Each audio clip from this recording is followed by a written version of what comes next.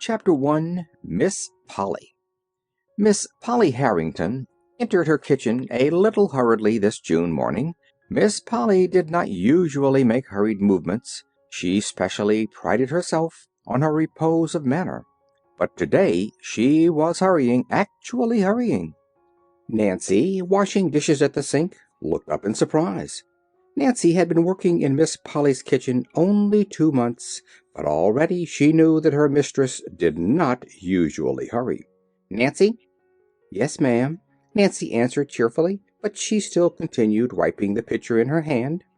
"Nancy," Miss Polly's voice was very stern now, "when I'm talking to you, I wish you to stop your work and listen to what I have to say." Nancy flushed miserably. She set the pitcher down at once, with the cloth still about it, thereby nearly tipping it over, which did not add to her composure. "Yes, ma'am, I will, ma'am," she stammered, righting the pitcher and turning hastily. "I was only keeping on with my work 'cause you specially told me this morning to hurry with my dishes, you know." Her mistress frowned. "That will do, Nancy. I did not ask for explanations. I asked for your attention." "Yes, ma'am." Nancy stifled a sigh. She was wondering if ever in any way she could please this woman. Nancy had never worked out before, but a sick mother, suddenly widowed and left with 3 younger children besides Nancy herself, had forced the girl into doing something toward their support, and she had been so pleased when she found a place in the kitchen of the great house on the hill. Nancy had come from the Corners, 6 miles away, and she knew Miss Polly Harrington only as the mistress of the old Harrington homestead and one of the wealthiest residents of the town. That was 2 months before. She knew Miss Polly now as a stern, severe-faced woman who frowned if a knife clattered to the floor or if a door banged, but who never thought to smile even when knives and doors were still. "When you've finished your morning work, Nancy," Miss Polly was saying now, "you may clear the little room at the head of the stairs in the attic and make up the cot bed. Sweep the room and clean it, of course, after you clear out the trunks and boxes." "Yes, ma'am. And where shall I put the things, please, that I take out?" "In the front attic." Miss Polly hesitated, then went on. "I suppose I may as well tell you now, Nancy. My niece, Miss Pollyanna Whittier, is coming to live with me. She is 11 years old and will sleep in that room." "A little girl coming here, Miss Harrington? Oh, won't that be nice?" cried Nancy, thinking of the sunshine her own little sisters made in the home at the Corners. "Nice? Well, that isn't exactly the word I should use," rejoined Miss Polly stiffly. "However, I intend to make the best of it, of course. I am a good woman, I hope, and I know my duty." Nancy colored hotly. "Of course, ma'am. It was only that I thought a little girl here might brighten things up for you," she faltered. "Thank you," rejoined the lady dryly. "I can't say, however, that I see any immediate need of that." "But of course you'd want her, your sister's child," ventured Nancy, vaguely feeling that somehow she must prepare a welcome for this lonely little stranger. Miss Polly lifted her chin haughtily. "Well, really, Nancy, just because I happened to have a sister who was silly enough to marry and bring unnecessary children into a world that was already quite full enough, I can't see how I should particularly want to have to care for them myself. However, as I said before, I hope I know my duty. See that you clean the corners, Nancy," she finished sharply as she left the room. "Yes, ma'am," sighed Nancy, picking up the half-dried pitcher, now so cold it must be rinsed again. In her own room Miss Polly took out once more the letter which she had received 2 days before from the far-away western town, and which had been so unpleasant a surprise to her. The letter was addressed to Miss Polly Harrington, Beldingsville, Vermont, and it read as follows: "Dear Madam, I regret to inform you that the Reverend John Whittier died 2 weeks ago, leaving one child, a girl 11 years old. He left practically nothing else save a few books, for as you doubtless know, he was the pastor of this small mission church and had a very meager salary. I believe he was your deceased sister's husband, but he gave me to understand the families were not on the best of terms. He thought, however, that for your sister's sake you might wish to take the child and bring her up among her own people in the East. Hence I am writing to you. The little girl will be all ready to start by the time you get this letter, and if you can take her, we would appreciate it very much if you would write that she might come at once, as there is a man and his wife here who are going East very soon, and they would take her with them to Boston and put her on the Beldingsville train. Of course, you would be notified what day and train to expect Pollyanna on. Hoping to hear favorably from you soon, I remain, respectfully yours, Jeremiah O. White. With a frown, Miss Polly folded the letter and tucked it into its envelope. She had answered it the day before, and she had said she would take the child, of course. She hoped she knew her duty well enough for that, disagreeable as the task would be. As she sat now with the letter in her hands, her thoughts went back to her sister, Jeanie, who had been this child's mother, and to the time when Jeanie, as a girl of 20, had insisted upon marrying the young minister, in spite of her family's remonstrances. There had been a man of wealth who had wanted her, and the family had much preferred him to the minister, but Jeanie had not. The man of wealth had more years as well as more money to his credit, while the minister had only a young head full of youth's ideals and enthusiasms, and a heart full of love. Jeanie had preferred these, quite naturally perhaps, so she had married the minister, and had gone south with him as a home missionary's wife. The break had come then. Miss Polly remembered it well, though she had been but a girl of 15, the youngest at the time. The family had had little more to do with the missionary's wife. To be sure, Jeanie herself had written, for a time, and had named her last baby Pollyanna, for her two sisters, Polly and Anna. The other babies had all died. This had been the last time that Jeanie had written, and in a few years there had come the news of her death, told in a short but heartbroken little note from the minister himself, dated at a little town in the West. Meanwhile, time had not stood still for the occupants of the great house on the hill. Miss Polly, looking out at the far-reaching valley below, thought of the changes those 25 years had brought to her. She was 40 now, and quite alone in the world. Father, mother, sisters, all were dead. For years now she had been sole mistress of the house and of the thousands left by her father. There were people who had openly pitied her lonely life, and who had urged her to have some friend or companion to live with her, but she had not welcomed either their sympathy or their advice. She was not lonely, she said. She liked being by herself. She preferred quiet. But now... Miss Polly rose with a frowning face and closely shut lips. She was glad, of course, that she was a good woman, and that she not only knew her duty, but had sufficient strength of character to perform it. But Pollyanna, what a ridiculous name! Chapter 2. Old Tom and Nancy. In the little attic room, Nancy swept and scrubbed vigorously, paying particular attention to the corners. There were times, indeed, when the vigor she put into her work was more of a relief to her feelings than it was an order to efface dirt.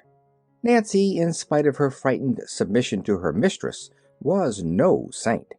"I just wish I could dig out the corners of her soul," she muttered jerkily, punctuating her words with murderous jabs of her pointed cleaning stick. "There's plenty up neath cleaning out, all right, all right. The idea of sticking that blessed child way off up here in this hot little room, with no fire in the winter, too, and all this big house to pick from and choose from. Unnecessary children, indeed. Humph!" snapped Nancy, wringing her rag so hard her fingers ached from the strain. "I guess it ain't children what is most unnecessary just now, just now?" For some time she worked in silence. Then, her task finished, she looked about the bare little room in plain disgust. "Well, it's done my part anyhow," she sighed. "There ain't no dirt here, and there's mighty little else. Poor little soul. Pretty place this is, to put a homesick, lonesome child into," she finished, going out and closing the door with a bang. "Oh!" she ejaculated, biting her lip. Then, doggedly, "Well, I don't care. I hope she did hear the bang. I do, I do." In the garden that afternoon, Nancy found a few minutes in which to interview Old Tom, who had pulled the weeds and shoveled the paths about the place for uncounted years. "Mr. Tom," began Nancy, throwing a quick glance over her shoulder to make sure she was unobserved, "did you know a little girl was coming here to live with Miss Polly?" "A what?" demanded the old man, straightening his bent back with difficulty. "A little girl to live with Miss Polly." "Go on with you joking," scoffed unbelieving Tom. "Why don't you tell me the sun is going to set in the east tomorrow?" "But it's true. She told me so herself," maintained Nancy. "It's her niece, and she's 11 years old." The man's jaw fell. "Sho, I wonder now," he muttered. Then a tender light came into his faded eyes. "It ain't, but it must be, Miss Jenny's little gal. There wasn't none of the rest of 'em married. Why, Nancy, it must be Miss Jenny's little gal. Glory be to praise, to think of my old eyes a seeing this." "Who is Miss Jenny?" "She was an angel straight out of heaven," breathed the man fervently. "But the old master and missus knew her as their oldest daughter. She was 20 when she married and went away from here long years ago. Her babies all died, I hear, except the last one, and that must be the one what's a-coming." "She's 11 years old." "Yes, she might be," nodded the old man. "And she's going to sleep in the attic. More shame to her," scolded Nancy, with another glance over her shoulder toward the house behind her. Old Tom frowned. The next moment a curious smile curved his lips. "I'm a-wondering what Miss Polly will do with the child in the house," he said. "Huh! Well, I'm a-wondering what a child will do with Miss Polly in the house," snapped Nancy. The old man laughed. "I'm afraid you ain't fond of Miss Polly," he grinned. "As if anybody could be fond of her," scorned Nancy. Old Tom smiled oddly. He stooped and began to work again. "I guess maybe you didn't know about Miss Polly's love affair," he said slowly. "Love affair? Her? No. And I guess nobody else didn't neither." "Oh, yes, they did," nodded the old man. "And the feller's living today, right in this town, too." "Who is he?" "I ain't a-tellin' that. It ain't fit that I should." The old man drew himself erect. In his dim blue eyes, as he faced the house, there was the loyal servant's honest pride in the family he had served and loved for long years. "But it don't seem possible. Her and a lover?" still maintained Nancy. Old Tom shook his head. "You didn't know Miss Polly as I did," he argued. "She used to be real handsome, and she would be now if she'd let herself be." "Handsome? Miss Polly?"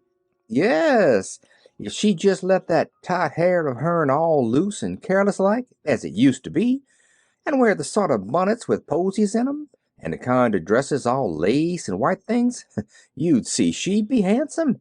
Miss Polly ain't old, Nancy." "Ain't she, though? Well, then, she's got an awful good imitation of it, she has," sniffed Nancy. "Yes, I know. It begun then, at the time of the trouble with her lover," nodded old Tom.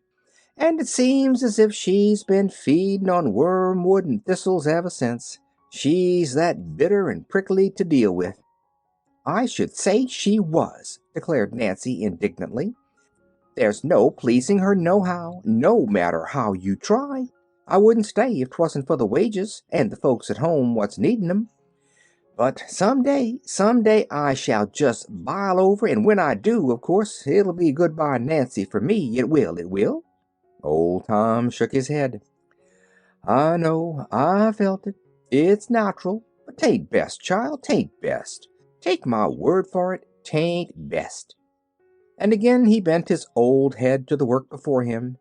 "Nancy!" called a sharp voice. "Yes, ma'am," stammered Nancy, and hurried toward the house. Chapter 3: The Coming of Pollyanna. In due time came the telegram announcing that Pollyanna would arrive in Beldingsville the next day, the 25th of June, at 4 o'clock. Miss Polly read the telegram, frowned, then climbed the stairs to the attic room. She still frowned as she looked about her. The room contained a small bed, neatly made, two straight-backed chairs, a washstand, a bureau without any mirror, and a small table. There were no drapery curtains at the dormer windows, no pictures on the wall. All day the sun had been pouring down upon the roof, and the little room was like an oven for heat. As there were no screens, the windows had not been raised. A big fly was buzzing angrily at one of them now, up and down, trying to get out. Miss Polly killed the fly, swept it through the window, raising the sash an inch for the purpose, straightened a chair, frowned again, and left the room. "Nancy," she said a few minutes later at the kitchen door, "I found a fly upstairs in Miss Pollyanna's room. The window must have been raised at some time. I have ordered screens, but until they come, I shall expect you to see that the windows remain closed. My niece will arrive tomorrow at 4 o'clock. I desire you to meet her at the station. Timothy will take the open buggy and drive you over. The telegram says light hair, red checked gingham dress, and straw hat. That is all I know, but I think it is sufficient for your purpose." "Yes, ma'am, but you—" Miss Polly evidently read the pause aright, for she frowned and said crisply, "No, I shall not go. It is not necessary that I should, I think. That is all." And she turned away. Miss Polly's arrangements for the comfort of her niece Pollyanna were complete. In the kitchen, Nancy sent her flatiron with a vicious dig across the dish towel she was ironing. Light hair, red checked gingham dress, and straw hat. All she knows, indeed. Well, I'd be ashamed to own it up, that I would. And her my onliest niece, what was a-comin' from way across the continent. Promptly at 20 minutes to 4 the next afternoon, Timothy and Nancy drove off in the open buggy to meet the expected guest. Timothy was old Tom's son. It was sometimes said in the town that if old Tom was Miss Polly's right-hand man, Timothy was her left. Timothy was a good-natured youth, and a good-looking one as well. Short as had been Nancy's stay at the house, the two were already good friends. Today, however, Nancy was too full of her mission to be her usual talkative self, and almost in silence she took the drive to the station and alighted to wait for the train. Over and over in her mind she was saying it, light hair, red checked dress, straw hat. Over and over again she was wondering just what sort of child this Pollyanna was, anyway. "I hope for her sake she's quiet and sensible, and don't drop knives or bang doors," she sighed to Timothy, who had sauntered up to her. "Well, if she ain't, nobody knows what'll become of the rest of us," grinned Timothy. "Imagine Miss Polly and a noisy kid. Gorry, there goes the whistle now." "Oh, Timothy, I think it was mean to send me," chattered the suddenly frightened Nancy, as she turned and hurried to a point where she could best watch the passengers alight at the little station. It was not long before Nancy saw her, the slender little girl in the red checked gingham with two fat braids of flaxen hair hanging down her back. Beneath the straw hat, an eager, freckled little face turned to the right and to the left, plainly searching for someone. Nancy knew the child at once, but not for some time could she control her shaking knees sufficiently to go to her.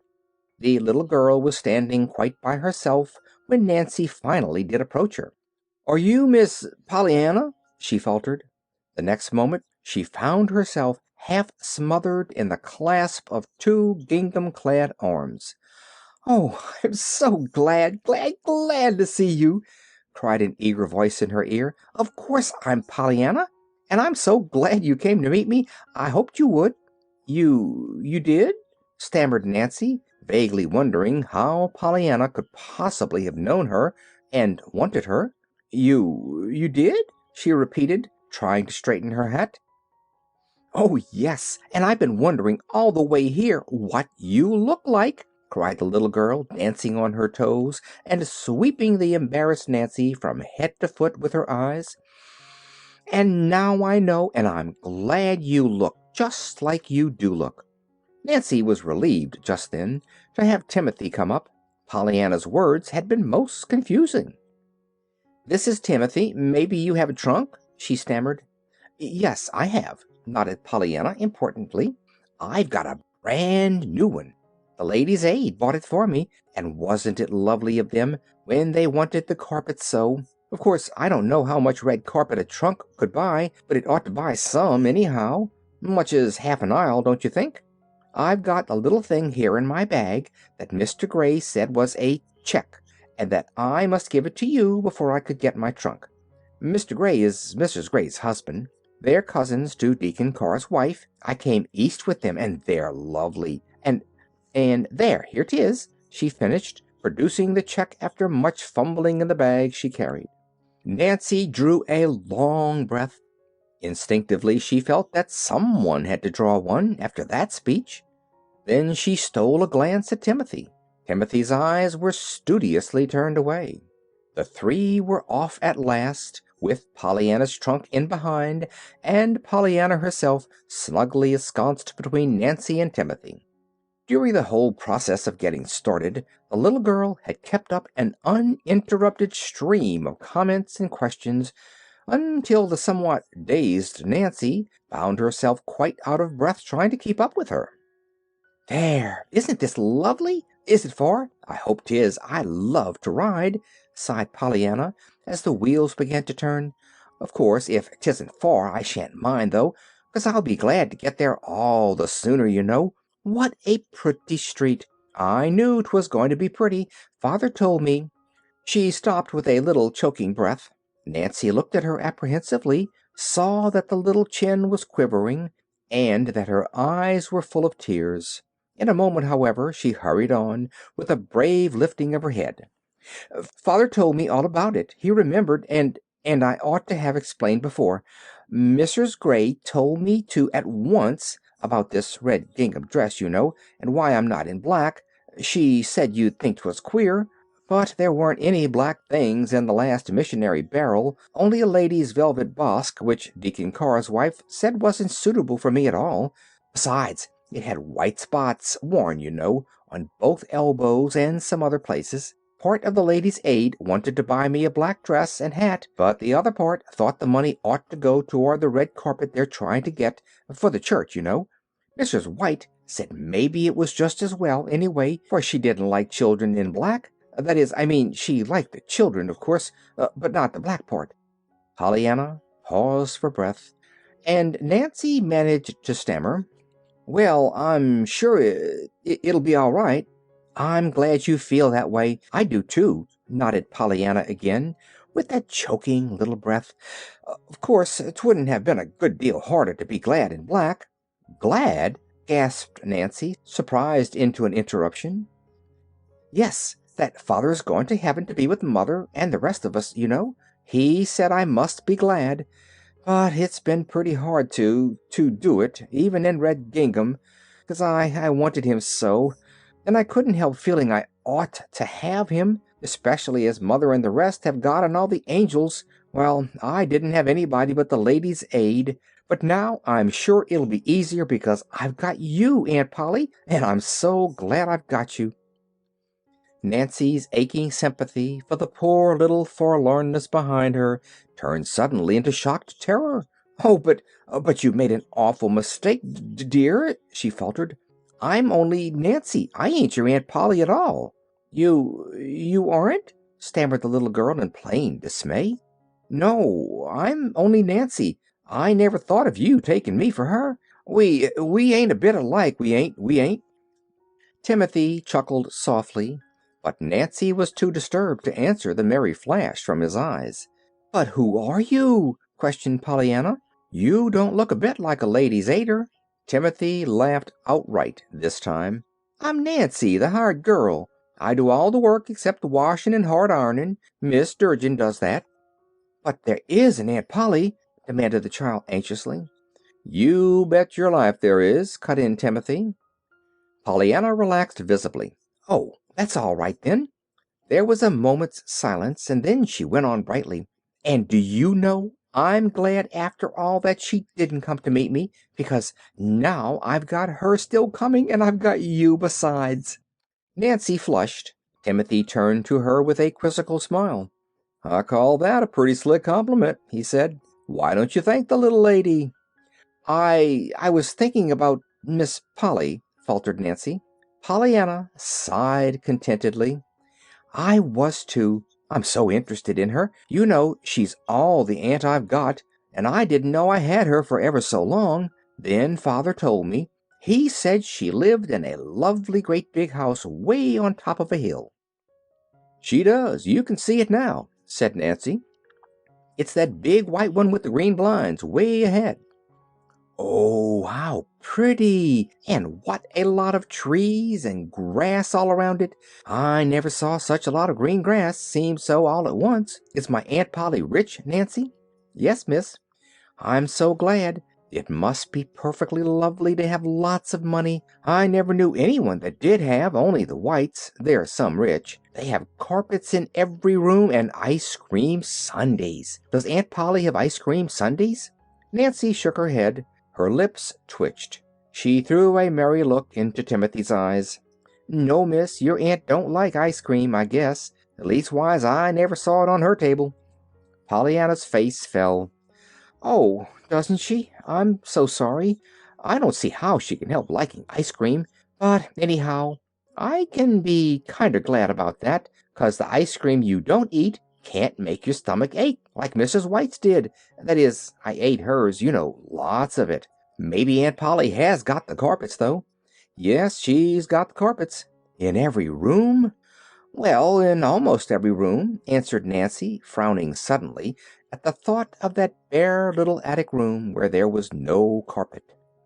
"Oh, I'm so glad!" exulted Pollyanna. "I love carpets. We didn't have any, only two little rugs that came in a missionary barrel, and one of those had ink spots on it. Mrs. White had pictures, too, perfectly beautiful ones of roses and little girls kneeling, and a kitty, and some lambs and a lion, not together, you know, the lambs and the lion. Oh, of course the Bible says they will sometimes, but they haven't yet. That is, I mean, Mrs. White's haven't. Don't you just love pictures?" I don't know," answered Nancy in a half-stifled voice. "I do. We didn't have any pictures. They don't come in the barrels much, you know. There did two come once, though. But one was so good, Father sold it to get money to buy me some shoes with, and the other was so bad it fell to pieces just as soon as we hung it up. Glass, it broke, you know. And I cried. But I'm glad now we didn't have any of those nice things, 'cause I shall like Aunt Polly's all the better, not being used to 'em, you see. Just as it is when the pretty hair ribbons come in the barrels after a lot of faded out brown ones. My, but isn't this a perfectly beautiful house?" she broke off fervently as they turned into the wide driveway. It was when Timothy was unloading the trunk that Nancy found an opportunity to mutter low in his ear, "Don't you never say nothing to me again about leaving, Timothy Durgin. You couldn't hire me to leave." "Leave? I should say not," grinned the youth. "You couldn't drag me away. It'll be more fun here now with that kid round than moving picture shows every day." "Fun, fun," repeated Nancy indignantly. "I guess it'll be something more than fun for that blessed child when them two tries to live together. And I guess she'll be needing some rock to fly to for refuge. Well, I'm a-going to be that rock, Timothy. I am," she vowed as she turned and led Pollyanna up the broad steps. Chapter 4. The Little Attic Room. Miss Polly Harrington did not rise to meet her niece. She looked up from her book, it is true, as Nancy and the little girl appeared in the sitting-room doorway, and she held out a hand with "Duty" written large on every coldly extended finger. How do you do, Pollyanna? She had no chance to say more. Pollyanna had fairly flown across the room and flung herself into her aunt's scandalized, unyielding lap. "Oh, Aunt Polly, I don't know how to be glad enough that you let me come to live with you," she was sobbing. "You don't know how perfectly lovely it is to have you and Nancy and all this after you've just had the Ladies' Aid." "Very likely, though I've not had the pleasure of the Ladies' Aid acquaintance," rejoined Miss Polly stiffly, trying to unclasp the small clinging fingers and turning frowning eyes on Nancy in the doorway. "Nancy, that will do. You may go. Pollyanna, be good enough, please, to stand erect in a proper manner. I don't know yet what you look like." Pollyanna drew back at once, laughing a little hysterically. "No, I suppose you don't. But you see I'm not very much to look at, anyway, on account of the freckles. Oh, and I ought to explain about the red gingham and the black velvet basque and the white spots on the elbows. I told Nancy how father said—" "Yes, well, never mind now what your father said," interrupted Miss Polly crisply. "You had a trunk, I presume?" "Oh, yes, indeed, Aunt Polly. I've got a beautiful trunk that the Ladies' Aid gave me. I haven't got so very much in it, of my own, I mean. The barrels haven't had many clothes for little girls in them lately, but there are all father's books, and Mrs. White said she thought I ought to have those. You see, father—" "Pollyanna," interrupted her aunt again sharply, "there is one thing that might just as well be understood right away at once, and that is I do not care to have you keep talking of your father to me." The little girl drew in her breath tremulously. "Why, Aunt Polly, you mean—" She hesitated, and her aunt filled the pause. "We will go upstairs to your room. Your trunk is already there, I presume. I told Timothy to take it up, if you had one. You may follow me, Pollyanna." Without speaking, Pollyanna turned and followed her aunt from the room. Her eyes were brimming with tears, but her chin was bravely high. "After all, I reckon I'm glad she doesn't want me to talk about father," Pollyanna was thinking. "It'll be easier, maybe, if I don't talk about him. Probably, anyhow, that is why she told me not to talk about him." And Pollyanna, convinced anew of her aunt's kindness, blinked off the tears and looked eagerly about her. She was on the stairway now. Just ahead, her aunt's black silk skirt rustled luxuriously. Behind her an open door allowed a glimpse of soft-tinted rugs and satin-covered chairs. Beneath her feet a marvelous carpet was like green moss to the tread. On every side the gilt of picture frames or the glint of sunlight through the filmy mesh of lace curtains flashed in her eyes. "Oh, Aunt Polly!" breathed the little girl rapturously. "What a perfectly lovely, lovely house! How awfully glad you must be you're so rich." "Pollyanna!" ejaculated her aunt, turning sharply about as she reached the head of the stairs. "I'm surprised at you, making a speech like that to me." "Why, Aunt Polly, aren't you?" queried Pollyanna in frank wonder. "Certainly not, Pollyanna. I hope I could not so far forget myself as to be sinfully proud of any gift the Lord has seen fit to bestow upon me," declared the lady. "Certainly not of riches." Miss Polly turned and walked down the hall toward the attic stairway door. She was glad now that she had put the child in the attic room. Her idea at first had been to get her niece as far away as possible from herself, and at the same time place her where her childish heedlessness would not destroy valuable furnishings. Now, with this evident strain of vanity showing thus early, it was all the more fortunate that the room planned for her was plain and sensible, thought Miss Polly. Eagerly Pollyanna's little feet pattered behind her aunt. Still more eagerly her big blue eyes tried to look in all directions at once, that no thing of beauty or interest in this wonderful house might be passed unseen. Most eagerly of all, her mind turned to the wondrously exciting problem about to be solved, behind which of all these fascinating doors was waiting now her room. The dear, beautiful room full of curtains, rugs, and pictures that was to be her very own. Then, abruptly, her aunt opened a door and ascended another stairway. There was little to be seen here. A bare wall rose on either side. At the top of the stairs, wide reaches of shadowy space led to far corners, where the roof came almost down to the floor, and where were stacked innumerable trunks and boxes. It was hot and stifling, too. Unconsciously, Pollyanna lifted her head higher. It seemed so hard to breathe. Then she saw that her aunt had thrown open a door at the right. "There, Pollyanna, here is your room, and your trunk is here, I see. Have you your key?" Pollyanna nodded dumbly. Her eyes were a little wide and frightened. Her aunt frowned. "When I ask a question, Pollyanna, I prefer that you should answer aloud, not merely with your head." "Yes, Aunt Polly." "Thank you. That is better. I believe you have everything you need here," she added, glancing at the well-filled towel rack and water pitcher. "I will send Nancy up to help you unpack. Supper is at 6 o'clock," she finished, as she left the room and swept downstairs. For a moment after she had gone, Pollyanna stood quite still, looking after her. Then she turned her wide eyes to the bare wall, the bare floor, the bare windows. She turned them last to the little trunk that had stood not so long before in her own little room in the far-away Western home. The next moment she stumbled blindly toward it and fell on her knees at its side, covering her face with her hands. Nancy found her there when she came up a few minutes later.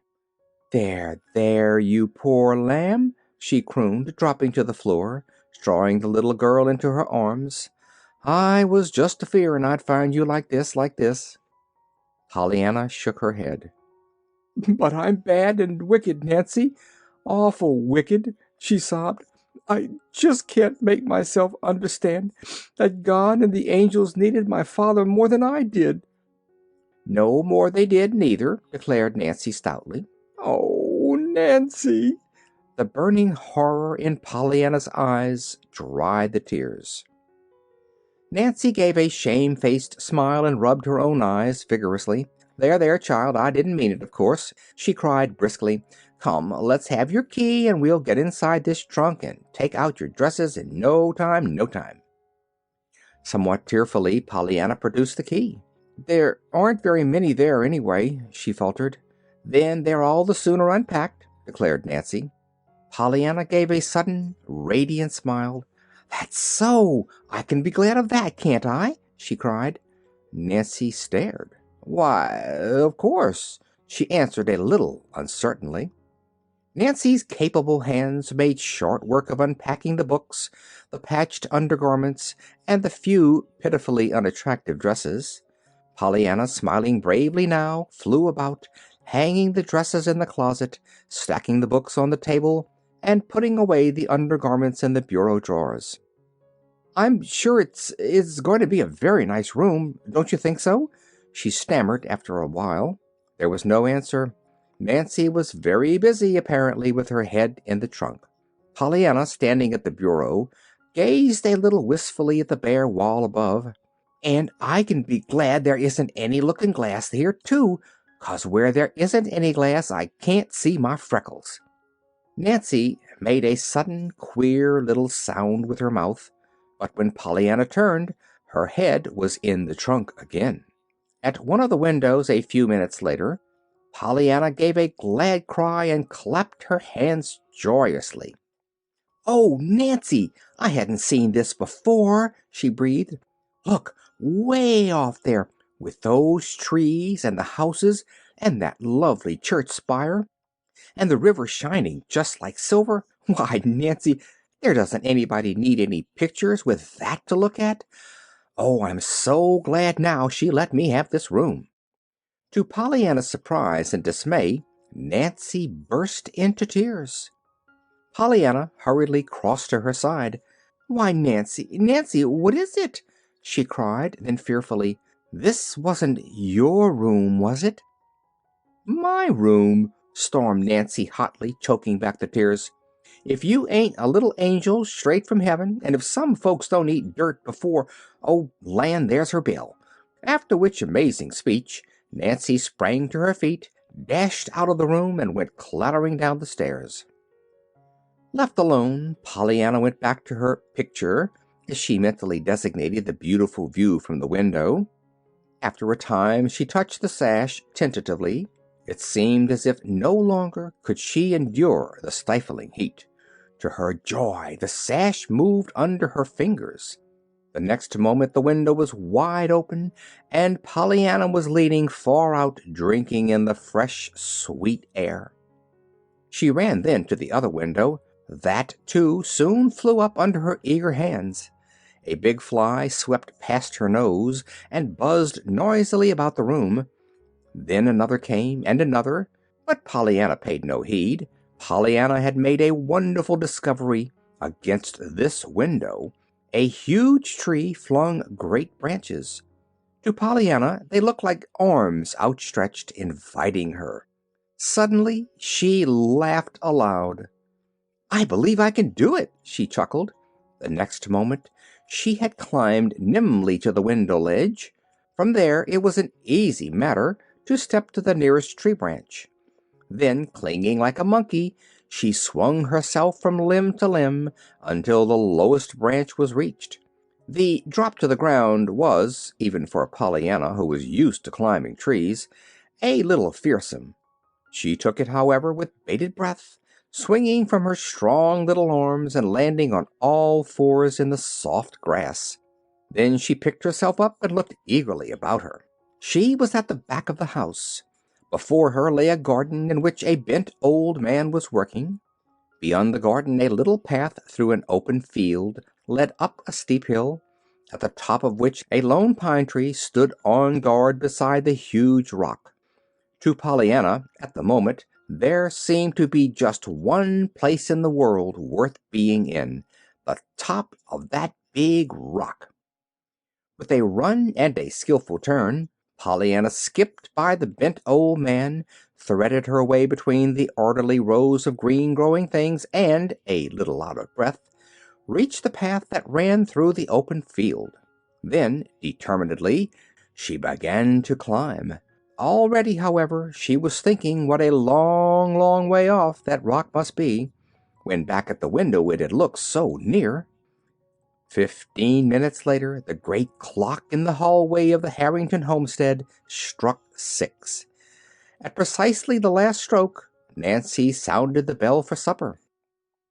1, 2, 3 minutes passed. Miss Polly frowned and tapped the floor with her slipper. A little jerkily she rose to her feet, went into the hall, and looked upstairs, plainly impatient. For a minute she listened intently. Then she turned and swept into the dining room. "Nancy," she said with decision, as soon as the little serving maid appeared, "my niece is late. No, you need not call her," she added severely, as Nancy made a move toward the hall door. "I told her what time supper was, and now she will have to suffer the consequences. She may as well begin at once to learn to be punctual. When she comes down she may have bread and milk in the kitchen." "Yes, ma'am." It was well, perhaps, that Miss Polly did not happen to be looking at Nancy's face just then. At the earliest possible moment after supper, Nancy crept up the back stairs and thence to the attic room. Bread and milk, indeed! And when the poor lamb had only just cried herself to sleep, she was muttering fiercely as she softly pushed open the door. The next moment she gave a frightened cry. "Where are you? Where have you gone? Where have you gone?" she panted, looking in the closet, under the bed, and even in the trunk and down the water pitcher. Then she flew downstairs and out to old Tom in the garden. "Mr. Tom, Mr. Tom, that blessed child's gone," she wailed. "She's vanished right up into heaven, whence she come from, poor lamb, and me told to give her bread and milk in the kitchen. Her what's eating angel food this minute, I'll warrant, I'll warrant." The old man straightened up. "Gone? Heaven?" he repeated stupidly, unconsciously sweeping the brilliant sunset sky with his gaze. He stopped, stared a moment intently, then turned with a slow grin. "Well, Nancy, it do look like as if she tried to get as nigh heaven as she could, and that's a fact," he agreed, pointing with a crooked finger to where, sharply outlined against the reddening sky, a slender wind-blown figure was poised on top of the huge rock. "Well, she ain't going to heaven that way tonight, not if I has my say," declared Nancy doggedly. "If the mistress asks, tell her I ain't forgetting the dishes, but I gone on a stroll," she flung back over her shoulder as she sped toward the path that led through the open field. Chapter 5. The Game. "For land's sake, Miss Pollyanna, what a scare you did give me!" panted Nancy, hurrying up to the big rock, down which Pollyanna had just regretfully slid. "Scare? Oh, I'm so sorry, but you mustn't really ever get scared about me, Nancy. Father and the Ladies' Aid used to do it too, till they found out I always came back all right." "But I didn't even know you'd went out," cried Nancy, tucking the little girl's hand under her arm and hurrying her down the hill. "I didn't see you go, and nobody didn't. I guess you flew right up through the roof, I do." Pollyanna skipped gleefully. "I did, most. Only I flew down instead of up. I came down the tree." Nancy stopped short. "You did what?" "Came down the tree outside my window." "My stars and stockings!" gasped Nancy, hurrying on again. "I'd like to know what your aunt would say to that." "Would you? Well, I'll tell her, then, so you can find out," promised the little girl cheerfully. "Mercy!" gasped Nancy. "No, no!" "Why, you don't mean she'd care?" cried Pollyanna, plainly disturbed. "No, yes. Well, never mind. I ain't so very particular about knowing what she'd say, truly," stammered Nancy, determined to keep one scolding from Pollyanna, if nothing more. "But say, we better hurry. I got to get them dishes done, you know." "I'll help," promised Pollyanna promptly. "Oh, Miss Pollyanna," demurred Nancy. For a moment there was silence. The sky was darkening fast. Pollyanna took a firmer hold on her friend's arm. "I reckon I'm glad, after all, that you did get scared, a little, 'cause then you came after me." She shivered. "Poor little lamb, and you must be hungry, too. I'm afraid you'll have to have bread and milk in the kitchen with me. Your aunt didn't like it, because you didn't come down to supper, you know." "But I couldn't. I was up here." "Yes, but she didn't know that, you see," observed Nancy dryly, stifling a chuckle. "I'm sorry about the bread and milk. I am. "Oh, I'm not. I'm glad."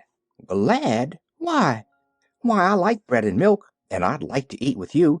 I don't see any trouble about being glad about that."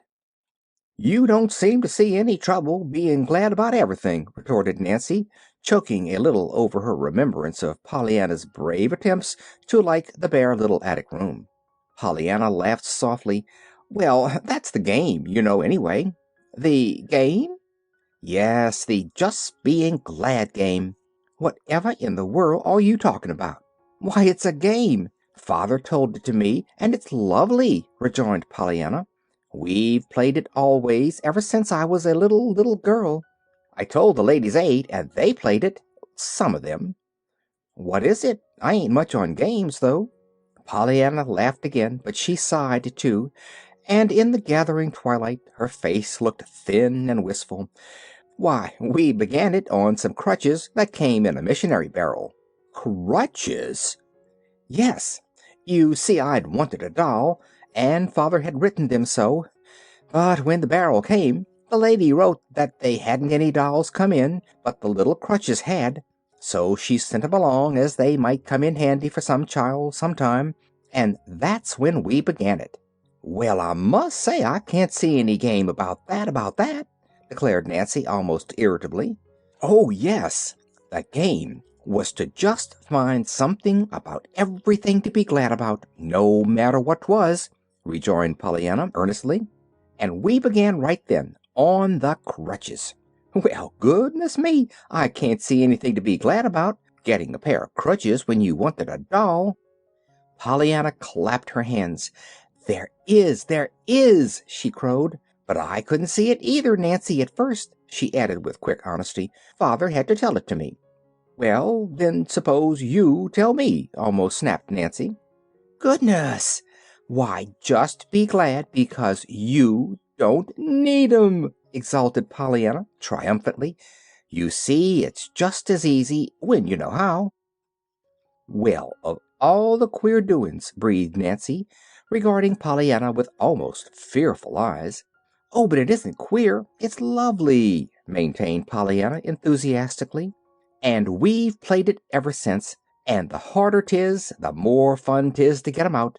Only sometimes it's almost too hard, like when your father goes to heaven and there isn't anybody but a lady's aid left." "Yes, or when you're put in a snippy little room way at the top of the house with nothing in it," growled Nancy. Pollyanna sighed. "That was a hard one at first," she admitted, "'specially when I was so kind of lonesome. I just didn't feel like playing the game anyway, and I had been wanting pretty things so. Then I happened to think how I hated to see my freckles in the looking glass, and I saw that lovely picture out the window, too. So then I knew I'd found the things to be glad about. You see, when you're hunting for the glad things, you sort of forget the other kind, like the doll you wanted, you know." "Hm," choked Nancy, trying to swallow the lump in her throat. "Most generally it doesn't take so long," sighed Pollyanna. "And lots of times now I just think of them without thinking, you know. I've got so used to playing it. It's a lovely game. Father and I used to like it so much," she faltered. "I suppose, though, it'll be a little harder now, as long as I haven't anybody to play it with. Maybe Aunt Polly will play it, though," she added, as an afterthought. "My stars and stockings, her!" breathed Nancy behind her teeth.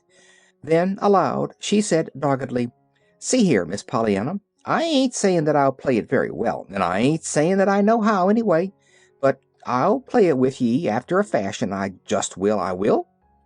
"Oh, Nancy!" exulted Pollyanna, giving her a rapturous hug. "That'll be splendid. Won't we have fun?" Maybe," conceded Nancy in open doubt. "But you mustn't count too much on me, you know. I never was no case for games. But I'm a going to make a most awful old try on this one. You're going to have someone to play it with anyhow," she finished as they entered the kitchen together. Pollyanna ate her bread and milk with good appetite. Then, at Nancy's suggestion, she went into the sitting room where her aunt sat reading. Miss Polly looked up coldly. "Have you had your supper, Pollyanna?" "Yes, Aunt Polly." "I'm very sorry, Pollyanna, to have been obliged so soon to send you into the kitchen to eat bread and milk." "But I was real glad you did it, Aunt Polly. I like bread and milk, and Nancy, too. You mustn't feel bad about that one bit." Aunt Polly sat suddenly a little more erect in her chair. "Pollyanna, it's quite time you were in bed. You have had a hard day, and tomorrow we must plan your hours and go over your clothing to see what is necessary to get for you. Nancy will give you a candle. Be careful how you handle it. Breakfast will be at 7:30.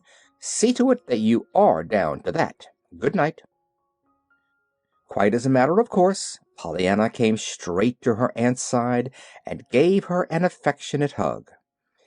"I've had such a beautiful time so far," she sighed happily. "I know I'm going to just love living with you, but then I knew I should before I came. Good night," she called cheerfully as she ran from the room. "Well, upon my soul!" ejaculated Miss Polly half aloud. "What a most extraordinary child!" Then she frowned.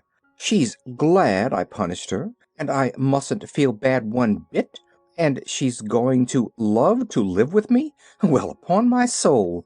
ejaculated Miss Polly again, as she took up her book. 15 minutes later, in the attic room, a lonely little girl sobbed into the tightly clutched sheet. "I know, Father among the angels, I'm not playing the game one bit now. Not one bit. But I don't believe even you could find anything to be glad about sleeping all alone, way off up here in the dark like this. If only I was near Nancy or Aunt Polly or even a lady's aider, it would be easier." Downstairs in the kitchen, Nancy, hurrying with her belated work, jabbed her dish mop into the milk pitcher and muttered jerkily, "If playing a silly fool game about being glad you've got crutches when you want dolls is got to be my way of being that rock of refuge, why, I'm a-going to play it. I am. Chapter 6. A Question of Duty. It was nearly 7 o'clock when Pollyanna awoke that first day after her arrival. Her windows faced the south and the west, so she could not see the sun yet, but she could see the hazy blue of the morning sky, and she knew that the day promised to be a fair one. The little room was cooler now, and the air blew in fresh and sweet. Outside, the birds were twittering joyously, and Pollyanna flew to the window to talk to them. She saw then that down in the garden her aunt was already out among the rose bushes. With rapid fingers, therefore, she made herself ready to join her. Down the attic stairs sped Pollyanna, leaving both doors wide open, through the hall, down the next flight, then bang through the front screen door and around to the garden she ran. Aunt Polly, with the bent old man, was leaning over a rose bush when Pollyanna, gurgling with delight, flung herself upon her. "Oh, Aunt Polly, I reckon I'm glad this morning just to be alive." "Pollyanna," remonstrated the lady, sternly, pulling herself as erect as she could, with a dragging weight of 90 pounds hanging about her neck. "Is this the usual way you say good morning?" The little girl dropped to her toes and danced lightly up and down. "No, only when I love folks so I just can't help it. I saw you from my window, Aunt Polly, and I got to thinking how you weren't a lady's aider, and you were just my really, truly aunt, and you looked so good, I just had to come down and hug you." The bent old man turned his back suddenly. Miss Polly attempted a frown, but not with her usual success. "Pollyanna, Thomas, that will do for this morning. I think you understand about those rose bushes," she said stiffly. Then she turned and walked rapidly away. "Do you always work in the garden, Mr. Man?" asked Pollyanna interestedly. The man turned.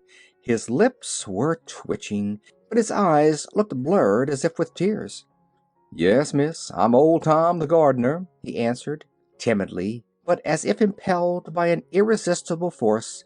He reached out a shaking hand and let it rest for a moment on her bright hair. "You are so like your mother, little miss. I used to know her when she was even littler than you be. You see, I used to work in the garden then." Pollyanna caught her breath audibly. "You did? You knew my mother? Really? When she was just a little earth angel and not a heaven one? Oh, please tell me about her." And down plumped Pollyanna in the middle of the dirt path by the old man's side. A bell sounded from the house. The next moment Nancy was seen flying out the back door. "Miss Pollyanna, that bell means breakfast, mornings," she panted, pulling the little girl to her feet and hurrying her back to the house. "And other times it means other meals, but it always means that you're to run like time when you hear it, no matter where you be. If you don't, well, it'll take something smarter'n we be to find anything to be glad about in that," she finished, shooing Pollyanna into the house as she would shoo an unruly chicken into a coop. Breakfast, for the first 5 minutes, was a silent meal. Then Miss Polly, her disapproving eyes following the airy wings of 2 flies darting here and there over the table, said sternly, "Nancy, where did those flies come from?" "I don't know, ma'am. There wasn't one in the kitchen." Nancy had been too excited to notice Pollyanna's up-flung windows the afternoon before. "I reckon maybe they're my flies, Aunt Polly," observed Pollyanna amicably. "There were lots of them this morning, having a beautiful time upstairs." Nancy left the room precipitately, though to do so she had to carry out the hot muffins she had just brought in. "Yours?" gasped Miss Polly. "What do you mean? Where did they come from?" "Why, Aunt Polly, they come from out of doors, of course, through the windows. I saw some of them come in." "You saw them? You mean you raised those windows without any screens?" "Why, yes, there weren't any screens there, Aunt Polly." Nancy at this moment came in again with the muffins. Her face was grave but very red. "Nancy," directed her mistress sharply. "You may set the muffins down and go at once to Miss Pollyanna's room and shut the windows. Shut the doors also. Later, when your morning work is done, go through every room with the spatter. See that you make a thorough search." To her niece she said, "Pollyanna, I have ordered screens for those windows. I knew, of course, that it was my duty to do that, but it seems to me that you have quite forgotten your duty." "My duty?" Pollyanna's eyes were wide with wonder. "Certainly.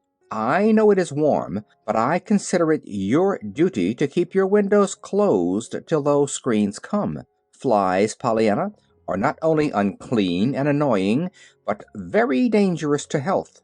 After breakfast I will give you a little pamphlet on this matter to read." "To read? Oh, thank you, Aunt Polly. I love to read." Miss Polly drew in her breath audibly. Then she shut her lips together hard. Pollyanna, seeing her stern face, frowned a little thoughtfully. "Of course I'm sorry about the duty I forgot, Aunt Polly," she apologized timidly. "I won't raise the windows again." Her aunt made no reply. She did not speak, indeed, until the meal was over. Then she rose, went to the bookcase in the sitting room, took out a small paper booklet, and crossed the room to her niece's side. "This is the article I spoke of, Pollyanna. I desire you to go to your room at once and read it. I will be up in half an hour to look over your things." Pollyanna, her eyes on the illustration of a fly's head, many times magnified, cried joyously, "Oh, thank you, Aunt Polly!" The next moment she skipped merrily from the room, banging the door behind her. Miss Polly frowned, hesitated, then crossed the room majestically and opened the door. But Pollyanna was already out of sight, clattering up the attic stairs. Half an hour later, when Miss Polly, her face expressing stern duty in every line, climbed those stairs and entered Pollyanna's room, she was greeted with a burst of eager enthusiasm. "Oh, Aunt Polly, I never saw anything so perfectly lovely and interesting in my life.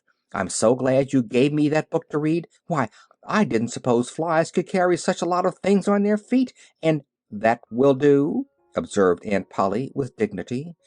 "Pollyanna, you may bring out your clothes now, and I will look them over.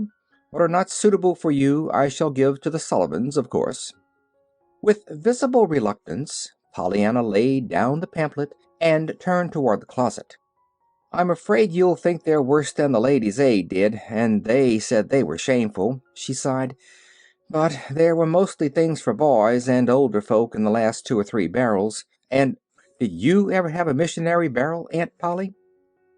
At her aunt's look of shocked anger, Pollyanna corrected herself at once. "Why, no, of course you didn't, Aunt Polly," she hurried on with a hot blush. "I forgot. Rich folks never have to have them. But, you see, sometimes I kind of forget that you are rich, up here in this room, you know."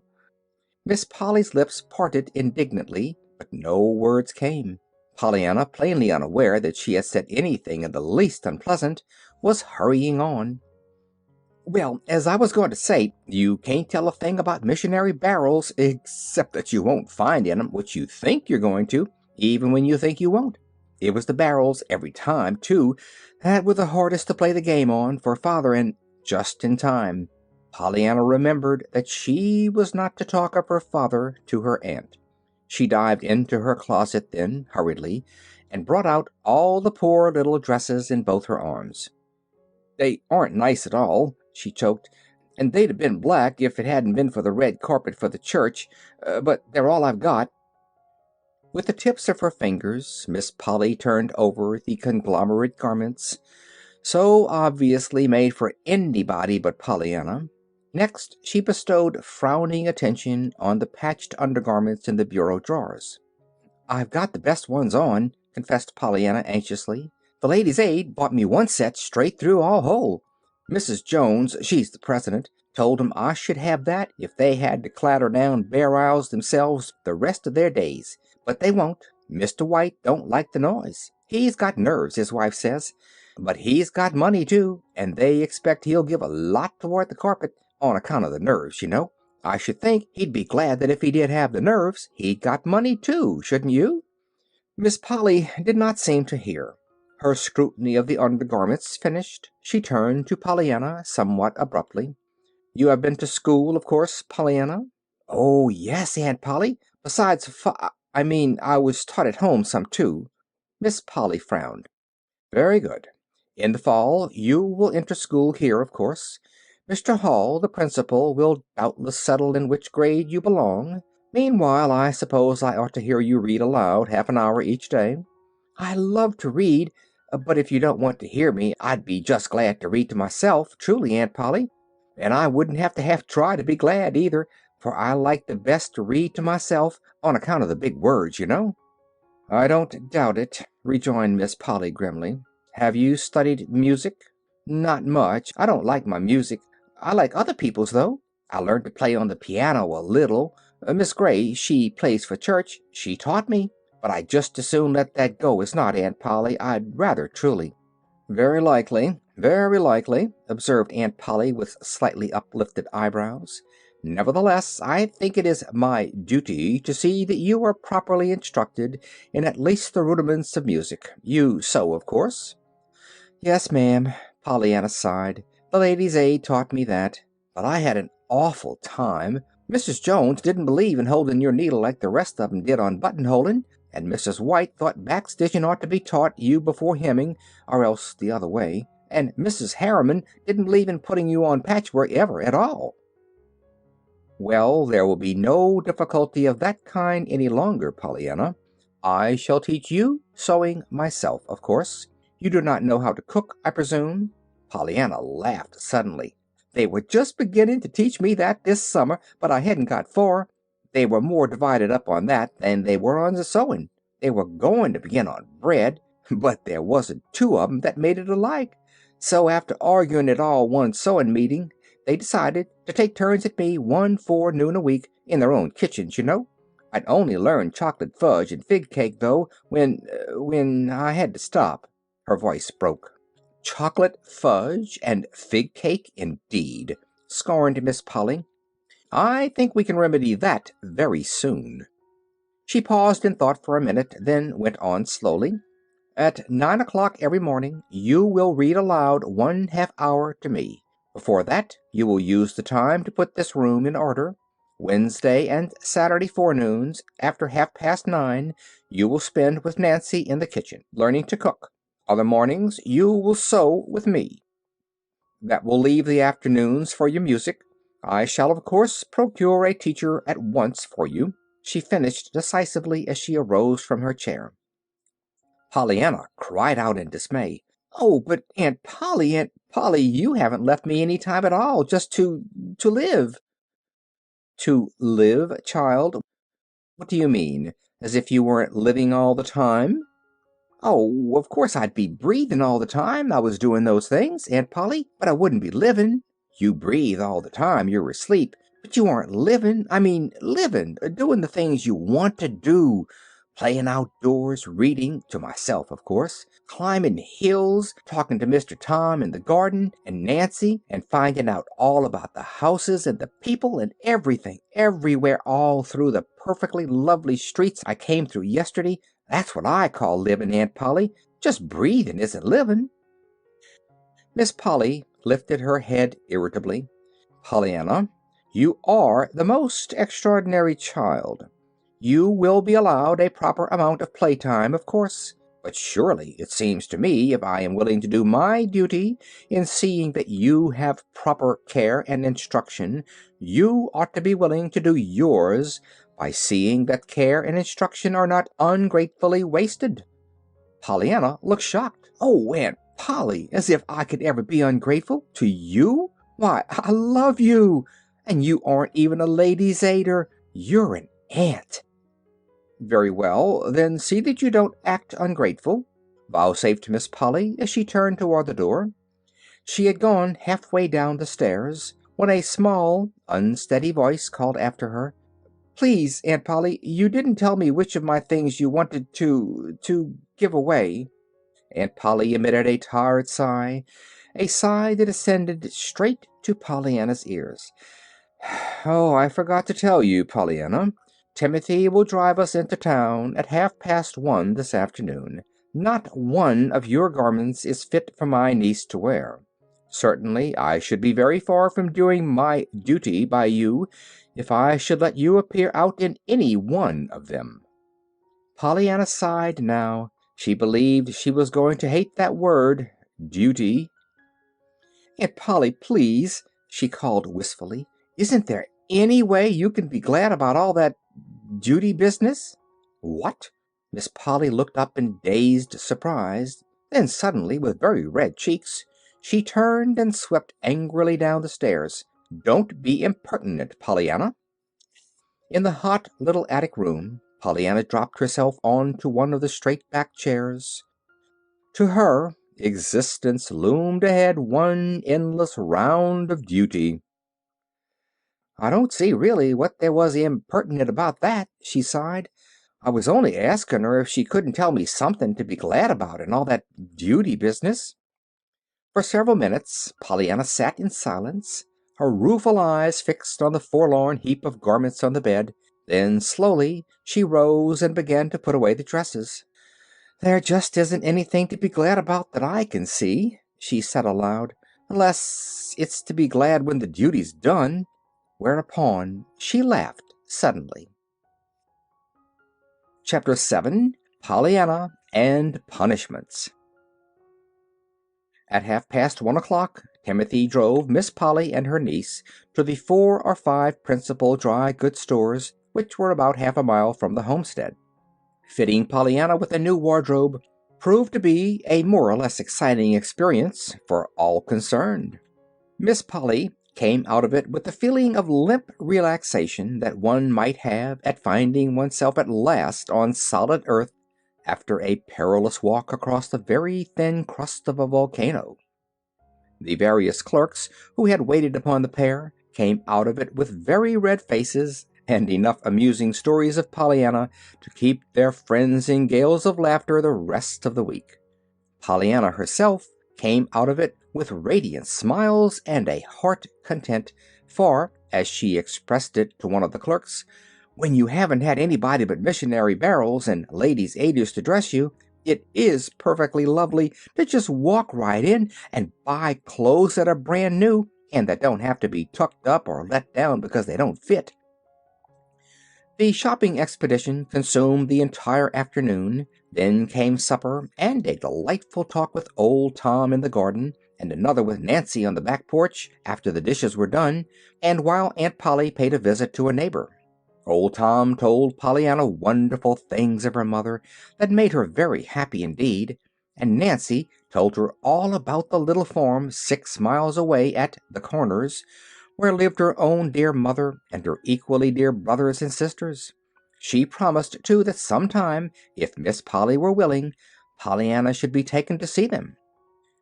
"And they've got lovely names, too.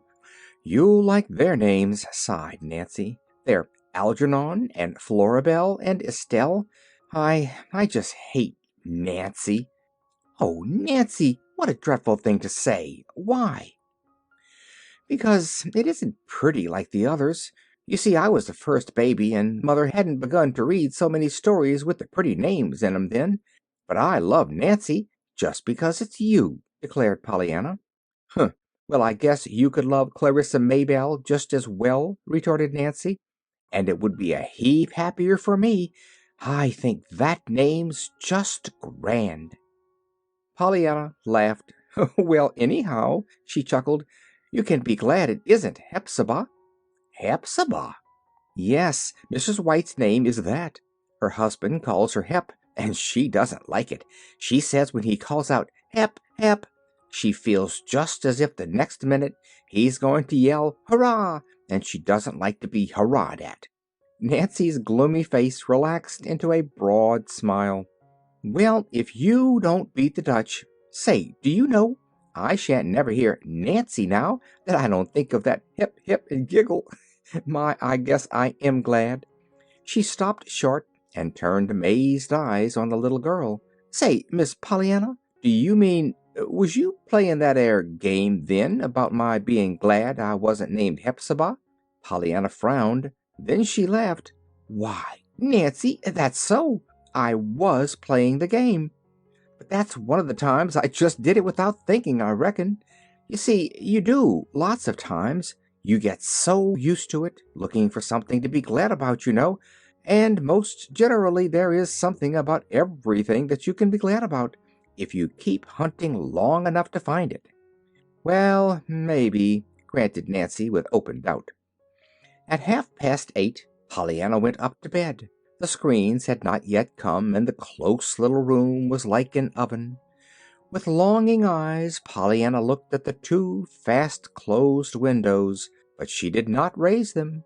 She undressed, folded her clothes neatly, said her prayers, blew out her candle, and climbed into bed. Just how long she lay in sleepless misery, tossing from side to side of the hot little cot, she did not know, but it seemed to her that it must have been hours before she finally slipped out of bed, felt her way across the room, and opened her door. Out in the main attic all was velvet blackness, save where the moon flung a path of silver halfway across the floor from the east dormer window. With a resolute ignoring of that fearsome darkness to the right and to the left, Pollyanna drew a quick breath and pattered straight into that silvery path and on to the window. She had hoped vaguely that this window might have a screen, but it did not. Outside, however, there was a wide world of fairy-like beauty, and there was, too, she knew, fresh, sweet air that would feel so good to hot cheeks and hands.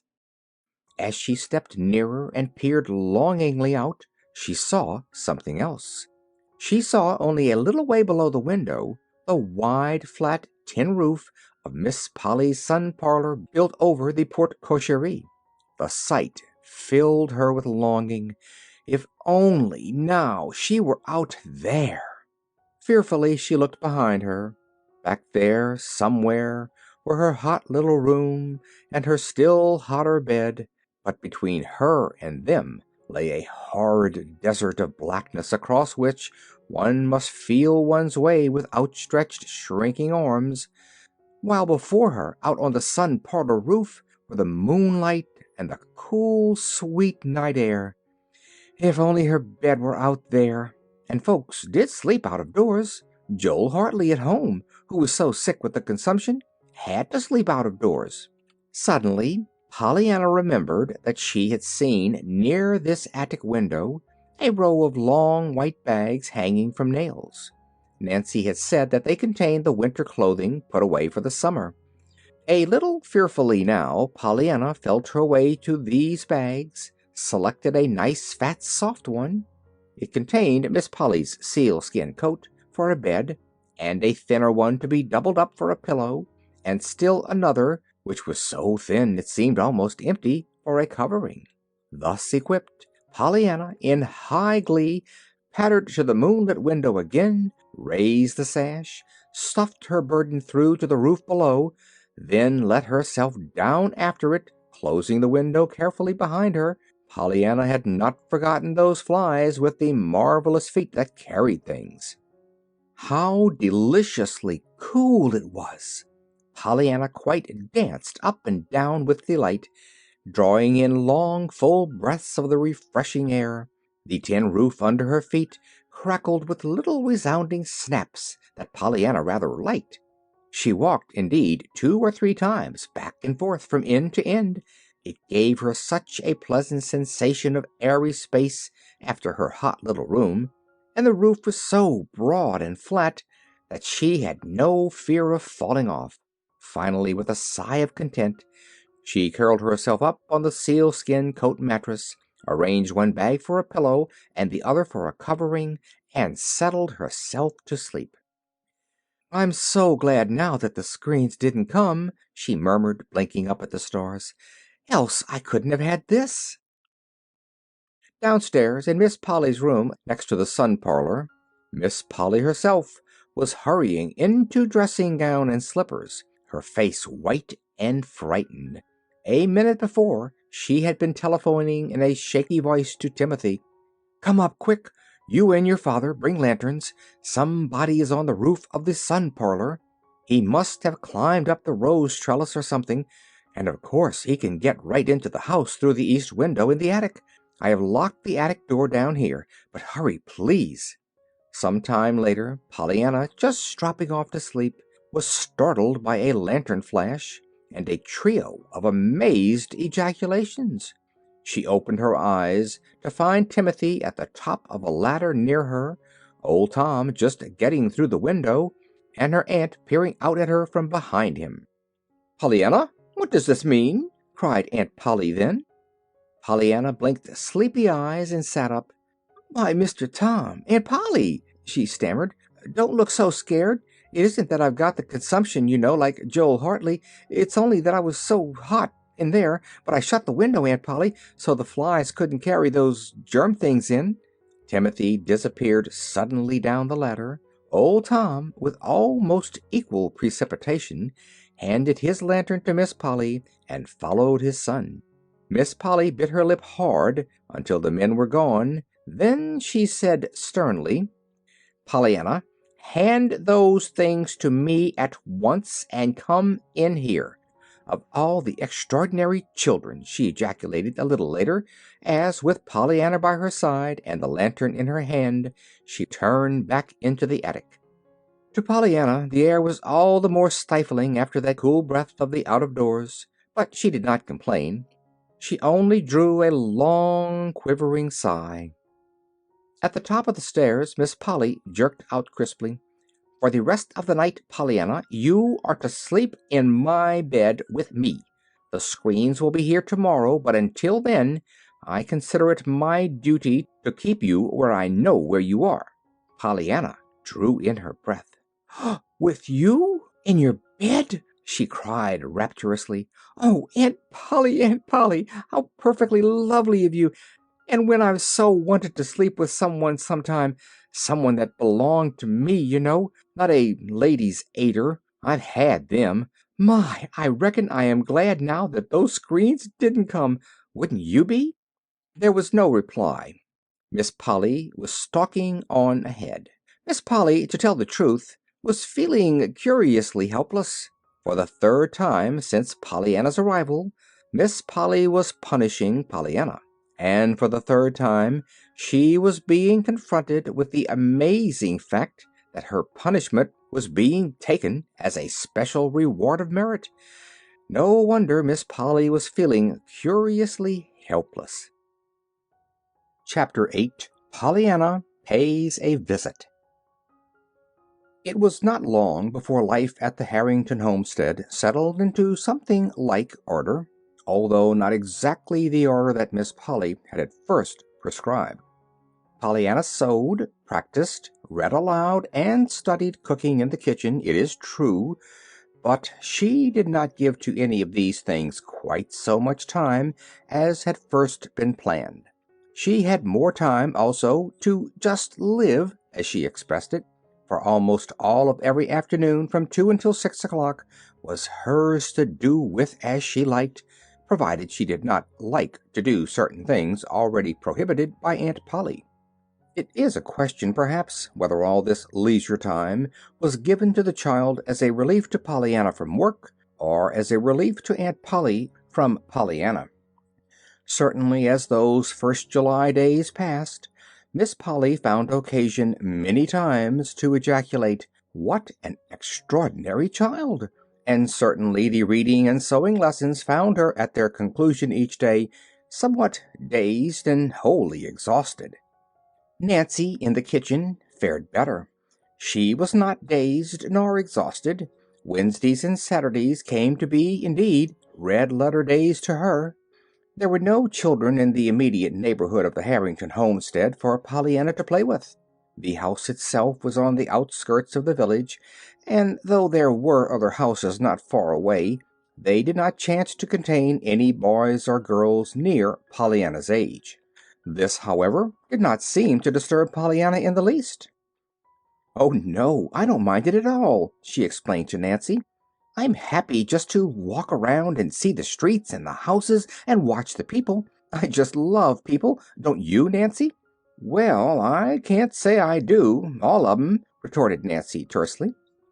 Almost every pleasant afternoon found Pollyanna begging for an errand to run, so that she might be off for a walk in one direction or another, and it was on these walks that frequently she met the man.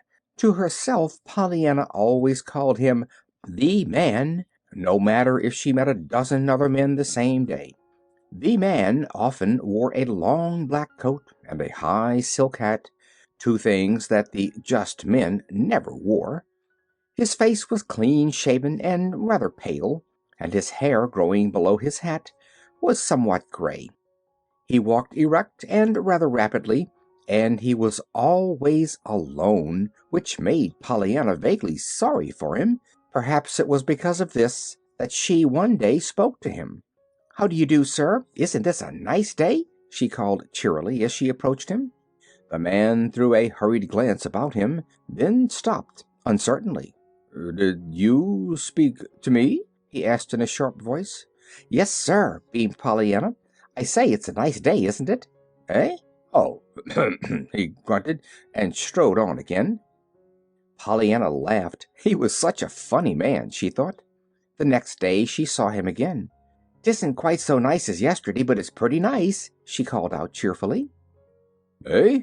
Oh, grunted the man as before, and once again Pollyanna laughed happily. When, for the third time, Pollyanna accosted him in much the same manner, the man stopped abruptly. "See here, child, who are you, and why are you speaking to me every day?" "I'm Pollyanna Whittier, and I thought you looked lonesome. I'm so glad you stopped. Now we're introduced, only I don't know your name yet." "Well, of all the man did not finish his sentence, but strode on faster than ever. Pollyanna looked after him with a disappointed droop to her usually smiling lips. Maybe he didn't understand, but that was only half an introduction. "I don't know his name yet," she murmured as she proceeded on her way. Pollyanna was carrying calf's foot jelly to Mrs. Snow today. Miss Polly Harrington always sent something to Mrs. Snow once a week. She said she thought that it was her duty, inasmuch as Mrs. Snow was poor, sick, and a member of her church. It was the duty of all the church members to look out for her, of course. Miss Polly did her duty by Mrs. Snow, usually on Thursday afternoons, not personally, but through Nancy. Today Pollyanna had begged the privilege, and Nancy had promptly given it to her in accordance with Miss Polly's orders. "And it's glad I am to get rid of it," Nancy had declared in private afterwards to Pollyanna. "Though it's a shame to be tucking the job off to you, poor lamb, so it is. But I'd love to do it, Nancy." "Well, you won't, after you done it once," predicted Nancy sourly. "Why not?" "Because nobody does. If folks wasn't sorry for her, there wouldn't be a soul go near her from morning till night. She's that cantankerous. All is, I pity her daughter what has to take care of her." "But why, Nancy?" Nancy shrugged her shoulders. "Well, in plain words, it's just that nothing whatever has happened right in Miss Snow's eyes. Even the days of the week ain't run to her mind. If it's Monday, she's bound to say she wished 'twas Sunday, and if you take her jelly, you're purty sure to hear she wanted chicken. But if you did bring her chicken, she'd be just hankering for lamb broth." "Why, what a funny woman!" laughed Pollyanna. "I think I shall like to go see her. She must be so surprising and different. I love different folks." "Huh. Well, Miss Snow's different, all right. I hope for the sake of the rest of us," Nancy had finished grimly. Pollyanna was thinking of these remarks today as she turned in at the gate of the shabby little cottage. Her eyes were quite sparkling indeed at the prospect of meeting this different Mrs. Snow. A pale-faced, tired-looking young girl answered her knock at the door. "How do you do?" began Pollyanna politely. "I'm from Miss Polly Harrington, and I'd like to see Mrs. Snow, please." "Well, if you would, you're the first one that ever liked to see her," muttered the girl under her breath. But Pollyanna did not hear this. The girl had turned and was leading the way through the hall to a door at the end of it. In the sick room, after the girl had ushered her in and closed the door, Pollyanna blinked a little before she could accustom her eyes to the gloom. Then she saw, dimly outlined, a woman half sitting up in the bed across the room. Pollyanna advanced at once. "How do you do, Mrs. Snow? Aunt Polly says she hopes you are comfortable today, and she sent you some calf's foot jelly."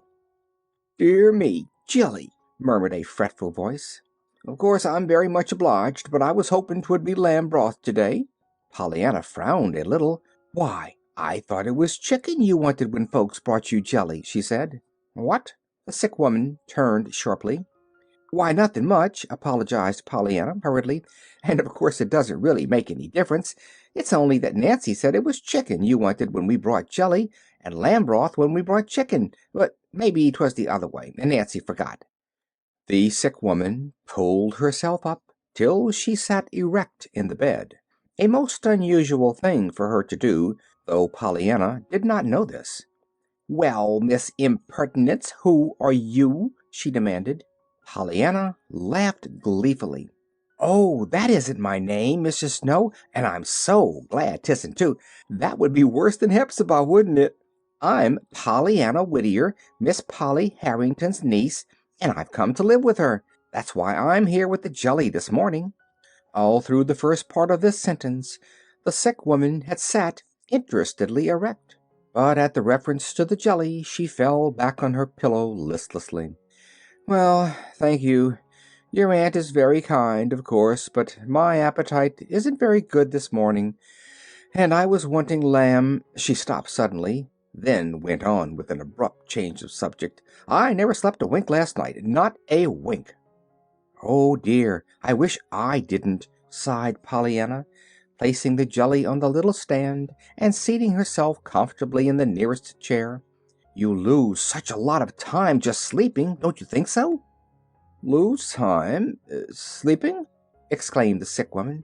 "Yes, when you might be just living, you know. It seems such a pity we can't live nights, too." Once again the woman pulled herself erect in her bed. "Well, if you ain't the amazing young one!" she cried. "Here, do you go to that window and pull the curtain," she directed. "I should like to know what you look like." Pollyanna rose to her feet, but she laughed a little ruefully. "Oh, dear, then you'll see my freckles, won't you?" she sighed as she went to the window. "And just when I was being so glad it was dark and you couldn't see 'em. There, now you can. Oh!" she broke off excitedly as she turned back to the bed. "I'm so glad you wanted to see me, because now I can see you. They didn't tell me you were so pretty." "Me? Pretty?" scoffed the woman bitterly. "Why, yes. Didn't you know it?" cried Pollyanna. "Well, no, I didn't," retorted Mrs. Snow dryly. Mrs. Snow had lived 40 years, and for 15 of those years she had been too busy wishing things were different to find much time to enjoy things as they were. "Oh, but your eyes are so big and dark, and your hair's all dark, too, and curly," cooed Pollyanna. "I love black curls. That's one of the things I'm going to have when I get to heaven. And you've got two little red spots in your cheeks. Why, Mrs. Snow, you are pretty. I should think you'd know it when you looked at yourself in the glass." "The glass!" snapped the sick woman, falling back on her pillow. "Well, yes, I ain't done much printing before the mirror these days, and you wouldn't, if you was flat on your back as I am."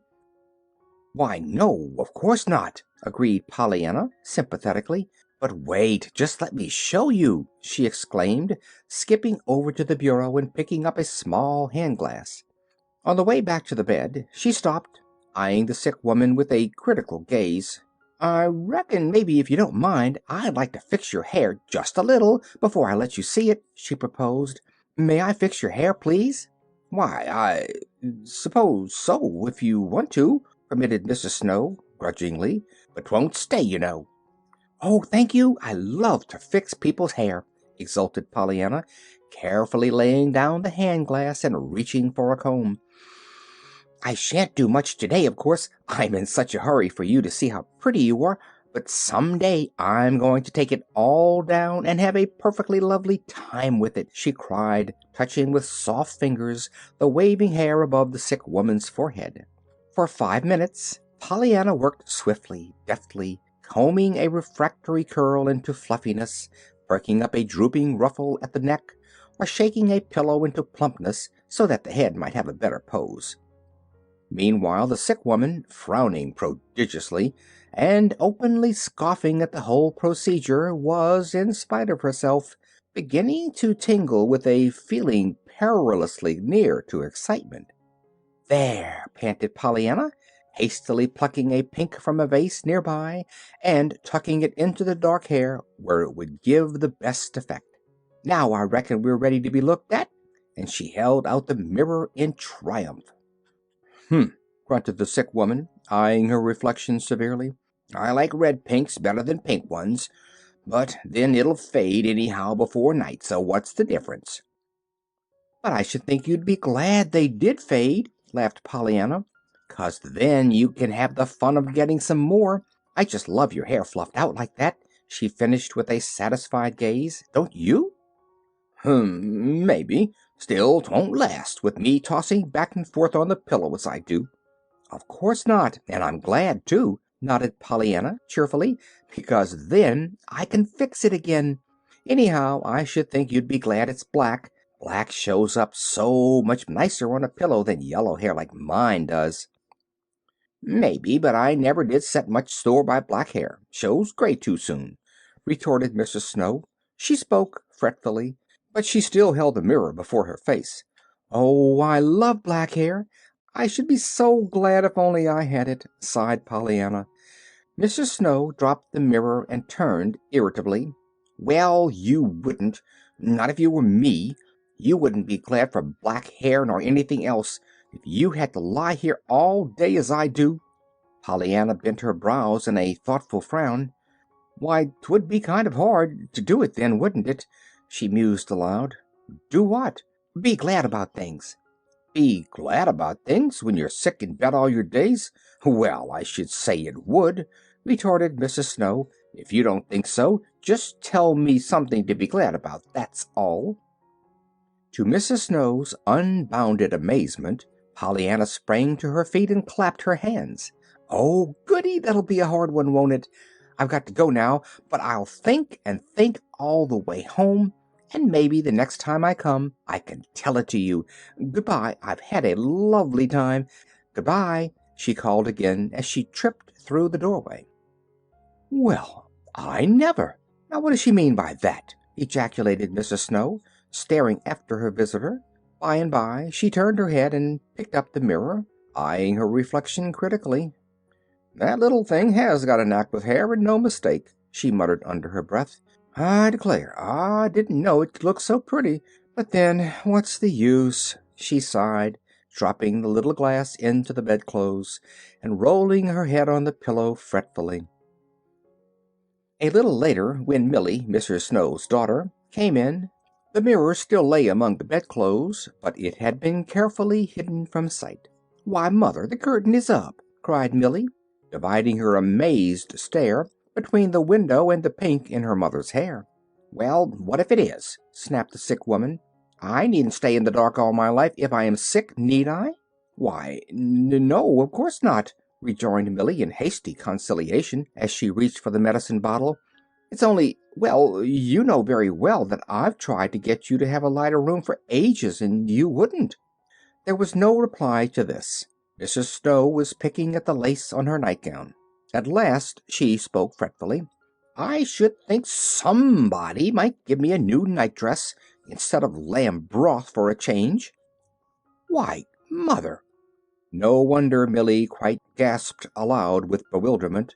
In the drawer behind her at that moment lay 2 new nightdresses that Millie for months had been vainly urging her mother to wear.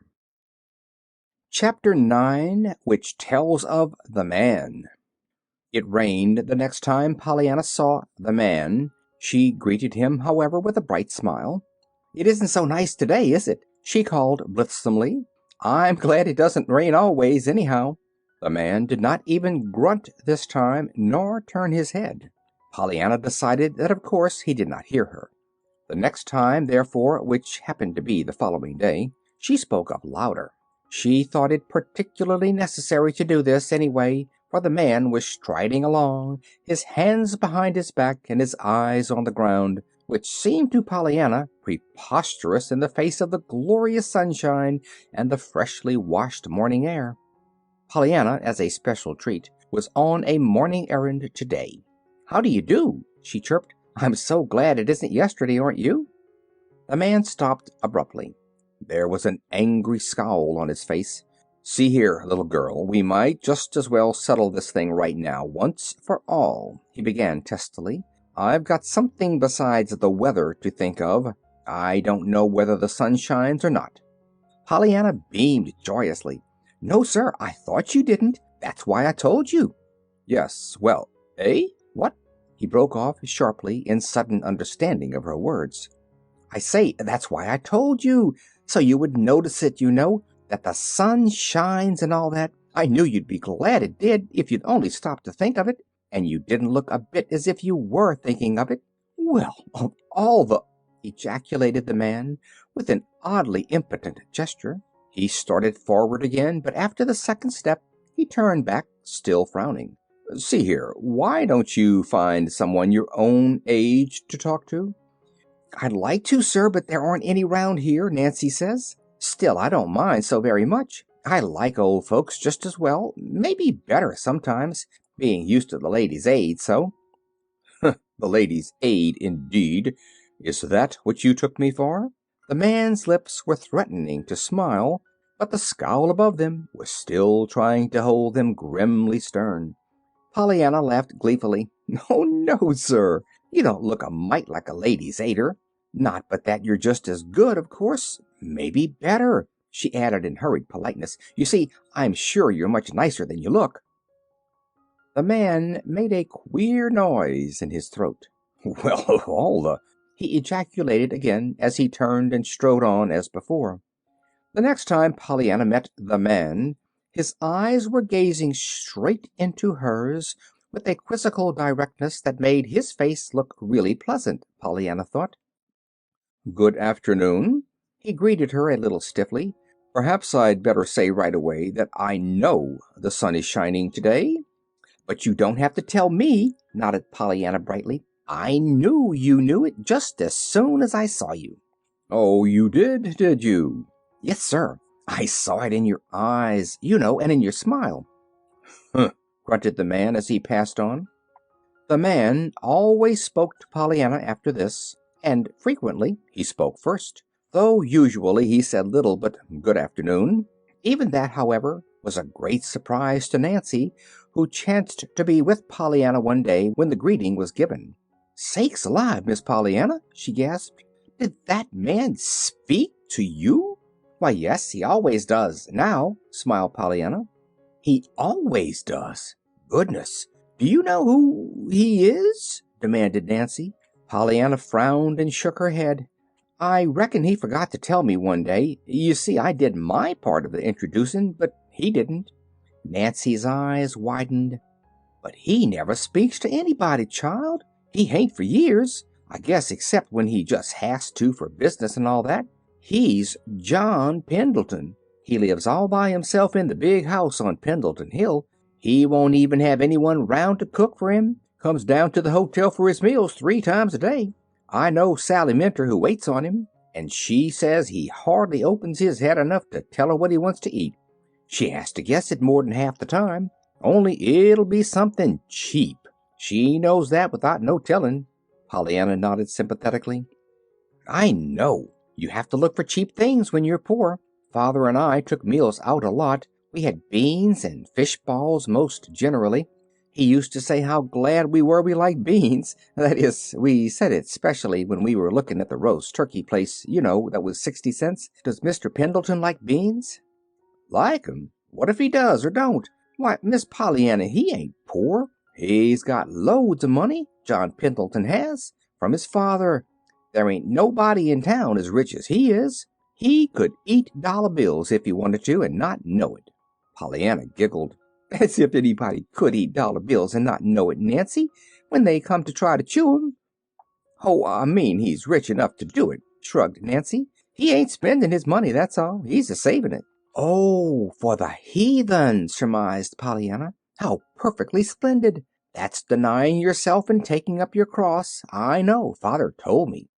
Nancy's lips parted abruptly, as if there were angry words all ready to come, but her eyes, resting on Pollyanna's jubilantly trustful face, saw something that prevented the words being spoken. "Huh," she vouchsafed. Then, showing her old-time interest, she went on. "But say, it is queer his speaking to you honestly, Miss Pollyanna. He don't speak to no one, and he lives all alone in a great big lovely house, all full of just grand things, they say. Some says he's crazy, and some just cross, and some says he's got a skeleton in his closet." "Oh, Nancy!" shuddered Pollyanna. "How can he keep such a dreadful thing? I should think he'd throw it away." Nancy chuckled. That Pollyanna had taken the skeleton literally instead of figuratively she knew very well, but perversely she refrained from correcting the mistake. "And everybody says he's mysterious," she went on. "Some years he just travels, week in and week out, and it's always in heathen countries, Egypt and Asia and the desert of Sarah, you know." "Oh, a missionary," nodded Pollyanna. Nancy laughed oddly. "Well, I didn't say that, Miss Pollyanna. When he comes back he writes books, queer, odd books, they say, about some gimcrack he's found in them heathen countries, but he don't never seem to want to spend no money here, leastways not for just living." "Of course not, if he's saving it for the heathen," declared Pollyanna. "But he is a funny man, and he's different, too, just like Mr. Snow, only he's different. "Well, I guess he is, rather," chuckled Nancy. "I'm gladder'n ever now, anyhow, that he speaks to me," sighed Pollyanna contentedly. Chapter 10. A Surprise for Mrs. Snow. The next time Pollyanna went to see Mrs. Snow, she found that lady, as at first, in a darkened room. "It's the little girl from Miss Polly's, Mother," announced Millie in a tired manner. Then Pollyanna found herself alone with the invalid. "Oh, it's you, is it?" asked a fretful voice from the bed. "I remember you.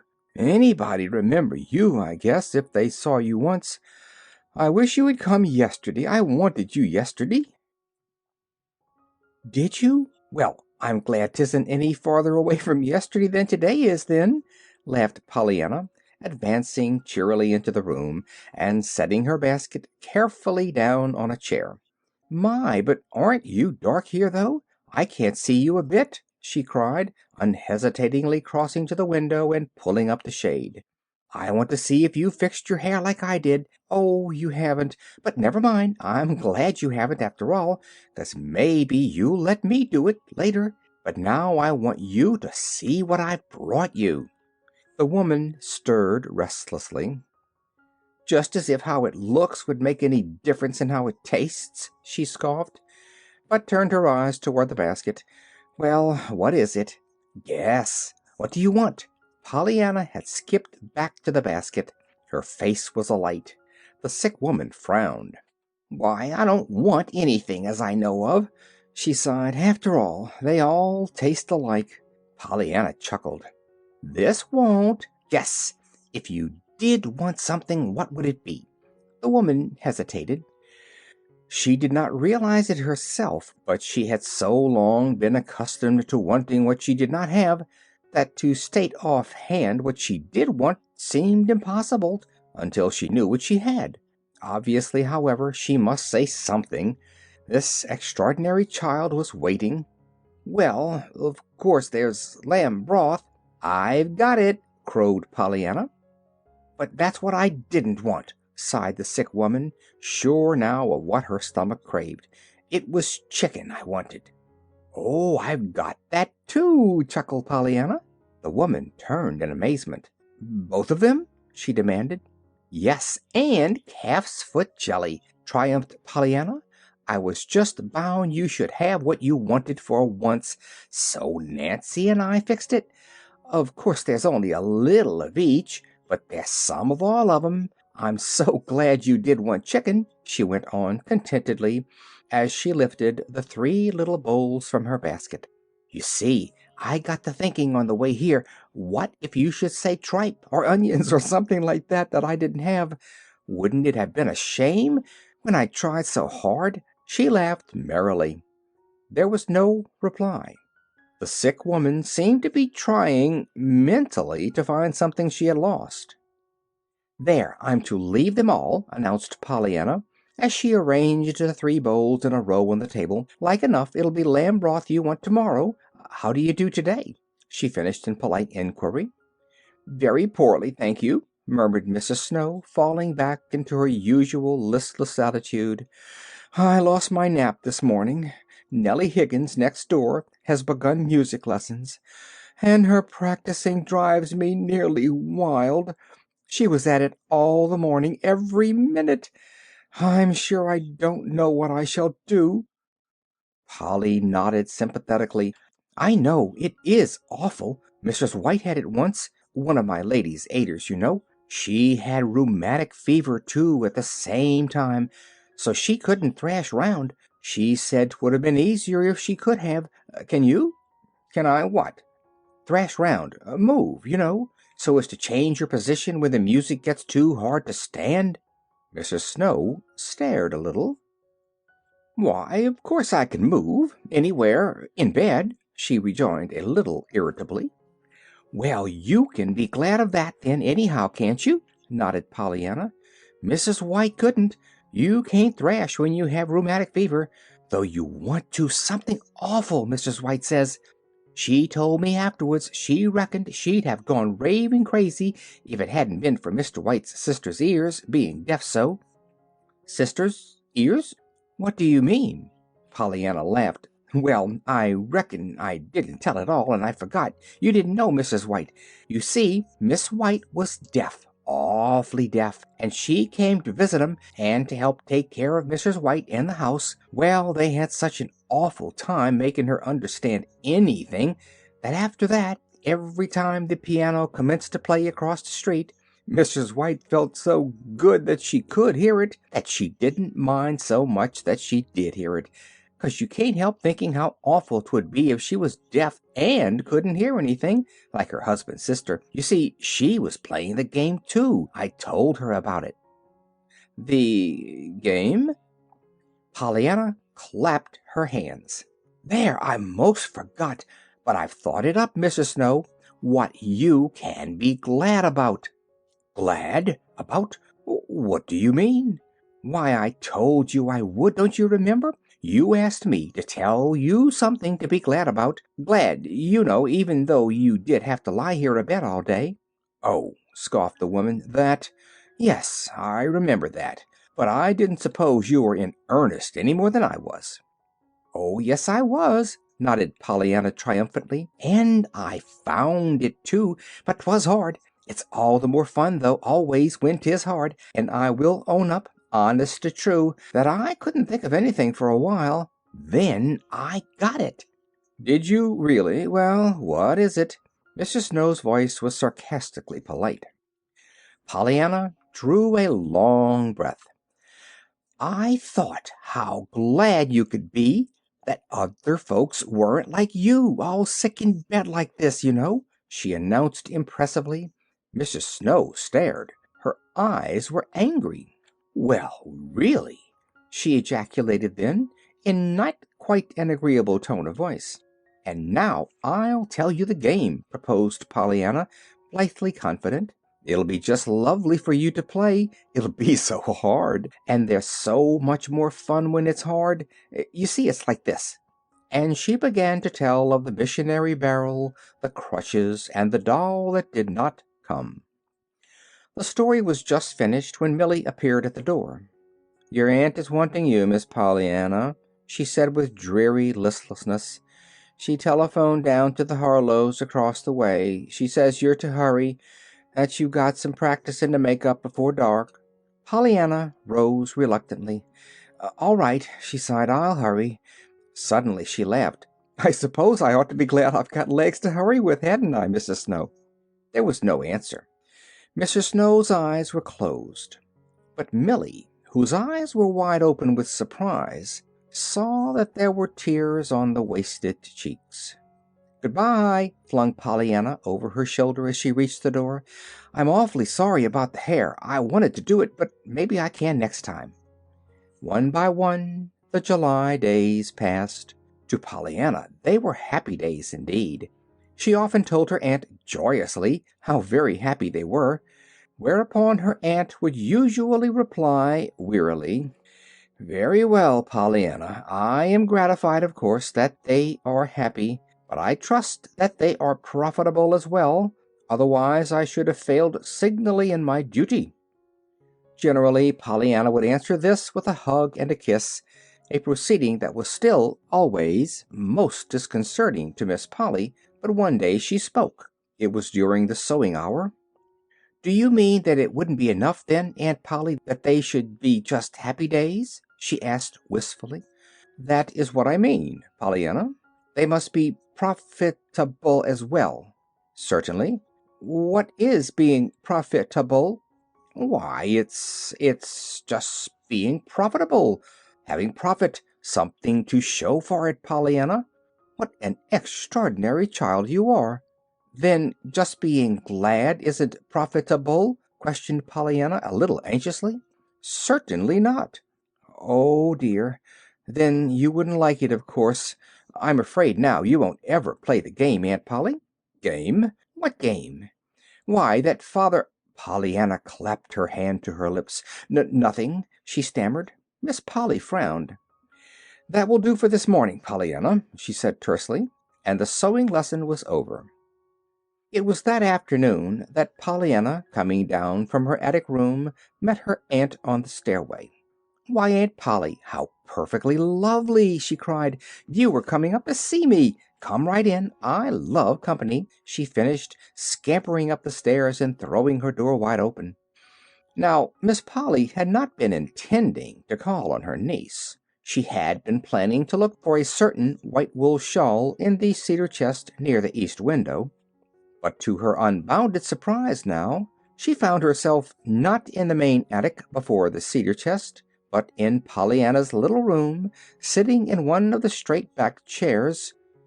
So many times since Pollyanna came, Miss Polly had found herself like this, doing some utterly unexpected, surprising thing, quite unlike the thing she had set out to do.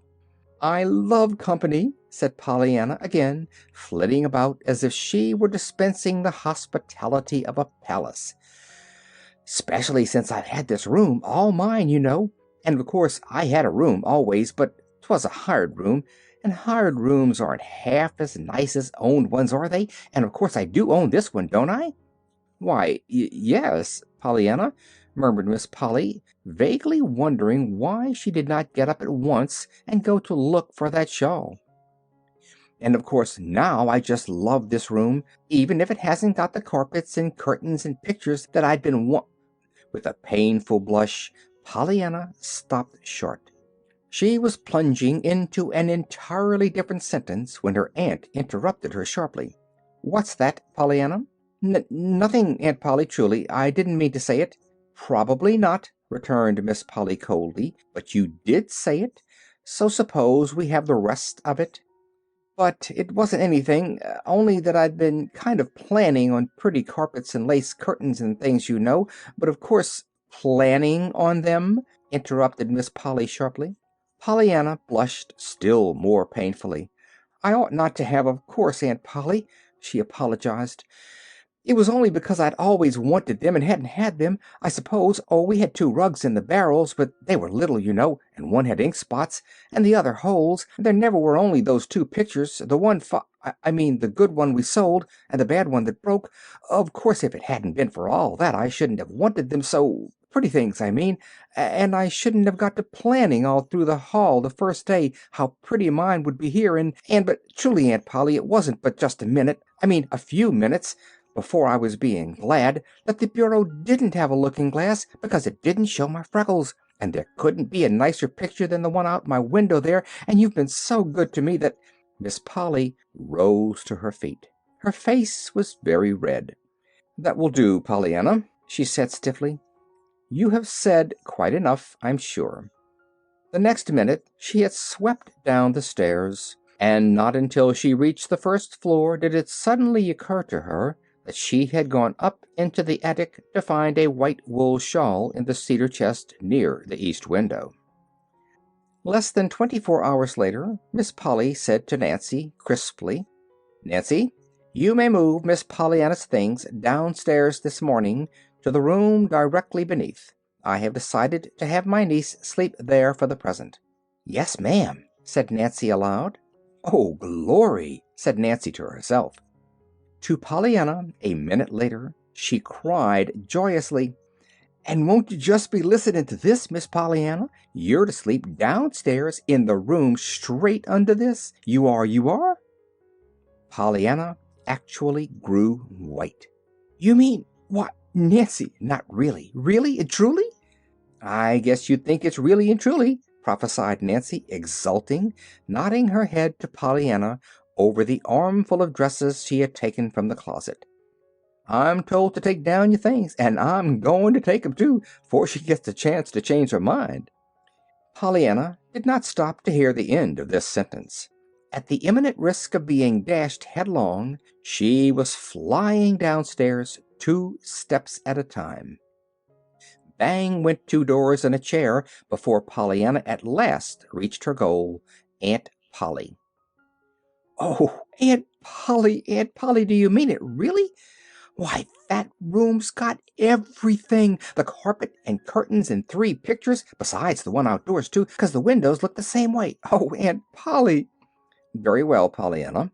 I am gratified that you like the change, of course. But if you think so much of all those things, I trust you will take proper care of them. That's all. Pollyanna, please pick up that chair. And you have banged 2 doors in the last half-minute."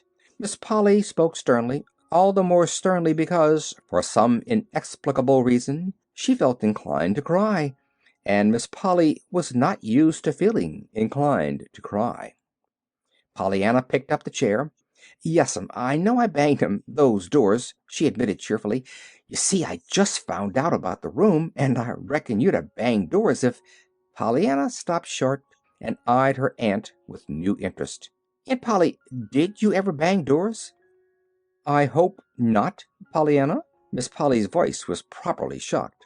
"Why, Aunt Polly, what a shame!" Pollyanna's voice expressed only concerned sympathy. "A shame?" repeated Aunt Polly, too dazed to say more. "Why, yes. You see, if you'd felt like banging doors, you'd have banged 'em, of course. And if you didn't, that must have meant that you weren't ever glad over anything, or you would have banged 'em. You couldn't have helped it. And I'm so sorry you weren't ever glad over anything." "Pollyanna!" gasped the lady. But Pollyanna was gone, and only the distant bang of the attic stairway door answered for her. Pollyanna had gone to help Nancy bring down her things. Miss Polly, in the sitting room, felt vaguely disturbed, but then, of course, she had been glad over some things. Chapter 11. Introducing Jimmy. August came. August brought several surprises and some changes, none of which, however, were really a surprise to Nancy. Nancy, since Pollyanna's arrival, had come to look for surprises and changes. First, there was the kitten. Pollyanna found the kitten mewing pitifully some distance down the road. When systematic questioning of the neighbors failed to find anyone who claimed it, Pollyanna brought it home at once as a matter of course. "And I was glad I didn't find anyone who owned it, too," she told her aunt in happy confidence, "'cause I wanted to bring it home all the time. I love kitties. I knew you'd be glad to let it live here." Miss Polly looked at the forlorn little gray bunch of neglected misery in Pollyanna's arms and shivered.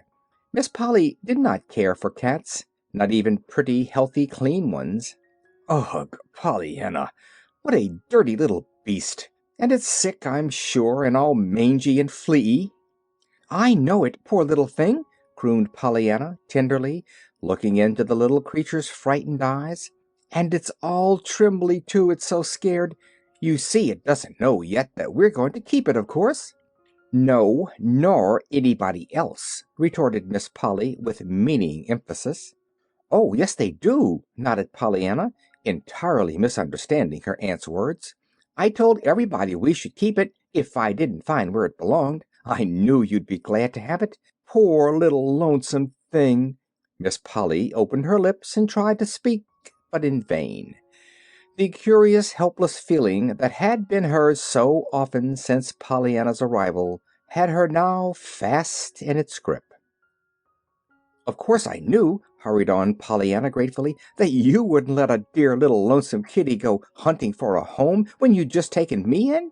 And I said so to Mrs. Ford when she asked me if you'd let me keep it. Why, I had the Ladies' Aid, you know, and Kitty didn't have anybody. I knew you'd feel that way." She nodded happily as she ran from the room. "But, Pollyanna, Pollyanna," remonstrated Miss Polly, "I don't—" But Pollyanna was already halfway to the kitchen, calling, "Nancy, Nancy, just see this dear little kitty that Aunt Polly is going to bring up along with me." And Aunt Polly, in the sitting room, who abhorred cats, fell back in her chair with a gasp of dismay, powerless to remonstrate.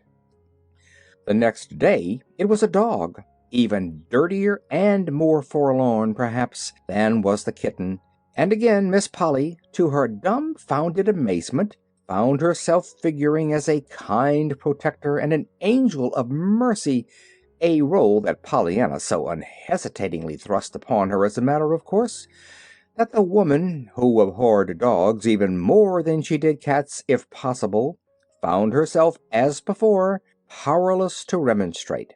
When, in less than a week, however, Pollyanna brought home a small, ragged boy, and confidently claimed the same protection for him, Miss Polly did have something to say. It happened after this wise. On a pleasant Thursday morning, Pollyanna had been taking calf's foot jelly again to Mrs. Snow. Mrs. Snow and Pollyanna were the best of friends now. Their friendship had started from the third visit Pollyanna had made, the one after she had told Mrs. Snow of the game. Mrs. Snow herself was playing the game now with Pollyanna. To be sure, she was not playing it very well. She had been sorry for everything for so long that it was not easy to be glad for anything now. But under Pollyanna's cheery instructions and merry laughter at her mistakes, she was learning fast. Today even, to Pollyanna's huge delight, she had said that she was glad Pollyanna brought calf's foot jelly, because that was just what she had been wanting. She did not know that Millie, at the front door, had told Pollyanna that the minister's wife had already that day sent over a great bowl full of that same kind of jelly. Pollyanna was thinking of this now, when suddenly she saw the boy. The boy was sitting in a disconsolate little heap by the roadside, whittling half-heartedly at a small stick. "Hello," smiled Pollyanna engagingly. The boy glanced up, but he looked away again at once. "Hello yourself," he mumbled. Pollyanna laughed. "Now you don't look as if you'd be glad even for calf's foot jelly," she chuckled, stopping before him. The boy stirred restlessly, gave her a surprised look, and began to whittle again at his stick, with the dull, broken-bladed knife in his hand.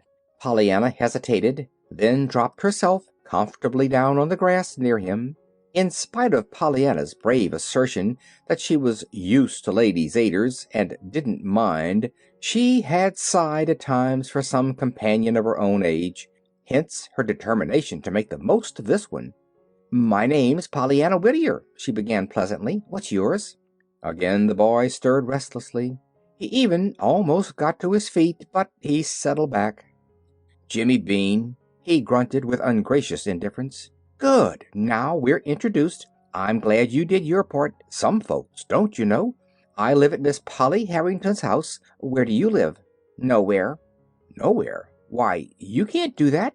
Everybody lives somewhere," asserted Pollyanna. "Well, I don't, just now. I'm hunting up a new place." "Oh, where is it?" The boy regarded her with scornful eyes. "Silly! As if I'd be hunting for it if I knew." Pollyanna tossed her head a little. This was not a nice boy, and she did not like being called silly.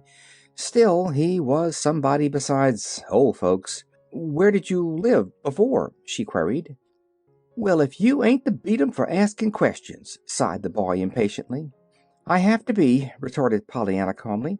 else I couldn't find out a thing about you. If you talked more, I wouldn't talk so much." The boy gave a short laugh. It was a sheepish laugh, and not quite a willing one, but his face looked a little pleasanter when he spoke this time. "All right, then, here goes. I'm Jimmy Bean, and I'm 10 years old, going on 11. I come last year to live at the orphans' home, but they've got so many kids, there ain't much room for me, and I warn't never wanted anyhow, I don't believe, so I've quit.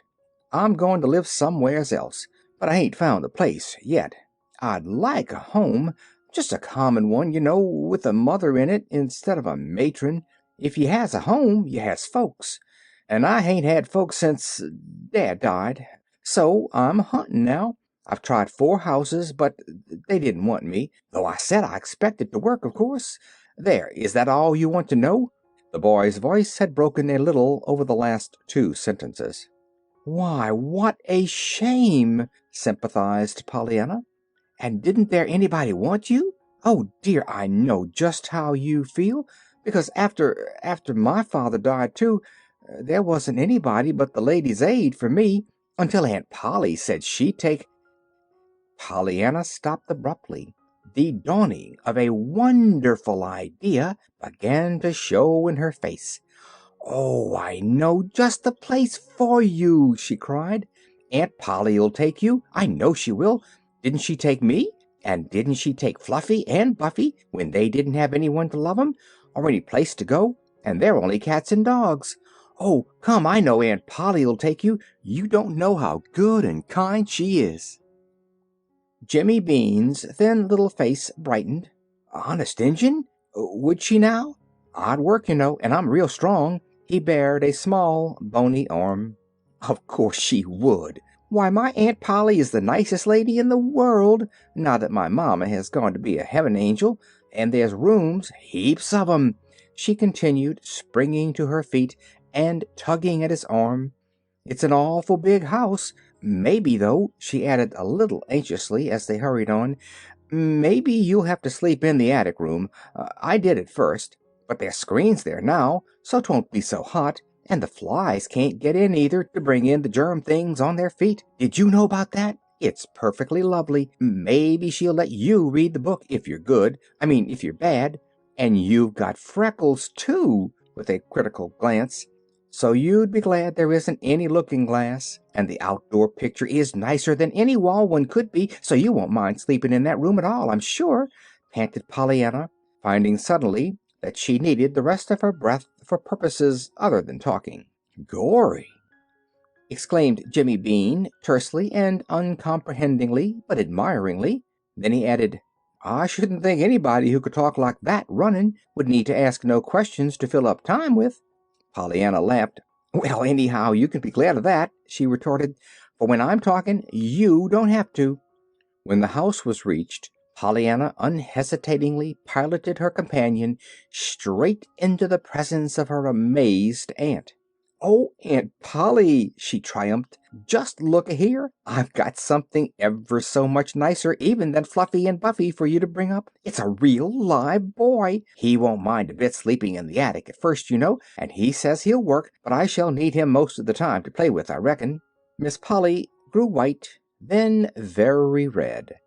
She did not quite understand, but she thought she understood enough. "Pollyanna, what does this mean? Who is this dirty little boy? Where did you find him?" she demanded sharply. The dirty little boy fell back a step and looked toward the door. Pollyanna laughed merrily.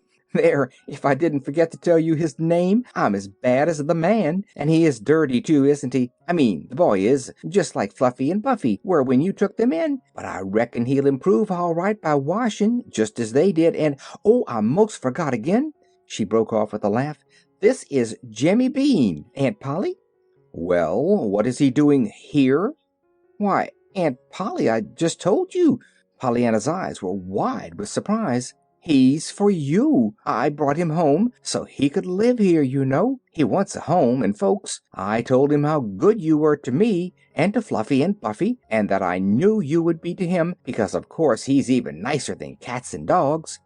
Miss Polly dropped back in her chair and raised a shaking hand to her throat. The old helplessness was threatening once more to overcome her.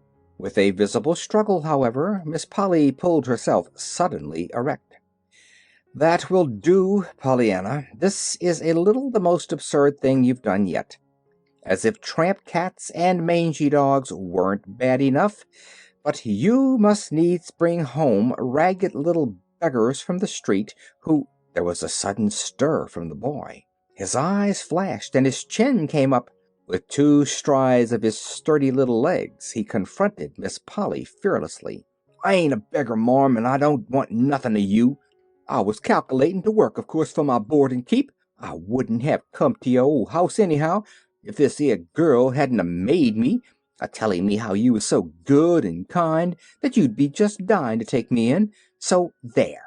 And he wheeled about and stalked from the room with a dignity that would have been absurd had it not been so pitiful. "Oh, Aunt Polly," choked Pollyanna. "Why, I thought you'd be glad to have him here. I'm sure I should think you'd be glad—" Miss Polly raised her hand with a peremptory gesture of silence. Miss Polly's nerves had snapped at last.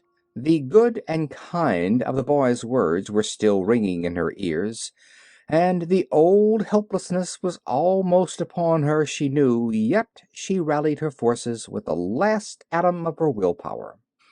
"Pollyanna," she cried sharply, "will you stop using that everlasting word glad? It's glad, glad, glad from morning till night, until I think I shall grow wild." From sheer amazement, Pollyanna's jaw dropped. "Why, Aunt Polly," she breathed, "I should think you'd be glad to have me Oh," she broke off, clapping her hands to her lips and hurrying blindly from the room. Before the boy had reached the end of the driveway, Pollyanna overtook him. Boy, Jimmy Beam, I want you to know how sorry I am," she panted, catching him with a detaining hand. "Sorry nothin', I ain't blamin' you," retorted the boy sullenly. "But I ain't no beggar," he added with sudden spirit. "Of course you aren't, but you mustn't blame Auntie," appealed Pollyanna. "Probably I didn't do the introducin' right anyhow, and I reckon I didn't tell her much who you were. She is good and kind, really, she's always been, but I probably didn't explain it right. I do wish I could find some place for you, though." The boy shrugged his shoulders and half turned away. "Never mind, I guess I can find one myself. I ain't no beggar, you know." Pollyanna was frowning thoughtfully. Of a sudden she turned, her face illumined. "Say, I'll tell you what I will do. The Ladies' Aid meets this afternoon. I heard Aunt Polly say so. I'll lay your case before them. That's what Father always did when he wanted anything. Educating the heathen and new carpets, you know." The boy turned fiercely. "Well, I ain't a heathen or a new carpet. Besides, what is a Ladies' Aid?" Pollyanna stared in shocked disapproval. "Why, Jimmy Bean, wherever have you been brought up not to know what a Ladies' Aid is?" "Oh, all right, if you ain't tellin'," grunted the boy, turning and beginning to walk away indifferently. Pollyanna sprang to his side at once. It's just a lot of ladies that meet and sew and give suppers and raise money and talk. That's what a Ladies' Aid is. They're awfully kind. That is, most of mine was back home. I haven't seen this one here, but they're always good, I reckon. I'm going to tell them about you this afternoon." Again the boy turned fiercely. "Not much you will. Maybe you think I'm going to stand round and hear a whole lot of women call me a beggar instead of just one? Not much." "Oh, but you wouldn't be there," argued Pollyanna quickly. "I go alone, of course, and tell them." "You would?" "Yes, and I tell it better this time," hurried on Pollyanna, quick to see the signs of relenting in the boy's face. "And there'd be some of 'em I know that would be glad to give you a home." "Odd work, don't forget to say that," cautioned the boy. "Of course not," promised Pollyanna, happily, sure now that her point was gained. "Then I'll let you know tomorrow." "Where?" "By the road where I found you today, near Mrs. Snow's house." "All right, I'll be there." The boy paused before he went on slowly. "Maybe I'd better go back then for tonight, ter the home. You see, I hain't no other place to stay, and I didn't leave till this morning. I slipped out. I didn't tell 'em I wasn't comin' back, else they'd pretend I couldn't come. though I'm thinking they won't do no worrying when I don't show up sometime. They ain't like folks, you know. They don't care." "I know," nodded Pollyanna with understanding eyes. "But I'm sure when I see you tomorrow I'll have just a common home and folks that do care all ready for you. Goodbye," she called brightly as she turned back toward the house. In the sitting-room window at that moment, Miss Polly, who had been watching the two children, followed with somber eyes the boy until a bend of the road hid him from sight. Then she sighed, turned, and walked listlessly upstairs. And Miss Polly did not usually move listlessly. In her ears still was the boy's scornful, "You was so good and kind." In her heart was a curious sense of desolation, as of something lost. Chapter 12. Before the Ladies' Aid. Dinner, which came at noon in the Harrington homestead, was a silent meal on the day of the Ladies' Aid meeting. Pollyanna, it is true, tried to talk, but she did not make a success of it, chiefly because 4 times she was obliged to break off a "glad" in the middle of it, much to her blushing discomfort. The 5th time it happened, Miss Polly moved her head wearily. "There, there, child, say it if you want to," she sighed. "I'm sure I'd rather you did than not if it's going to make all this fuss." Pollyanna's puckered little face cleared. "Oh, thank you. I'm afraid it would be pretty hard not to say it. You see, I've played it so long." "You've what?" demanded Aunt Polly.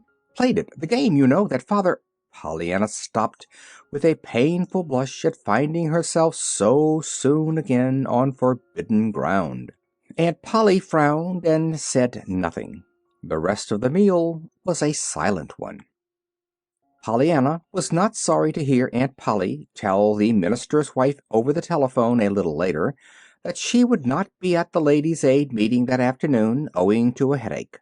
When Aunt Polly went upstairs to her room and closed the door, Pollyanna tried to be sorry for the headache, but she could not help feeling glad that her aunt was not to be present that afternoon when she laid the case of Jimmy Bean before the Ladies' Aid.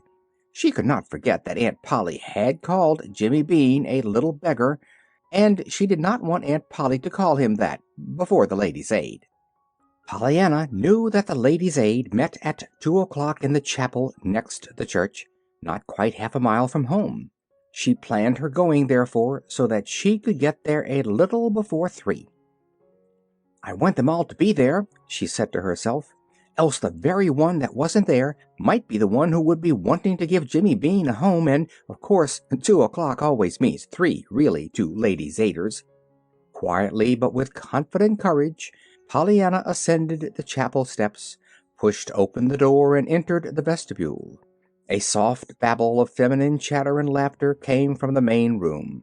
Hesitating only a brief moment, Pollyanna pushed open one of the inner doors. The chatter dropped to a surprised hush. Pollyanna advanced a little timidly. Now that the time had come, she felt unwontedly shy. After all, these half-strange, half-familiar faces about her were not her own dear Ladies' Aid. "How do you do, Ladies' Aiders?" she faltered politely. "I'm Pollyanna Whittier. I reckon some of you know me, maybe. Anyway, I do you, only I don't know you all together this way." The silence could almost be felt now. Some of the ladies did know this rather extraordinary niece of their fellow member, and nearly all had heard of her, but not one of them could think of anything to say just then. I've come to lay the case before you," stammered Pollyanna after a moment, unconsciously falling into her father's familiar phraseology. There was a slight rustle. Did your aunt send you, my dear?" asked Mrs. Ford, the minister's wife. Pollyanna colored a little. "Oh, no, I came all by myself. You see, I'm used to Ladies' Aiders. It was Ladies' Aiders that brought me up with Father." Somebody tittered hysterically, and the minister's wife frowned. "Yes, dear, what is it?" "Well, it's Jimmy Bean," sighed Pollyanna. He hasn't any home except the orphan one, and they're full and don't want him anyhow, he thinks. So he wants another. He wants one of the common kind that has a mother instead of a matron in it. Folks, you know, that'll care. He's 10 years old, going on 11.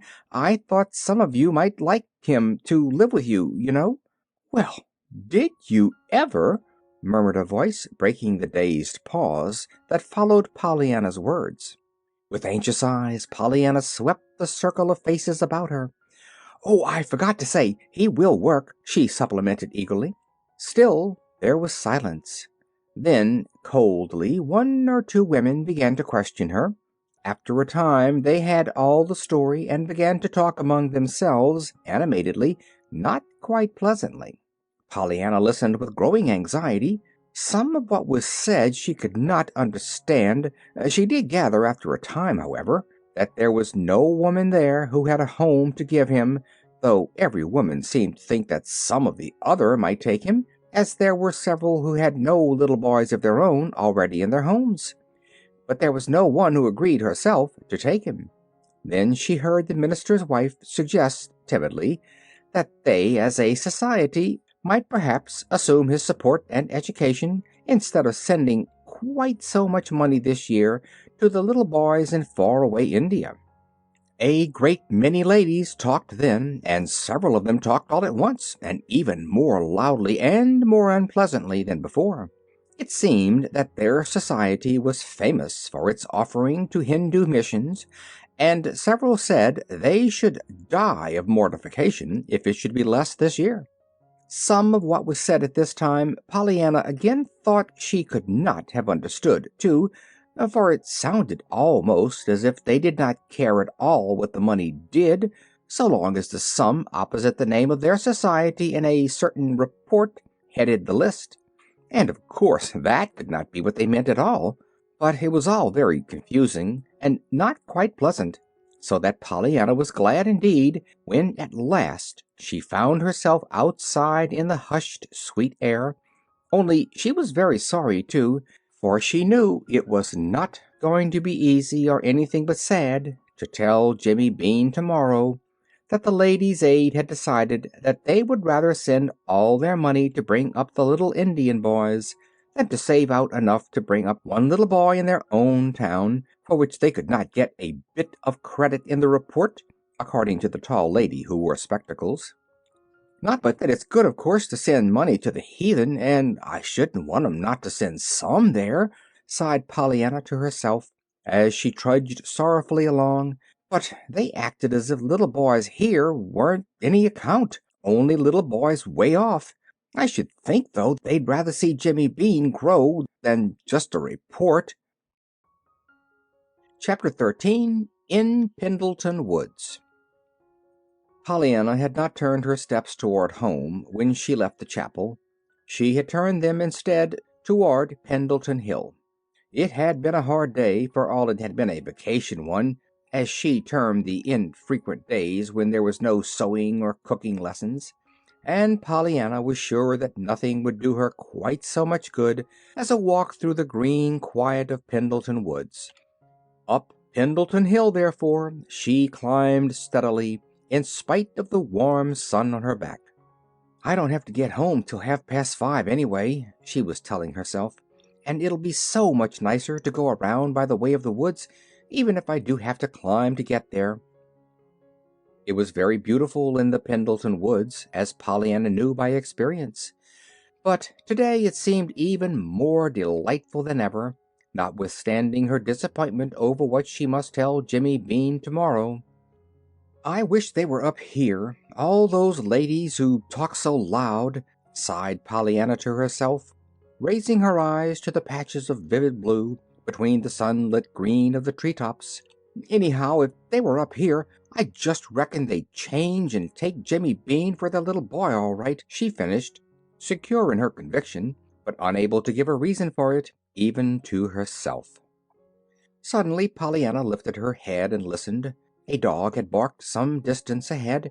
A moment later he came dashing toward her, still barking. "Hello, doggy, hello!" Pollyanna snapped her fingers at the dog and looked expectantly down the path. She had seen the dog once before, she was sure. He had been then with the man, Mr. John Pendleton. She was looking now, hoping to see him. For some minutes she watched eagerly, but he did not appear. Then she turned her attention toward the dog. The dog, as even Pollyanna could see, was acting strangely. He was still barking, giving little short, sharp yelps, as if of alarm. He was running back and forth, too, in the path ahead. Soon they reached a side path, and down this the little dog fairly flew, only to come back at once, whining and barking. "Oh, that isn't the way home," laughed Pollyanna, still keeping to the main path. The little dog seemed frantic now, back and forth, between Pollyanna and the side path. He vibrated, barking and whining pitifully. Every quiver of his little brown body and every glance from his beseeching brown eyes were eloquent with appeal, so eloquent that at last Pollyanna understood, turned, and followed him. Straight ahead now the little dog dashed madly, and it was not long before Pollyanna came upon the reason for it all. A man lying motionless at the foot of a steep, overhanging mass of rock a few yards from the side path. A twig cracked sharply under Pollyanna's foot, and the man turned his head. With a cry of dismay, Pollyanna ran to his side. "Mr. Pendleton! Oh, are you hurt?"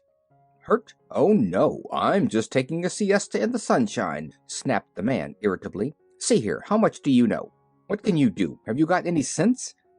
Pollyanna caught her breath with a little gasp, but as was her habit, she answered the questions literally one by one.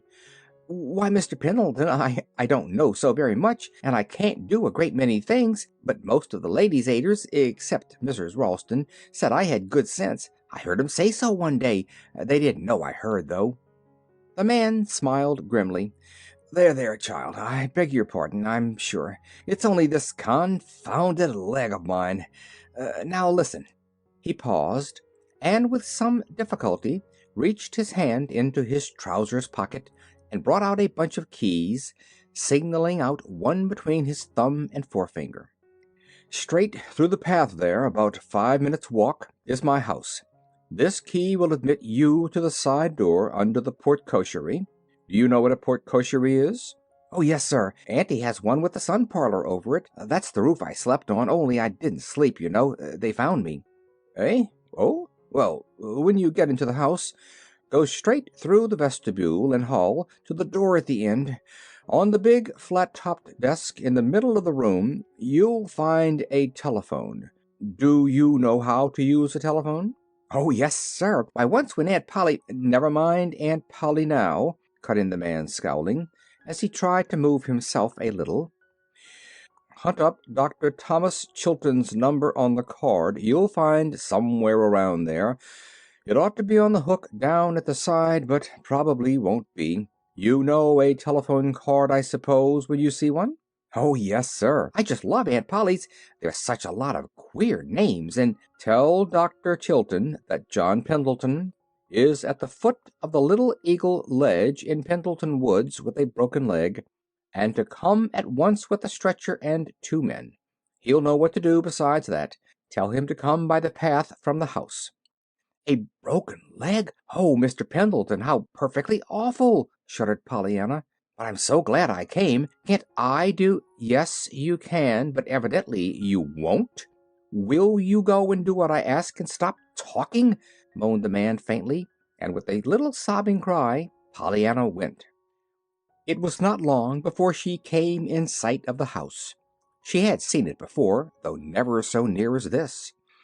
She was almost frightened now at the massiveness of the great pile of gray stone with its pillared verandas and its imposing entrance. Pausing only a moment, however, she sped across the big, neglected lawn and around the house to the side door under the porte-cocherie. Her fingers, stiff from their tight clutch upon the keys, were anything but skillful in their efforts to turn the bolt in the lock, but at last the heavy carved door swung slowly back on its hinges. Pollyanna caught her breath. In spite of her feeling of haste, she paused a moment and looked fearfully through the vestibule to the wide, somber hall beyond, her thoughts in a whirl. This was John Pendleton's house, the house of mystery, the house into which no one but its master entered, the house which sheltered somewhere a skeleton. Yet she, Pollyanna, was expected to enter alone these fearsome rooms and telephone the doctor that the master of the house lay now. With a little cry, Pollyanna, looking neither to the right nor the left, fairly ran through the hall to the door at the end and opened it.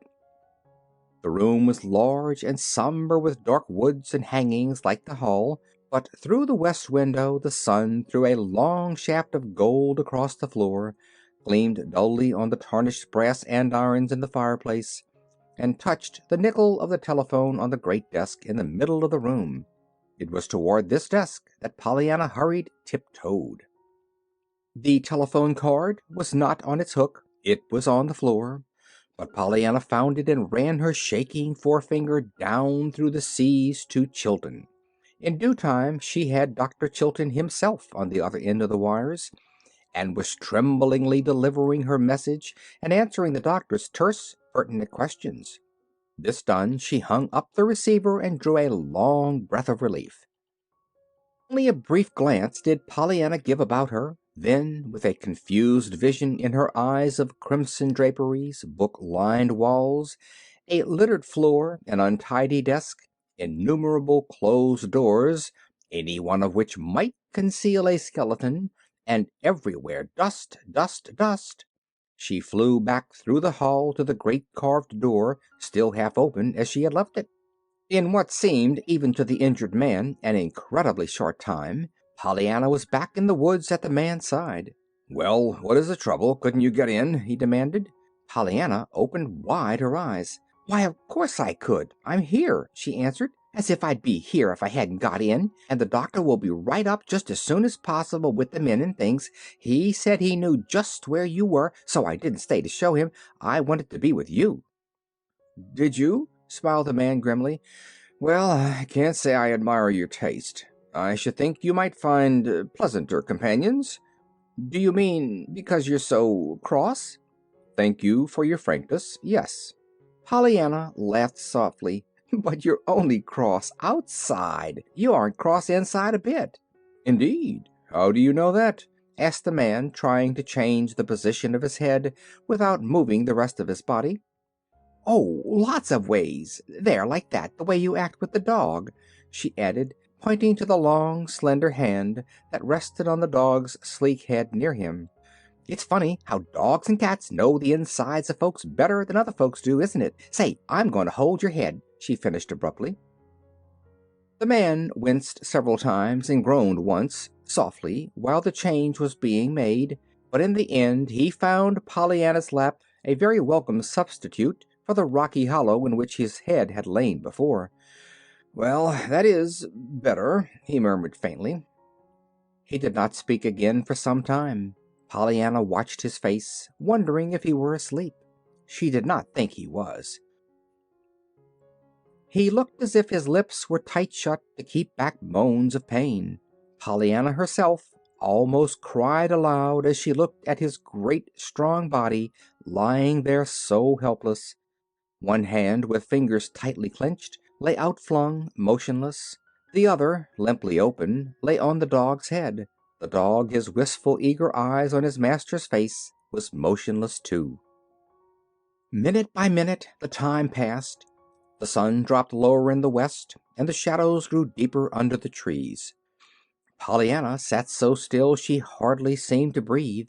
A bird alighted fearlessly within reach of her hand, and a squirrel whisked his bushy tail on a tree branch almost under her nose, yet with his bright little eyes all the while on the motionless dog.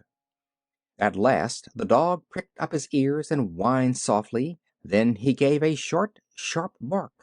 The next moment Pollyanna heard voices, and very soon their owners appeared, 3 men carrying a stretcher and various other articles.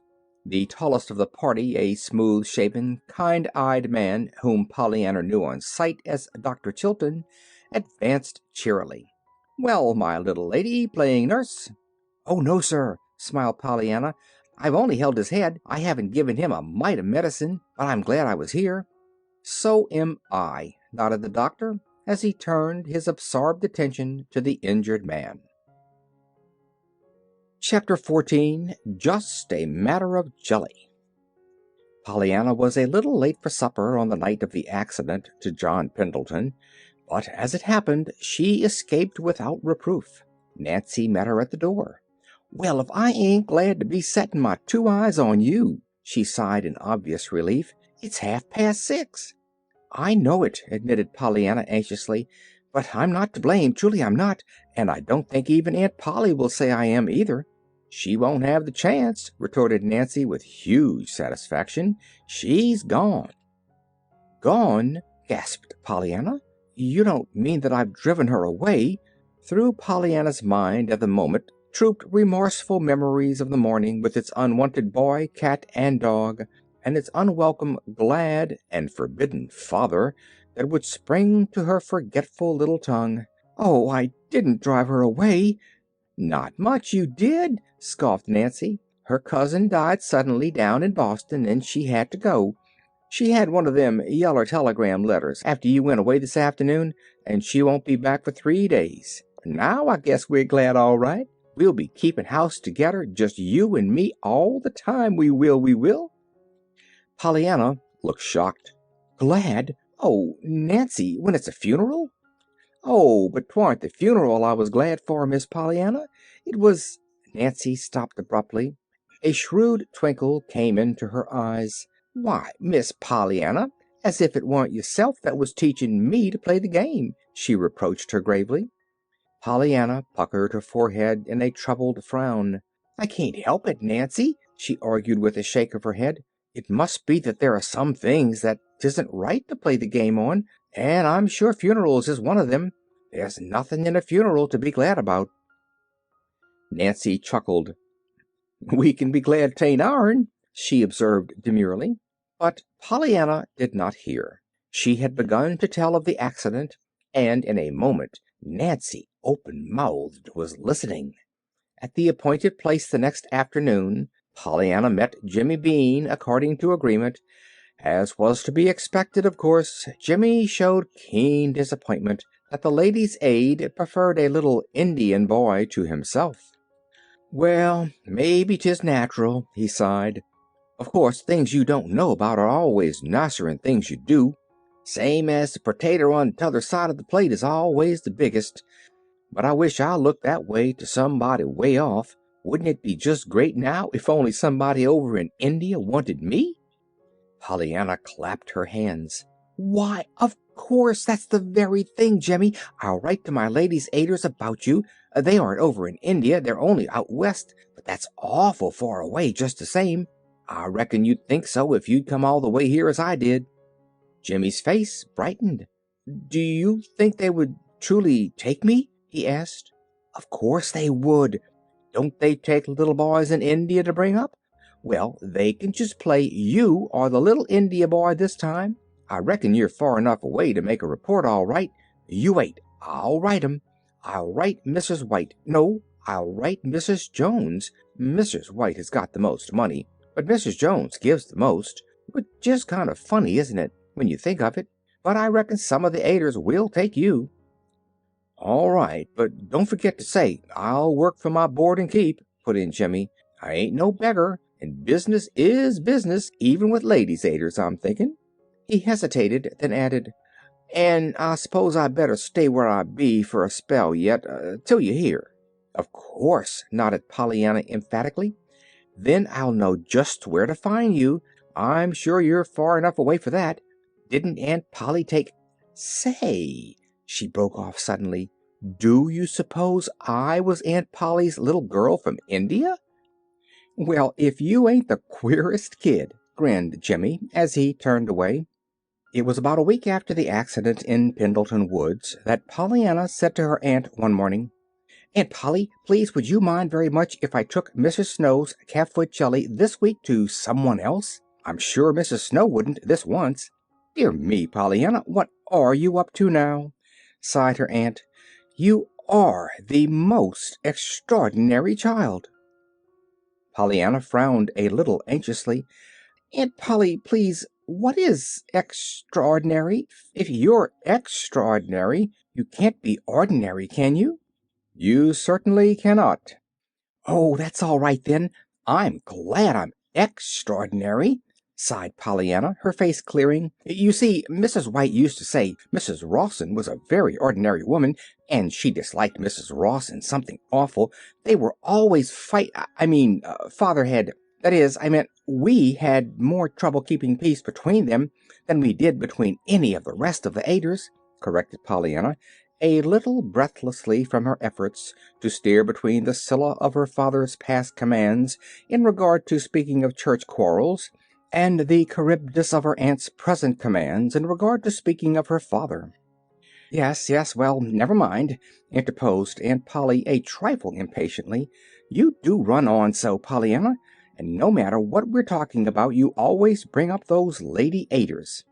Yes'm, smiled Pollyanna cheerfully. I reckon I do, maybe, but you see they used to bring me up, and that will do, Pollyanna, interrupted a cold voice.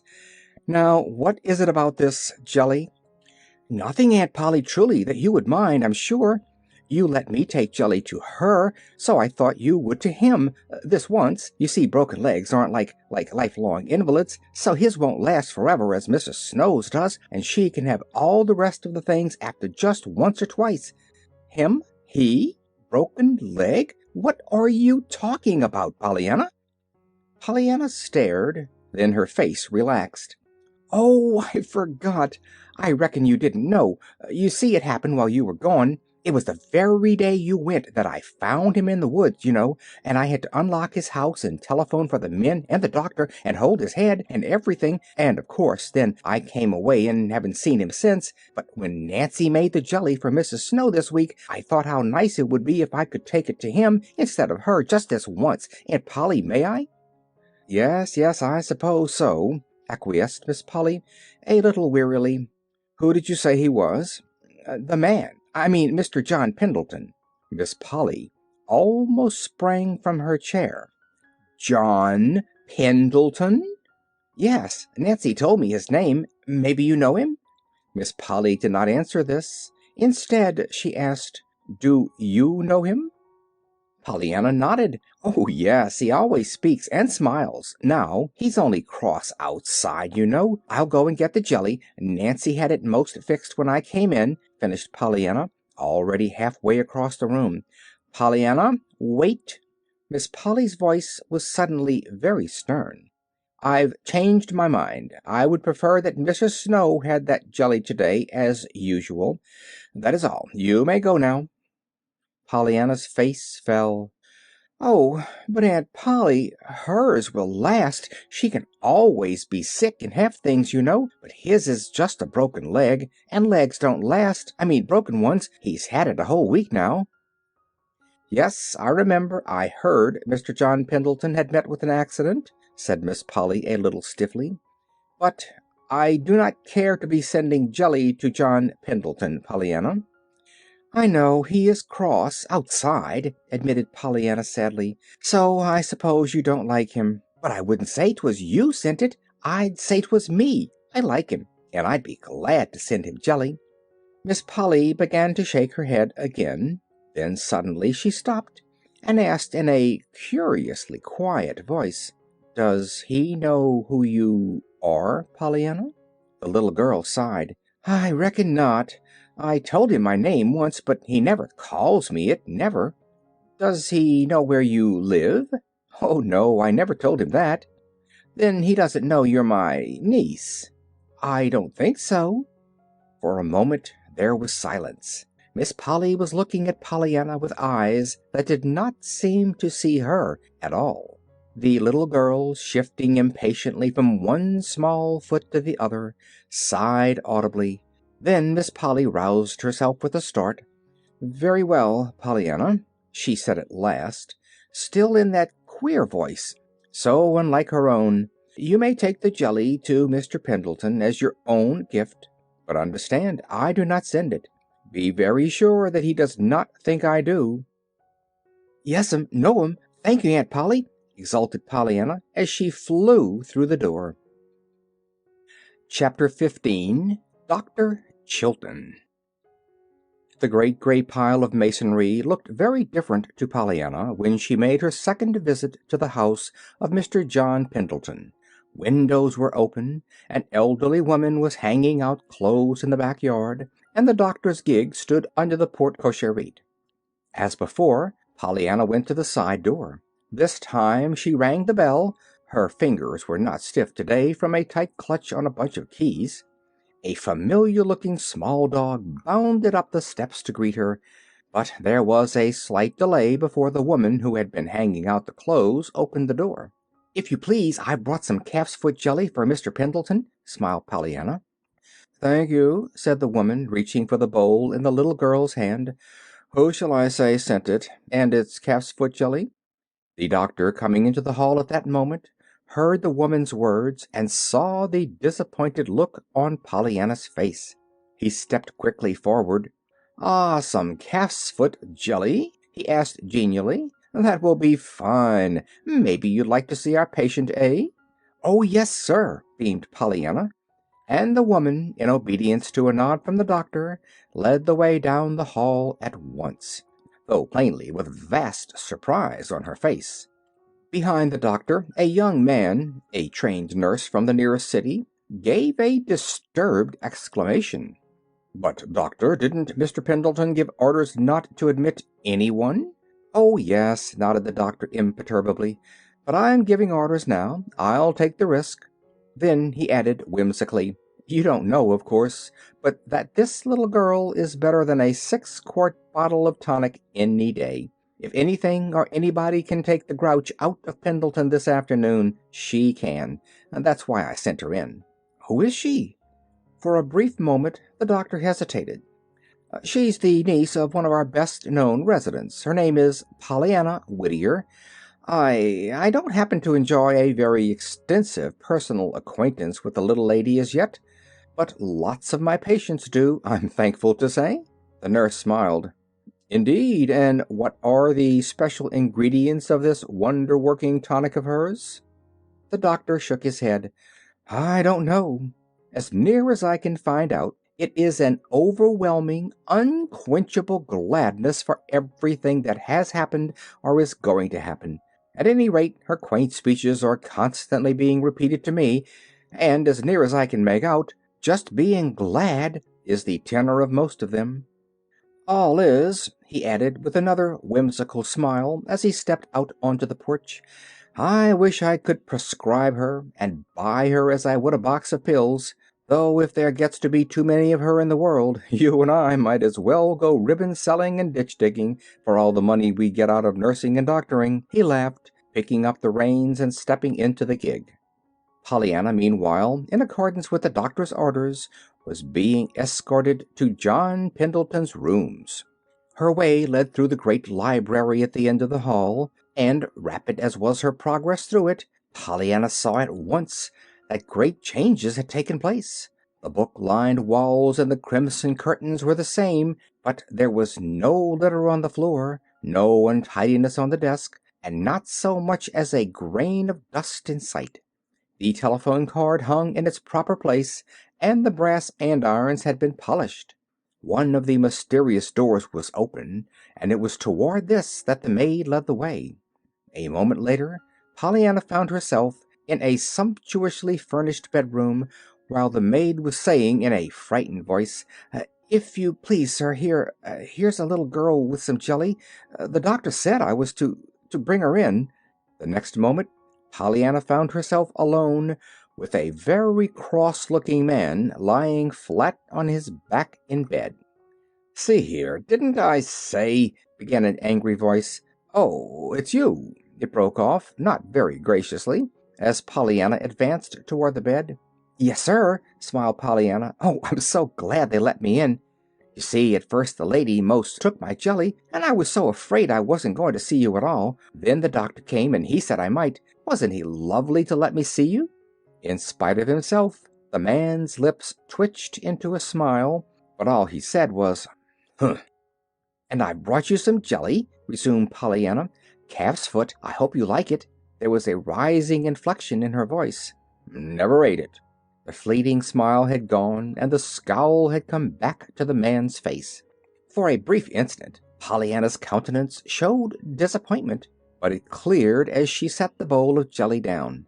Didn't you? Well, if you didn't, then you can't know you don't like it anyhow, can you? So I'm glad you haven't after all. Now if you knew— Yes, well, there's one thing I know, all right, and that is that I'm flat on my back right here this minute, and that I'm liable to stay here till doomsday, I guess.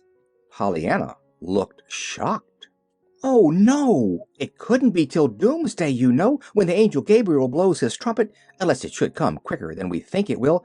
Oh, of course, I know the Bible says it may come quicker than we think, but I don't think it will. That is, of course, I believe the Bible, but I mean I don't think it will come as much quicker as it would if it should come now. And John Pendleton laughed suddenly and aloud.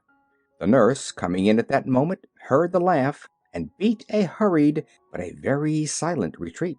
He had the air of a frightened cook who, seeing the danger of a breath of cold air striking a half-done cake, hastily shuts the oven door. "Aren't you getting a little mixed?" asked John Pendleton of Pollyanna. The little girl laughed. "Maybe, but what I mean is that legs don't last. Broken ones, you know, like lifelong invalids, same as Mrs. Snow has got. So yours won't last till doomsday at all. I should think you could be glad of that." "Oh, I am," retorted the man grimly. "And you didn't break but one. You can be glad 'twasn't two." Pollyanna was warming to her task. "Of course. So fortunate," sniffed the man with uplifted eyebrows. "Looking at it from that standpoint, I suppose I might be glad I wasn't a centipede and didn't break 50. Pollyanna chuckled. "Oh, that's the best yet," she crowed. "I know what a centipede is. They've got lots of legs, and you can be glad—" "Oh, of course," interrupted the man, sharply, all the old bitterness coming back to his voice. "I can be glad, too, for all the rest, I suppose. The nurse and the doctor and that confounded woman in the kitchen." "Why, yes, sir. Only think how bad 'twould be if you didn't have them." "Well, Eh?" he demanded sharply. "Why, I say only think how bad it would be if you didn't have 'em, and you lying here like this." "As if that wasn't the very thing that was at the bottom of the whole matter," retorted the man testily. "Because I am lying here like this, and yet you expect me to say I'm glad? Because of a fool woman who disarranges the whole house and calls it regulating, and a man who aids and abets her in it and calls it nursing, to say nothing of the doctor who eggs 'em both on, and the whole bunch of them meanwhile expecting me to pay them for it, and pay them well, too." Pollyanna frowned sympathetically. "Yes, I know. That part is too bad, about the money, when you've been saving it, too, all this time." "When— Eh?" "Saving it. Buying beans and fish balls, you know. Say, do you like beans? Or do you like turkey better, only on account of the 60 cents? "Look-a-here, child, what are you talking about?" Pollyanna smiled radiantly. "About your money, you know, denying yourself and saving it for the heathen. You see, I found out about it. Why, Mr. Pendleton, that's one of the ways I knew you weren't cross inside. Nancy told me." The man's jaw dropped. "Nancy told you I was saving money for the— Well, may I inquire who Nancy is?" "Our Nancy. She works for Aunt Polly." "Aunt Polly. Well, who is Aunt Polly?" "She's Miss Polly Harrington. I live with her." The man made a sudden movement. "Miss Polly Harrington?" he breathed. "You live with her?" "Yes, I'm her niece. She's taken me to bring up, on account of my mother, you know," faltered Pollyanna in a low voice. "She was her sister, and after father went to be with her and the rest of us in heaven, there wasn't anyone left for me down here but the Ladies' Aid, so she took me." The man did not answer. His face, as he lay back on the pillow now, was very white. So white that Pollyanna was frightened. She rose uncertainly to her feet. "I reckon maybe I'd better go now," she proposed. I hope you'll like the jelly." The man turned his head suddenly and opened his eyes. There was a curious longing in their dark depths which even Pollyanna saw, and at which she marveled. "And so you are Miss Polly Harrington's niece," he said gently. "Yes, sir." Still the man's dark eyes lingered on her face, until Pollyanna, feeling vaguely restless, murmured, I suppose you know her." John Pendleton's lips curved in an odd smile. "Oh, yes, I know her." He hesitated, then went on, still with that curious smile. "But you can't mean that it was Miss Polly Harrington who sent that jelly to me?" he said slowly. Pollyanna looked distressed. No, sir, she didn't. She said I must be very sure not to let you think she did send it. But I thought as much," vouchsafed the man shortly, turning away his head, and Pollyanna, still more distressed, tiptoed from the room. Under the porte cochère she found the doctor waiting in his gig. The nurse stood on the steps. "Well, Miss Pollyanna, may I have the pleasure of seeing you home?" asked the doctor smilingly. "I started to drive on a few minutes ago. Then it occurred to me that I'd wait for you." "Thank you, sir. I'm glad you did. I just love to ride," beamed Pollyanna, as he reached out his hand to help her in. "Do you?" smiled the doctor, nodding his head in farewell to the young man on the steps. "Well, as near as I can judge, there are a good many things you love to do, eh?" he added as they drove briskly away. Pollyanna laughed. "Why, I don't know. I reckon perhaps there are," she admitted. "I like to do most everything that's living. Of course, I don't like the other things very well, sewing and reading out loud and all that, but they aren't living." "No? What are they, then?" "Aunt Polly says they're learning to live," sighed Pollyanna with a rueful smile. The doctor smiled now, a little queerly. "Does she? Well, I should think she might say just that." "Yes," responded Pollyanna, "but I don't see it that way at all. I don't think you have to learn how to live. I didn't, anyhow." The doctor drew a long sigh. "After all, I'm afraid some of us do have to, little girl," he said. Then for a time he was silent. Pollyanna, stealing a glance at his face, felt vaguely sorry for him. He looked so sad. She wished uneasily that she could do something. It was this, perhaps, that caused her to say in a timid voice, "Dr. Chilton, I should think being a doctor would be the very gladdest kind of business there was." The doctor turned in surprise. "Gladdest? When I see so much suffering always everywhere I go?" he cried. She nodded. "I know, but you're helping it, don't you see? And of course you're glad to help it, and so that makes you the gladdest of any of us, all the time." The doctor's eyes filled with sudden, hot tears. The doctor's life was a singularly lonely one. He had no wife and no home save his two-room office in a boarding house. His profession was very dear to him. Looking now into Pollyanna's shining eyes, he felt as if a loving hand had been suddenly laid on his head in blessing. He knew, too, that never again would a long day's work or a long night's weariness be quite without the new-found exaltation that had come to him through Pollyanna's eyes. "God bless you, little girl," he said unsteadily. Then, with the bright smile his patients knew and loved so well, he added, "And I'm thinking, after all, that it was the doctor, quite as much as his patients, that needed a draught of that tonic." All of which puzzled Pollyanna very much, until a chipmunk running across the road drove the whole matter from her mind. The doctor left Pollyanna at her own door, smiled at Nancy, who was sweeping off the front porch, then drove rapidly away. "I've had a perfectly beautiful ride with the doctor," announced Pollyanna, bounding up the steps. "He's lovely, Nancy." "Is he?" "Yes, and I told him I should think his business would be the very gladdest one there was." "What? Going to see sick folks, and folks what ain't sick but thinks they is, which is worse?" Nancy's face showed open skepticism. Pollyanna laughed gleefully. "Yes, that's most what he said, too. But there is a way to be glad even then. Guess." Nancy frowned in meditation. Nancy was getting so she could play this game of being glad quite successfully, she thought. She rather enjoyed studying out Pollyanna's posers, too, as she called some of the little girl's questions. "Oh, I know," she chuckled. "It's just the opposite from what you told Miss Snow." "Opposite?" repeated Pollyanna, obviously puzzled.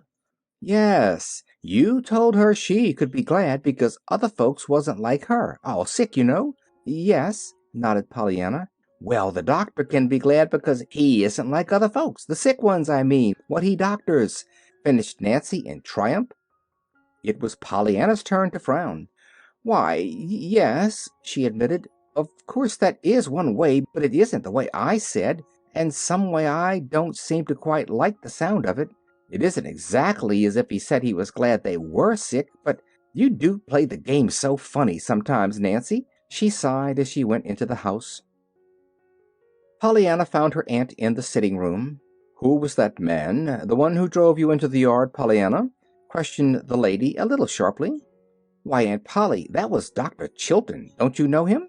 Dr. Chilton? What was he doing here? He drove me home. Oh, and I gave the jelly to Mr. Pendleton, and Miss Polly lifted her head quickly. Pollyanna, he did not think I sent it? Oh, no, Aunt Polly. I told him you didn't. Miss Polly grew a sudden, vivid pink. You told him I didn't? Pollyanna opened wide her eyes at the remonstrative dismay in her aunt's voice. Why, Aunt Polly, you said to. Aunt Polly sighed.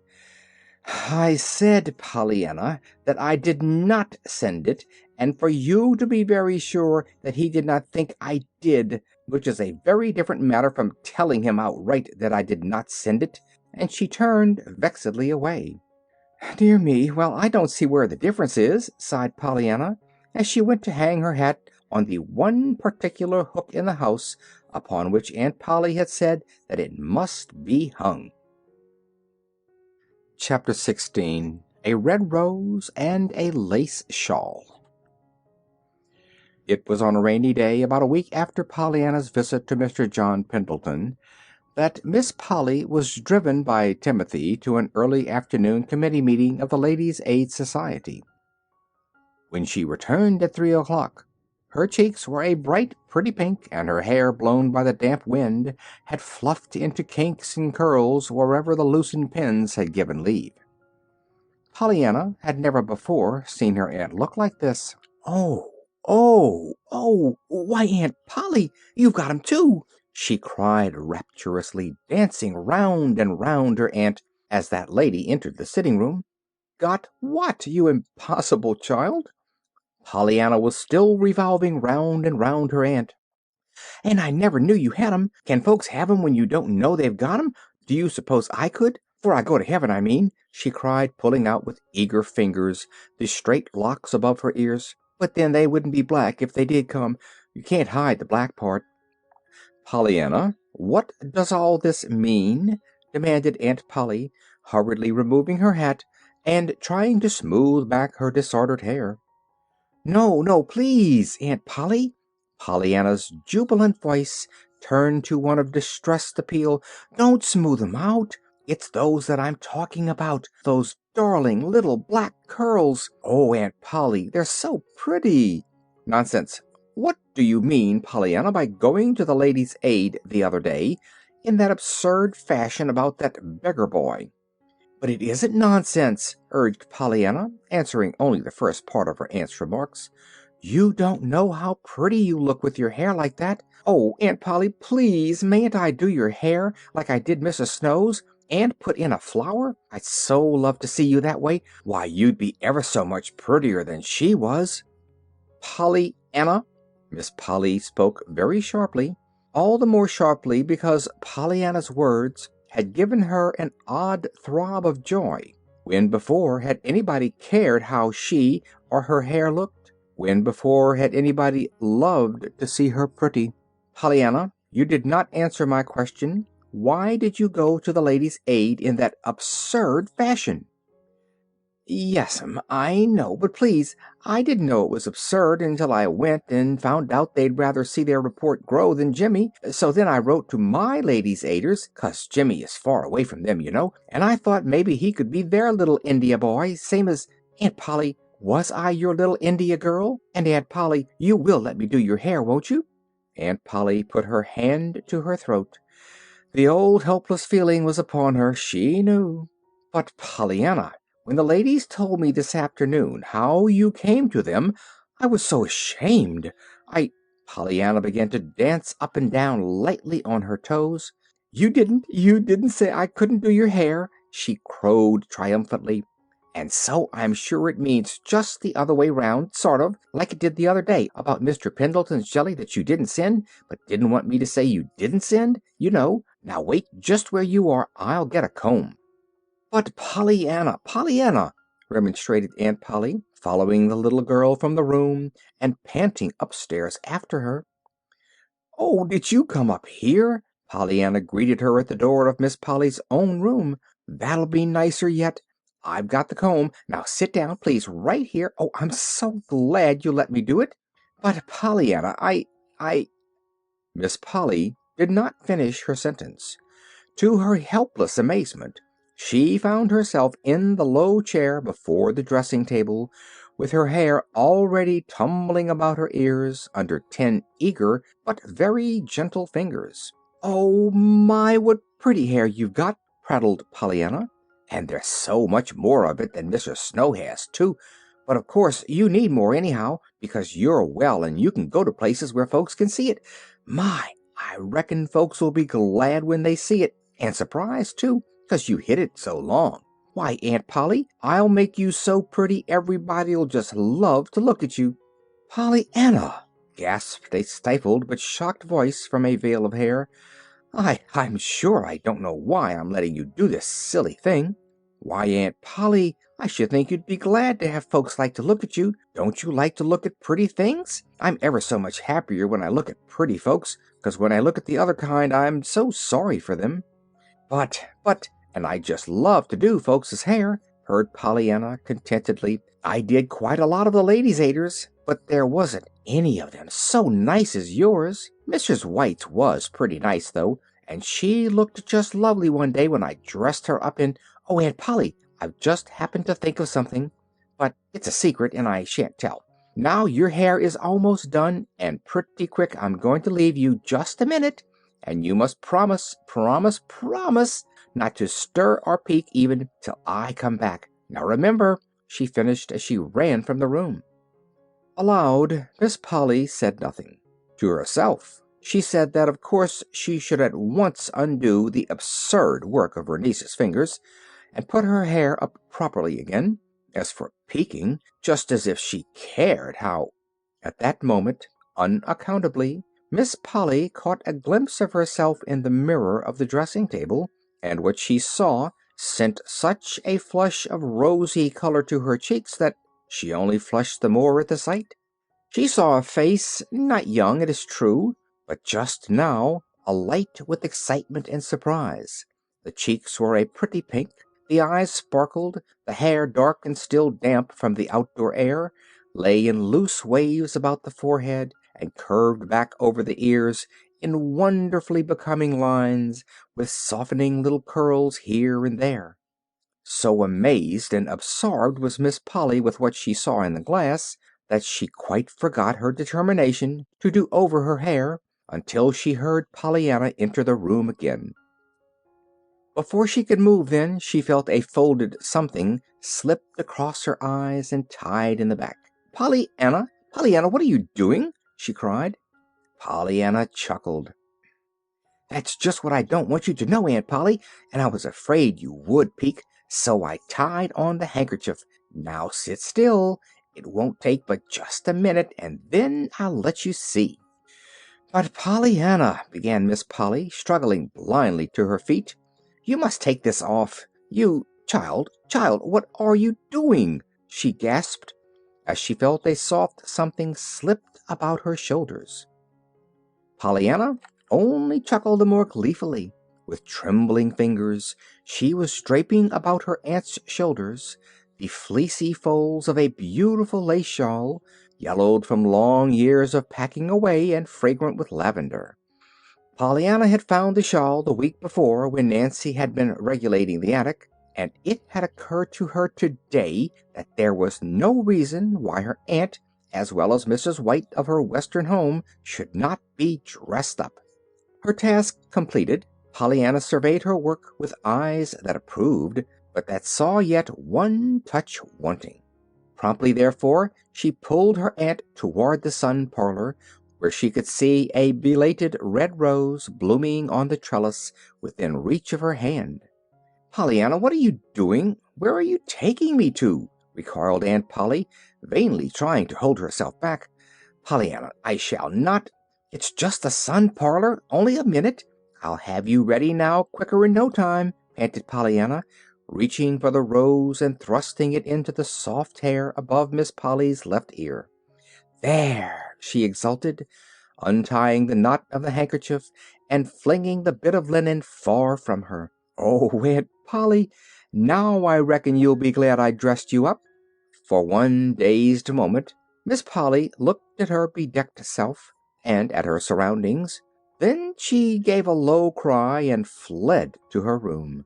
Pollyanna, following the direction of her aunt's last dismayed gaze, saw through the open windows of the sun parlor the horse and gig turning into the driveway. She recognized at once the man who held the reins. Delightedly she leaned forward. "Dr. Chilton! Dr. Chilton! Do you want to see me? I'm up here." "Yes," smiled the doctor a little gravely. "Will you come down, please?" In the bedroom, Pollyanna found a flush-faced, angry-eyed woman plucking at the pins that held a lace shawl in place. "Pollyanna, how could you?" moaned the woman. "To think of you rigging me up like this, and then letting me be seen!" Pollyanna stopped in dismay. "But you look lovely, perfectly lovely, Aunt Polly, and—" "Lovely!" scorned the woman, flinging the shawl to one side and attacking her hair with shaking fingers. "Oh, Aunt Polly, please, please let the hair stay." "Stay? Like this? As if I would!" And Miss Polly pulled the locks so tightly back that the last curl lay stretched dead at the ends of her fingers. "Oh, dear, and you did look so pretty," almost sobbed Pollyanna as she stumbled through the door. Downstairs, Pollyanna found the doctor waiting in his gig. "I've prescribed you for a patient, and he sent me to get the prescription filled," announced the doctor. "Will you go?" "You mean an errand to the drugstore?"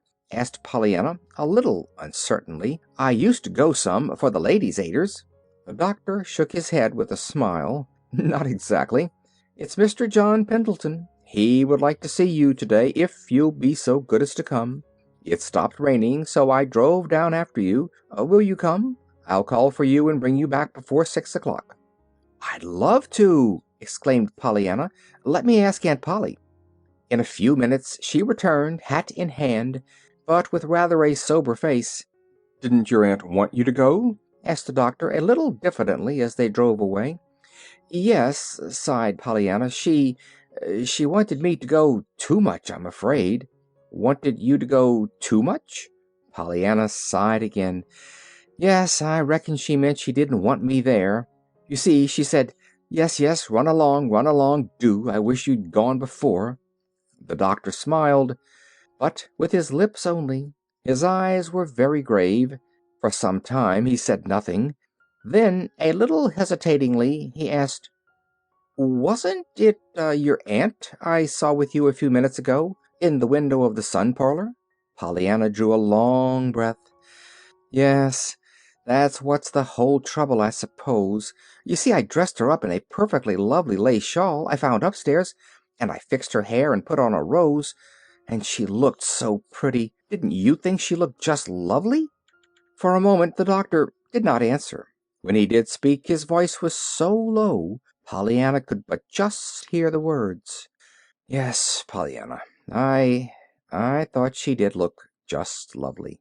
"Did you? I'm so glad. I'll tell her," nodded the little girl contentedly.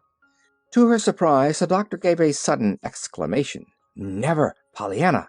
I'm afraid I shall have to ask you not to tell her that." "Why, Dr. Chilton, why not? I should think you'd be glad—" "But she might not be," cut in the doctor.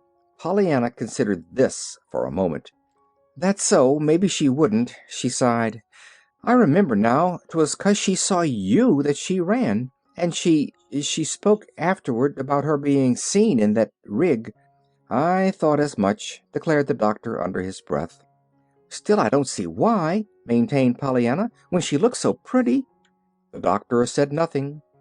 He did not speak again, indeed, until they were almost to the great stone house in which John Pendleton lay with a broken leg. Chapter 17. Just Like a Book.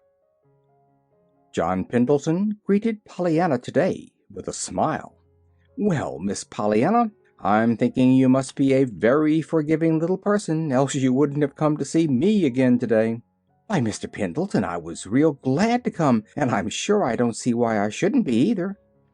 "Oh, well, I was pretty cross with you, I'm afraid, both the other day when you so kindly brought me the jelly, and that time when you found me with a broken leg at first. By the way, too, I don't think I've ever thanked you for that.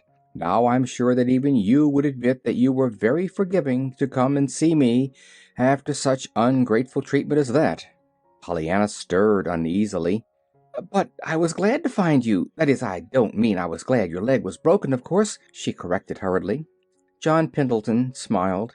"I understand. Your tongue does get away with you once in a while, doesn't it, Miss Pollyanna? I do thank you, however, and I consider you a very brave little girl to do what you did that day. I thank you for the jelly, too," he added in a lighter voice. "Did you like it?" asked Pollyanna with interest. "Very much. I suppose there isn't any more today that Aunt Polly didn't send, is there?" he added with an odd smile. His visitor looked distressed. "No, no, sir," she hesitated, then went on with heightened color. "Please, Mr. Pendleton, I didn't mean to be rude the other day when I said Aunt Polly did not send the jelly." There was no answer. John Pendleton was not smiling now. He looked straight ahead of him with eyes that seemed to be gazing through and beyond the object before them. After a time he drew a long sigh and turned to Pollyanna. When he spoke, his voice carried the old nervous fretfulness. "Well, well, this will never do at all. I didn't send for you to see me moping this time. Listen. Out in the library, the big room where the telephone is, you will find a carved box on the lower shelf of the big case with glass doors in the corner not far from the fireplace. That is, it'll be there if that confounded woman hasn't regulated it to somewhere else. You may bring it to me. It is heavy, but not too heavy for you to carry, I think." "Oh, I'm awfully strong," declared Pollyanna cheerfully, as she sprang to her feet. In a minute she had returned with the box. It was a wonderful half hour that Pollyanna spent then.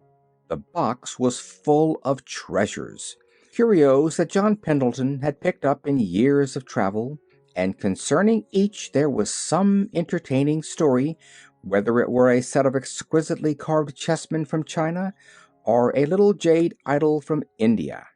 It was after she had heard the story about the idol that Pollyanna murmured wistfully, "Well, I suppose it would be better to take a little boy in India to bring up, one that didn't know any more than to think that God was in that doll thing, than it would be to take Jimmy Bean, a little boy who knows God is up in the sky.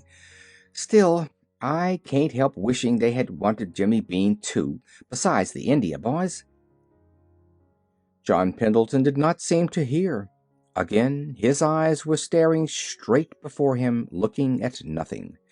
But soon he had roused himself and had picked up another curio to talk about. The visit certainly was a delightful one, but before it was over, Pollyanna was realizing that they were talking about something besides the wonderful things in the beautiful carved box. They were talking of herself, of Nancy, of Aunt Polly, and of her daily life. They were talking, too, even of the life and home long ago in the far western town. Not until it was nearly time for her to go did the man say, in a voice Pollyanna had never before heard from stern John Pendleton, "Little girl, I want you to come see me often. Will you? I'm lonesome, and I need you. There's another reason, and I'm going to tell you that, too. I thought at first, after I found out who you were the other day, that I didn't want you to come any more. You reminded me of something I have tried for long years to forget. So I said to myself that I never wanted to see you again, And every day when the doctor asked if I wouldn't let him bring you to me, I said no. But after a time, I found I was wanting to see you so much that the fact that I wasn't seeing you was making me remember all the more vividly the thing I was so wanting to forget. So now I want you to come. Will you, little girl?" "Why, yes, Mr. Pendleton," breathed Pollyanna, her eyes luminous with sympathy for the sad-faced man lying back on the pillow before her. "I'd love to come." "Thank you," said John Pendleton gently. After supper that evening, Pollyanna, sitting on the back porch, told Nancy all about Mr. John Pendleton's wonderful carved box, and the still more wonderful things it contained. "And to think," sighed Nancy, "that he showed you all them things and told you about 'em like that. Him that's so cross he never talks to no one, no one." "Oh, but he isn't cross, Nancy, only outside," demurred Pollyanna with quick loyalty. "I don't see why everybody thinks he's so bad, either. They wouldn't if they knew him. And even Aunt Polly doesn't like him very well. She wouldn't send the jelly to him, you know, and she was so afraid he'd think she did send it." "Probably she didn't call him no duty," shrugged Nancy. "What beats me is how he happened to take to you so, Miss Pollyanna. Meaning no offense to you, of course. But he ain't the sort of man what generally takes to kids, he ain't." Pollyanna smiled happily. "But he did, Nancy." She nodded. "Only I reckon even he didn't want to all the time.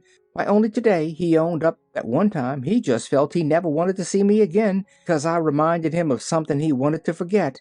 But afterwards—" "What's that?" interrupted Nancy excitedly. "He said you reminded him of something he wanted to forget?" "Yes, but afterwards—" "What was it?" Nancy was eagerly insistent. "He didn't tell me. He just said it was something." "The mystery!" breathed Nancy in an awestruck voice. "That's why he took to you in the first place. Oh, Miss Pollyanna! Why, that's just like a book. I've read lots of 'em. Lady Maud's Secret, and The Lost Heir, and Hidden for Years. All of 'em had mysteries and things like this. My stars and stockings! Just think of having a book lived right under your nose like this, and me not knowing it all the time. Now, tell me everything, everything he said, Miss Pollyanna. There's a dear. No wonder he took to you. No wonder, no wonder." "But he didn't," cried Pollyanna. "Not till I talked to him first. And he didn't even know who I was till I took the calf's foot jelly and had to make him understand that Aunt Polly didn't send it, and—" Nancy sprang to her feet and clasped her hands together suddenly. "Oh, Miss Pollyanna, I know, I know, I know, I know!" she exulted rapturously. The next minute she was down at Pollyanna's side again. "Tell me, now think, and answer straight and true," she urged excitedly. "It was after he found out you was Miss Polly's niece that he said he didn't ever want to see you again, wasn't it?"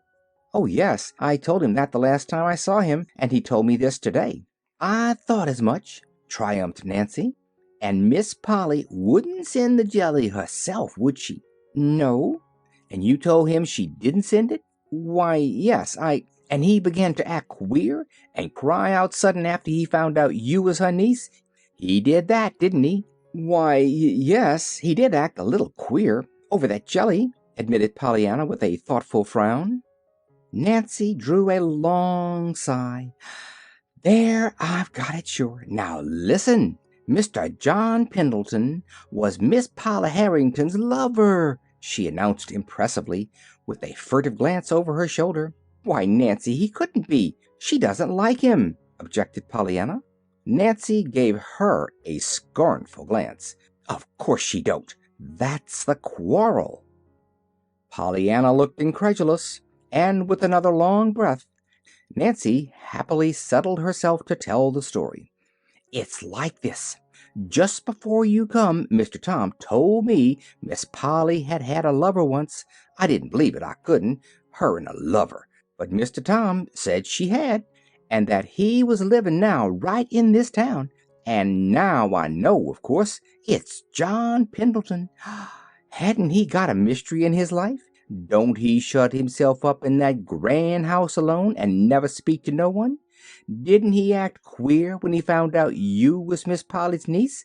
And now hain't he owned up and said that you remind him of something he wants to forget? Just as if anybody couldn't see 'twas Miss Polly. And her saying she wouldn't send him no jelly, too. Why, Miss Pollyanna, it's as plain as the nose on your face, it is, it is." "Oh!" breathed Pollyanna in wide-eyed amazement. "But, Nancy, I should think if they loved each other, they'd make up sometime. Both of 'em all alone so all these years. I should think they'd be glad to make up." Nancy sniffed disdainfully. "I guess maybe you don't know much about lovers, Miss Pollyanna. You ain't big enough yet, anyhow. But if there is a set of folks in the world what wouldn't have no use for that 'ere glad game of yourn, it'd be a pair of quarreling lovers. And that's what they be. Ain't he cross as sticks most generally? And ain't she—" Nancy stopped abruptly, remembering just in time to whom and about whom she was speaking. Suddenly, however, she chuckled. "I ain't saying, though, Miss Pollyanna, but what it would be a purty slick piece of business if you could get 'em to play in it, so they would be glad to make up. But my land, wouldn't folks stare some? Miss Polly and him? I guess, though, there ain't much chance, Pollyanna said nothing, but when she went into the house a little later, her face was very thoughtful. Chapter 18. Prisms. As the warm August days passed, Pollyanna went very frequently to the great house on Pendleton Hill. She did not feel, however, that her visits were really a success. Not but that the man seemed to want her there. He sent for her, indeed, frequently, but that when she was there, he seemed scarcely any happier for her presence, at least so Pollyanna thought. He talked to her, it was true, and he showed her many strange and beautiful things, books, pictures, and curios, but he still fretted audibly over his own helplessness, and he chafed visibly under the rules and regulations of the unwelcome members of his household. He did indeed seem to like to hear Pollyanna talk, however, and Pollyanna talked. Pollyanna liked to talk.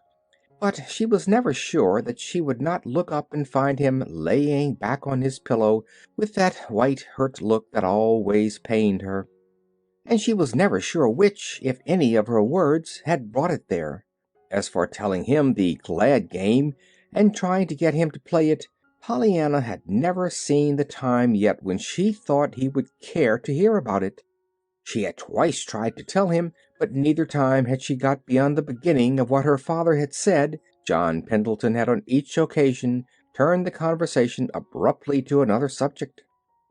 Pollyanna never doubted now that John Pendleton was her Aunt Polly's one-time lover, and with all the strength of her loving, loyal heart, she wished she could in some way bring happiness into their, to her mind, miserably lonely lives.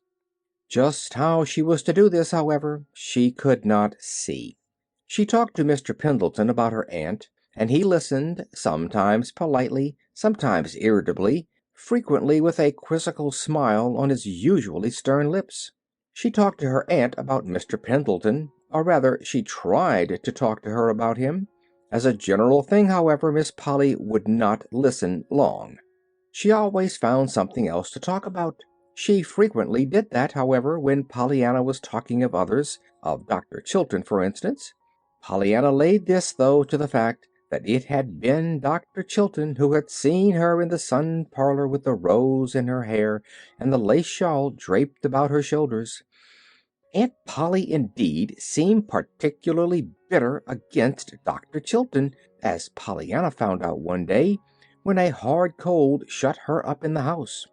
"If you are not better by night, I shall send for the doctor," Aunt Polly said. "Shall you? Then I'm going to be worse," gurgled Pollyanna. "I'd love to have Dr. Chilton come to see me."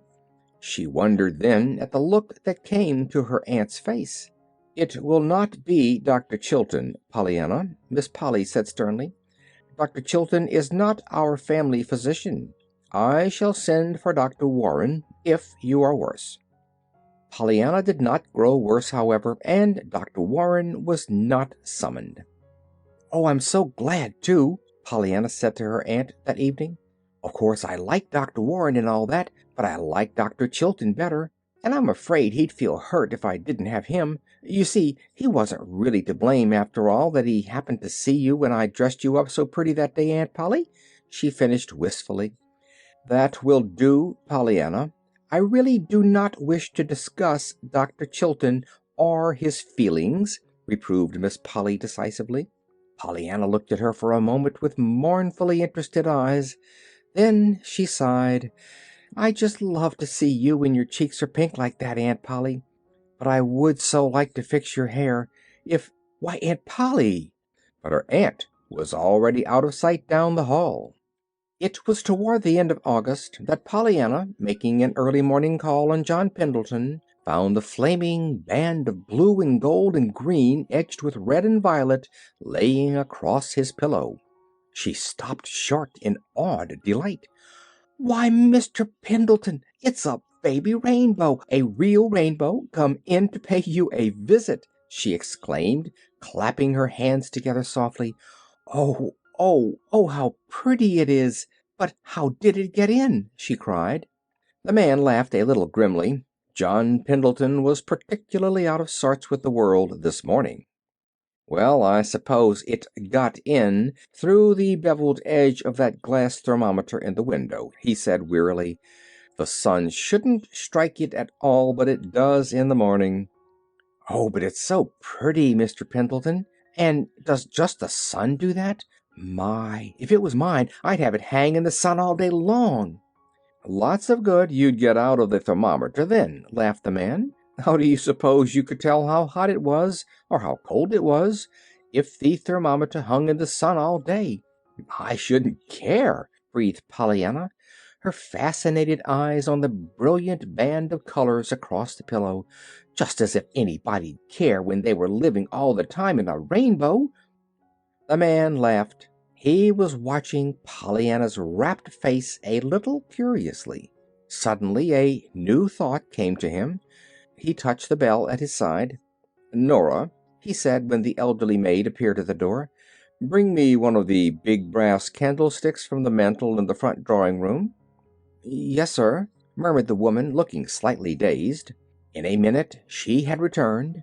A musical tinkling entered the room with her as she advanced wonderingly toward the bed. It came from the prism pendants encircling the old-fashioned candelabrum in her hand. "Thank you. You may set it here on the stand," directed the man. "Now get a string and fasten it to the sash curtain fixtures of that window there. Take down the sash curtain and let the string reach straight across the window from side to side. That will be all." "Thank you," he said when she had carried out his directions. As she left the room, he turned smiling eyes toward the wondering Pollyanna. "Bring me the candlestick now, please, Pollyanna." With both hands she brought it, and in a moment he was slipping off the pendants one by one until they lay, a round dozen of them, side by side on the bed. "Now, my dear, suppose you take them and hook them to that little string Nora fixed across the window. If you really want to live in a rainbow, I don't see but we'll have to have a rainbow for you to live in." Pollyanna had not hung up 3 of the pendants in the sunlit window before she saw a little of what was going to happen. She was so excited that she could scarcely control her shaking fingers enough to hang up the rest. But at last her task was finished, and she stepped back with a low cry of delight. It had become a fairyland, that sumptuous but dreary bedroom. Everywhere were bits of dancing red and green, violet and orange, gold and blue. The wall, the floor, and the furniture, even to the bed itself, were aflame with shimmering bits of color. "Oh, oh, how lovely!" breathed Pollyanna. Then she laughed suddenly. "I just reckon the sun himself is trying to play the game now, don't you?" she cried, forgetting for a moment that Mr. Pendleton could not know what she was talking about. Oh, how I wish I had a lot of those things. How I would like to give them to Aunt Polly and Mr. Snow and lots of folks. I reckon then they'd be glad all right. Why, I think even Aunt Polly'd get so glad she couldn't help banging doors if she lived in a rainbow like that, don't you?" Mr. Pendleton laughed. "Well, from my remembrance of your aunt, Miss Pollyanna, I must say I think it would take something more than a few prisms in the sunlight to make her bang many doors for gladness. Come now, really, what do you mean?" Pollyanna started slightly. Then she drew a long breath. "Oh, I forgot. You don't know about the game. I remember now." "Suppose you tell me, then." And this time Pollyanna told him. She told him the whole thing from the very first, from the crutches that should have been a doll. As she talked, she did not look at his face. Her rapt eyes were still on the dancing flecks of color from the prism pendants swaying in the sunlit window. "And that's all," she sighed when she had finished. "And now you know why I said the sun was trying to play that game." For a moment there was silence. Then a low voice from the bed said unsteadily, "Perhaps. But I'm thinking that the very finest prism of them all is yourself, Pollyanna." "Oh, but I don't show beautiful red and green and purple when the sun shines through me, Mr. Pendleton." "Don't you?" smiled the man. And Pollyanna, looking into his face, wondered why there were tears in his eyes. "No," she said. Then, after a minute, she added mournfully, "I'm afraid, Mr. Pendleton, the sun doesn't make anything but freckles out of me. Aunt Polly says it does make them." The man laughed a little, and again Pollyanna looked at him. The laugh had sounded almost like a sob. Chapter 19, which is somewhat surprising. Pollyanna entered school in September. Preliminary examinations showed that she was well advanced for a girl of her years, and she was soon a happy member of a class of girls and boys of her own age. School, in some ways, was a surprise to Pollyanna, and Pollyanna certainly in many ways was very much of a surprise to school. They were soon on the best of terms, however, and to her aunt Pollyanna confessed that going to school was living after all, though she had had her doubts before. In spite of her delight in her new work, Pollyanna did not forget her old friends. True, she could not give them quite so much time now, of course, but she gave them what time she could. Perhaps John Pendleton, of them all, however, was the most dissatisfied. One Saturday afternoon he spoke to her about it. "See here, Pollyanna, how would you like to come and live with me?" he asked a little impatiently. "I don't see anything of you nowadays." Pollyanna laughed. Mr. Pendleton was such a funny man. "I thought you didn't like to have folks round," she said. He made a wry face. "Oh, but that was before you taught me to play that wonderful game of yours. Now I'm glad to be waited on hand and foot. Never mind. I'll be on my own 2 feet yet one of these days. Then I'll see who steps around," he finished, picking up one of the crutches at his side and shaking it playfully at the little girl. They were sitting in the great library today. "Oh, but you aren't really glad at all for things. You just say you are," pouted Pollyanna, her eyes on the dog, dozing before the fire. "You know you don't play the game right ever, Mr. Pendleton. You know you don't." The man's face grew suddenly very grave. "That's why I want you, little girl, to help me play it. Will you come?" Pollyanna turned in surprise. "Mr. Pendleton, you don't really mean that." "But I do. I want you. Will you come?" Pollyanna looked distressed. "Why, Mr. Pendleton, I can't. You know I can't. Why, I'm Aunt Polly's." A quick something crossed the man's face that Pollyanna could not quite understand. His head came up almost fiercely. "You're no more hers than perhaps she would let you come to me," he finished more gently. "Would you come if she did?" Pollyanna frowned in deep thought. "But Aunt Polly has been so good to me," she began slowly. "And she took me when I didn't have anybody left but the Ladies' Aid, and—" Again that spasm of something crossed the man's face, but this time, when he spoke, His voice was low and very sad. "Pollyanna, long years ago, I loved somebody very much. I hoped to bring her some day to this house. I pictured how happy we'd be together in our home all the long years to come." "Yes," pitied Pollyanna, her eyes shining with sympathy. "But, well, I didn't bring her here. Never mind why, I just didn't, that's all. And ever since then this great gray pile of stone has been a house, never a home. It takes a woman's hand and heart, or a child's presence to make a home, Pollyanna, and I have not had either. Now, will you come, my dear?" Pollyanna sprang to her feet. Her face was fairly illumined. "Mr. Pendleton, you mean that you wish you had that woman's hand and heart all this time?" "Why, yes, Pollyanna." "Oh, I'm so glad. Then it's all right," sighed the little girl. "Now you can take us both, and everything will be lovely." "Take you both?" repeated the man dazedly. A faint doubt crossed Pollyanna's countenance. "Well, of course Aunt Polly isn't won over yet, but I'm sure she will be if you tell it to her just as you did to me, and then we'd both come, of course." A look of actual terror leaped to the man's eyes. "Aunt Polly come here?" Pollyanna's eyes widened a little. "Would you rather go there?" she asked. "Of course the house isn't quite so pretty, but it's nearer—" "Pollyanna, what are you talking about?" asked the man very gently now. "Why, about where we're going to live, of course," rejoined Pollyanna in obvious surprise. "I thought you meant here at first. You said it was here that you had wanted Aunt Polly's hand and heart all these years to make a home, and—" An inarticulate cry came from the man's throat.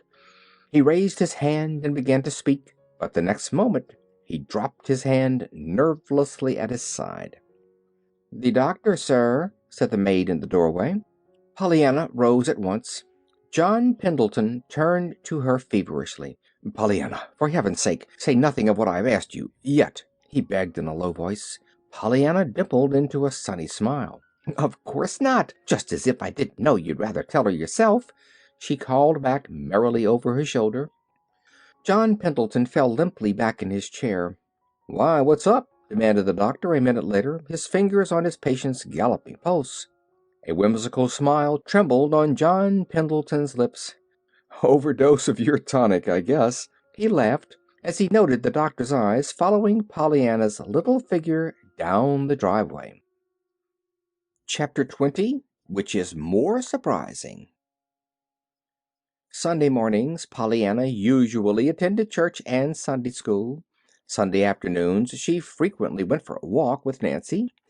She had planned one for the day after her Saturday afternoon visit to Mr. John Pendleton, but on the way home from Sunday school Dr. Chilton overtook her in his gig and brought his horse to a stop. "Suppose you let me drive you home, Pollyanna," he suggested. "I want to speak to you a minute. I was just driving out to your place to tell you," he went on, as Pollyanna settled herself at his side. "Mr. Pendleton sent a special request for you to go see him this afternoon. Sure, he says it's very important." Pollyanna nodded happily. "Yes, it is, I know. I'll go." The doctor eyed her with some surprise. "I'm not sure I shall let you after all," he declared, his eyes twinkling. "You seemed more upsetting than soothing yesterday, young lady." Pollyanna laughed. "Oh, it wasn't me, truly. Not really, you know. Not so much as it was Aunt Polly." The doctor turned with a quick start. "Your aunt?" he ejaculated. Pollyanna gave a happy little bounce in her seat. "Yes, and it's so exciting and lovely. Just like a story, you know. I'm going to tell you," she burst out with sudden decision. "He said not to mention it, but he wouldn't mind your knowing, of course. He meant not to mention it to her." "Her?" "Yes, Aunt Polly. And of course he would want to tell her himself instead of having me do it. Lovers so." "Lovers?" As the doctor said the word, the horse started violently, as if the hand that held the reins had given a sharp jerk. "Yes," nodded Pollyanna happily. "That's the story part, you see. I didn't know it till Nancy told me. She said Aunt Polly had a lover years ago, and they quarreled. She didn't know who it was at first, but we found out now. It's Mr. Pendleton, you know." The doctor relaxed suddenly. The hand holding the reins fell limply to his lap. "Oh, no, I didn't know," he said quietly. Pollyanna hurried on. They were nearing the Harrington homestead. "Yes, and I'm so glad now. It's come out lovely. Mr. Pendleton asked me to come and live with him, but of course I wouldn't leave Aunt Polly like that, after she'd been so good to me. Then he told me all about the woman's hand and heart that he used to want, and I found out that he wanted it now, and I was so glad, for of course if he wants to make up the quarrel, everything will be all right now, and Aunt Polly and I will both go to live there, or else he'll come to live with us. Of course Aunt Polly doesn't know yet, and we haven't got everything settled, so I suppose that's why he wanted to see me this afternoon, sure." The doctor sat suddenly erect. There was an odd smile on his lips. "Yes, I can well imagine that Mr. John Pendleton does want to see you, Pollyanna," he nodded, as he pulled his horse to a stop before the door. "There's Aunt Polly now in the window," cried Pollyanna. Then, a second later, "Why, no, she isn't, but I thought I saw her." "No, she isn't there now," said the doctor. His lips had suddenly lost their smile. Pollyanna found a very nervous John Pendleton waiting for her that afternoon. "Pollyanna," he began at once, "I've been trying all night to puzzle out what you meant by all that yesterday, about my wanting your Aunt Polly's hand and heart here all these years. What did you mean?" "Why, because you were lovers, you know, once, and I was so glad you still felt that way now." "Lovers? Your Aunt Polly and I?" At the obvious surprise in the man's voice, Pollyanna opened wide her eyes. "Why, Mr. Pendleton, Nancy said you were." The man gave a short little laugh. "Indeed? Well, I'm afraid I shall have to say that Nancy didn't know." "Then you weren't lovers?" Pollyanna's voice was tragic with dismay. "Never. And it isn't all coming out like a book?" There was no answer. The man's eyes were moodily fixed out the window. "Oh, dear, and it was all going so splendidly," almost sobbed Pollyanna. "I'd have been so glad to come with Aunt Polly." "And you won't now?" The man asked the question without turning his head. "Of course not. I'm Aunt Polly's." The man turned now, almost fiercely.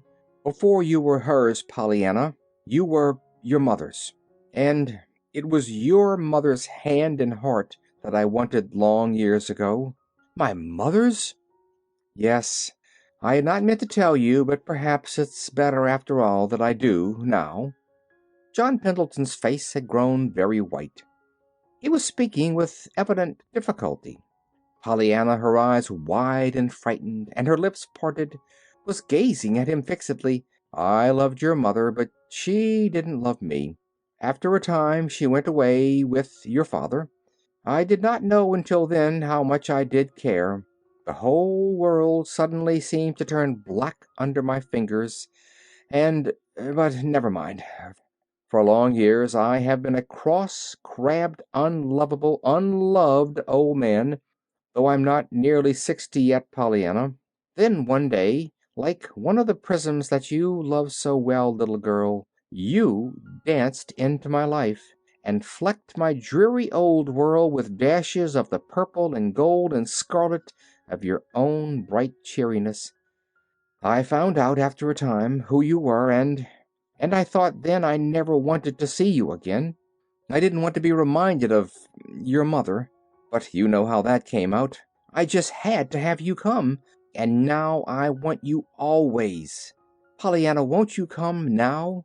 "But, Mr. Pendleton, there's Aunt Polly." Pollyanna's eyes were blurred with tears. The man made an impatient gesture. "What about me? How do you suppose I'm going to be glad about anything without you? Why, Pollyanna, it's only since you came that I've been even half glad to live. But if I had you for my own little girl, I'd be glad for anything. And I'd try to make you glad too, my dear. You shouldn't have a wish ungratified. All my money to the last cent should go to make you happy." Pollyanna looked shocked. Why, Mr. Pendleton, as if I'd let you spend it on me, all that money you've saved for the heathen." A dull red came to the man's face. He started to speak, but Pollyanna was still talking. "Besides, anybody with such a lot of money as you have doesn't need me to make you glad about things. You're making other folks so glad giving them things that you just can't help being glad yourself. Why, look at those prisms you gave Mrs. Snow and me, and the gold piece you gave Nancy on her birthday, and—" "Yes, yes, never mind about all that," interrupted the man. His face was very, very red now, and no wonder, perhaps. It was not for giving things that John Pendleton had been best known in the past. "That's all nonsense. 'Twasn't much anyhow, but what there was because of you. You gave those things, not I." "Yes, you did," he repeated, in answer to the shocked denial in her face. "And that only goes to prove all the more how I need you, little girl," he added, his voice softening into tender pleading once more. "If ever, ever I am to play the glad game, Pollyanna, you'll have to come and play it with me." The little girl's forehead puckered into a wistful frown. "Aunt Polly has been so good to me," she began, but the man interrupted her sharply. The old irritability had come back to his face. Impatience, which would brook no opposition, had been a part of John Pendleton's nature too long to yield very easily now to restraint. "Of course she's been good to you, but she doesn't want you, I'll warrant, half so much as I do," he contested. "Why, Mr. Pendleton, she's glad, I know, to have—" "Glad!" interrupted the man, thoroughly losing his patience now. "I'll wager Miss Polly doesn't know how to be glad for anything. Oh, she does her duty, I know. She's a very dutiful woman. I've had experience with her duty before. I'll acknowledge we haven't been the best of friends for the last 15 or 20 years, but I know her. Everyone knows her, and she isn't the glad kind Pollyanna. She doesn't know how to be. As for your coming to me, you just ask her and see if she won't let you come. And oh, little girl, I want you so," he finished brokenly. Pollyanna rose to her feet with a long sigh. "All right, I'll ask her," she said wistfully. "Of course, I don't mean that I wouldn't like to live here with you, Mr. Pendleton, but—" She did not complete her sentence. There was a moment's silence, then she added, "Well, anyhow, I'm glad I didn't tell her yesterday, because then I supposed she was wanted too." John Pendleton smiled grimly. "Why, yes, Pollyanna, I guess it is just as well you didn't mention it yesterday." "I didn't, only to the doctor, and of course he doesn't count." "The doctor?" cried John Pendleton, turning quickly. "Not Dr. Chilton?" "Yes, when he came to tell me you wanted to see me today, you know." "Well, of all the—" muttered the man, falling back in his chair. Then he sat up with sudden interest. "And what did Dr. Chilton say?" he asked.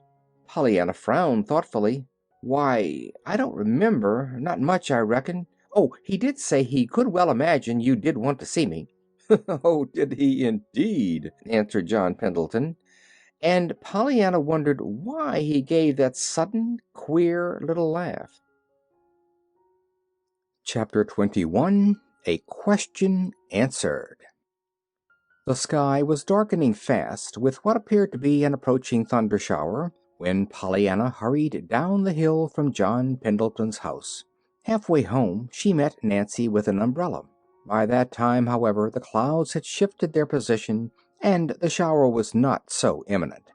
"Guess it's going round to the north," announced Nancy, eyeing the sky critically. "I thought 'twas all the time, but Miss Polly wanted me to come with this. She was worried about ye." "Was she?" murmured Pollyanna, abstractedly, eyeing the clouds in her turn. Nancy sniffed a little. "You didn't seem to notice what I said," she observed aggrievedly. "I said your aunt was worried about you." "Oh," sighed Pollyanna, remembering suddenly the question she was so soon to ask her aunt. "I'm sorry, I didn't mean to scare her." "Well, I'm glad," retorted Nancy unexpectedly. "I am." Pollyanna stared. "Glad? That Aunt Polly was scared about me? Why, Nancy, that isn't the way to play the game, to be glad for things like that," she objected. "There wa'n't no game in it," retorted Nancy. "Never thought of it. You don't seem to sense what it means to have Miss Polly worried about you, child." "Why, it means worried, and worried is horrid to feel," maintained Pollyanna. "What else can it mean?" Nancy tossed her head. "Well, I'll tell you what it means. It means she's at last getting down somewheres near human, like folks, and that she ain't just doing her duty by you all the time." "Why, Nancy," demurred the scandalized Pollyanna, "Aunt Polly always does her duty. She's a very dutiful woman." Unconsciously, Pollyanna repeated John Pendleton's words of half an hour before. Nancy chuckled. "You're right, she is, and she always was, I guess. But she's something more now, since you came." Pollyanna's face changed. Her brows drew into a troubled frown. "That's what I was going to ask you, Nancy," she sighed. "Do you think Aunt Polly likes to have me here? Would she mind if I wasn't here any more?" Nancy threw a quick look into the little girl's absorbed face. She had expected to be asked this question long before, and she had dreaded it. She had wondered how she should answer it, how she could answer it honestly without cruelly hurting the questioner. But now, in the face of the new suspicions that had become convictions by the afternoon's umbrella sending, Nancy only welcomed the question with open arms. She was sure that, with a clean conscience today, she could set the love-hungry little girl's heart at rest. "Likes to have you here? Would she miss you if you weren't here?" cried Nancy indignantly. "As if that wasn't just what I was tellin' of you! Didn't she send me post haste with an umbrella 'cause she see a little cloud in the sky? Didn't she make me tote your things all downstairs so you could have the pretty room you wanted? Why, Miss Pollyanna, when you remember how at first she hated to have—" With a choking cough, Nancy pulled herself up in time. "And it ain't just things I can put my fingers on, neither," rushed on Nancy breathlessly. "It's little ways she has that shows how you've been softening her up and mellering her down. The cat and the dog, and the way she speaks to me, and oh, lots of things. Why, Miss Pollyanna, there ain't no telling how she'd miss you if you wa'n't here," finished Nancy, speaking with an enthusiastic certainty that was meant to hide the perilous admission she had almost made before. Even then she was not quite prepared for the sudden joy that illumined Pollyanna's face. "Oh, Nancy, I'm so glad, glad, glad! You don't know how glad I am that Aunt Polly wants me." "As if I'd leave her now," thought Pollyanna, as she climbed the stairs to her room a little later. "I always knew I wanted to live with Aunt Polly, but I reckon maybe I didn't know quite how much I wanted Aunt Polly to want to live with me." The task of telling John Pendleton of her decision would not be an easy one, Pollyanna knew, and she dreaded it. She was very fond of John Pendleton, and she was very sorry for him, because he seemed to be so sorry for himself. She was sorry, too, for the long, lonely life that had made him so unhappy, and she was grieved that it had been because of her mother that he had spent those dreary years. She pictured the great gray house as it would be after its master was well again, with its silent rooms, its littered floors, its disordered desk, and her heart ached for his loneliness. She wished that somewhere someone might be found who— And it was at this point that she sprang to her feet with a little cry of joy at the thought that had come to her. As soon as she could after that, she hurried up the hill to John Pendleton's house, and in due time she found herself in the great dim library, with John Pendleton himself sitting near her, his long thin hands lying idle on the arms of his chair, and his faithful little dog at his feet. "Well, Pollyanna, is it to be the glad game with me all the rest of my life?" asked the man gently. "Oh, yes!" cried Pollyanna. "I've thought of the very gladdest kind of thing for you to do, and—" "With you?" asked John Pendleton, his mouth growing a little stern at the corners. No, but Pollyanna, you aren't going to say no, interrupted a voice deep with emotion. I've got to, Mr. Pendleton. Truly I have. Aunt Polly, did she refuse to let you come? I I didn't ask her, stammered the little girl miserably. Pollyanna? Pollyanna turned away her eyes. She could not meet the hurt, grieved gaze of her friend. So you didn't even ask her? I couldn't, sir, truly, faltered Pollyanna. You see, I found out without asking. Aunt Polly wants me with her, and I want to stay too, she confessed bravely. You don't know how good she's been to me, and I think really sometimes she's beginning to be glad about things, lots of things, and you know she never used to be. You said it yourself. Oh, Mr. Pendleton, I couldn't leave Aunt Polly now. There was a long pause. Only the snapping of the wood fire in the grate broke the silence. At last, however, the man spoke. "No, Pollyanna, I see. You couldn't leave her now," he said. "I won't ask you again." The last word was so low it was almost inaudible, but Pollyanna heard. "Oh, but you don't know about the rest of it," she reminded him eagerly. "There's the very gladdest thing you can do. Truly, there is." "Not for me, Pollyanna." "Yes, sir, for you. You said it. You said only a woman's hand and heart or a child's presence could make a home, and I can get it for you. A child's presence. Not me, you know, but another one." "As if I would have any but you," resented an indignant voice.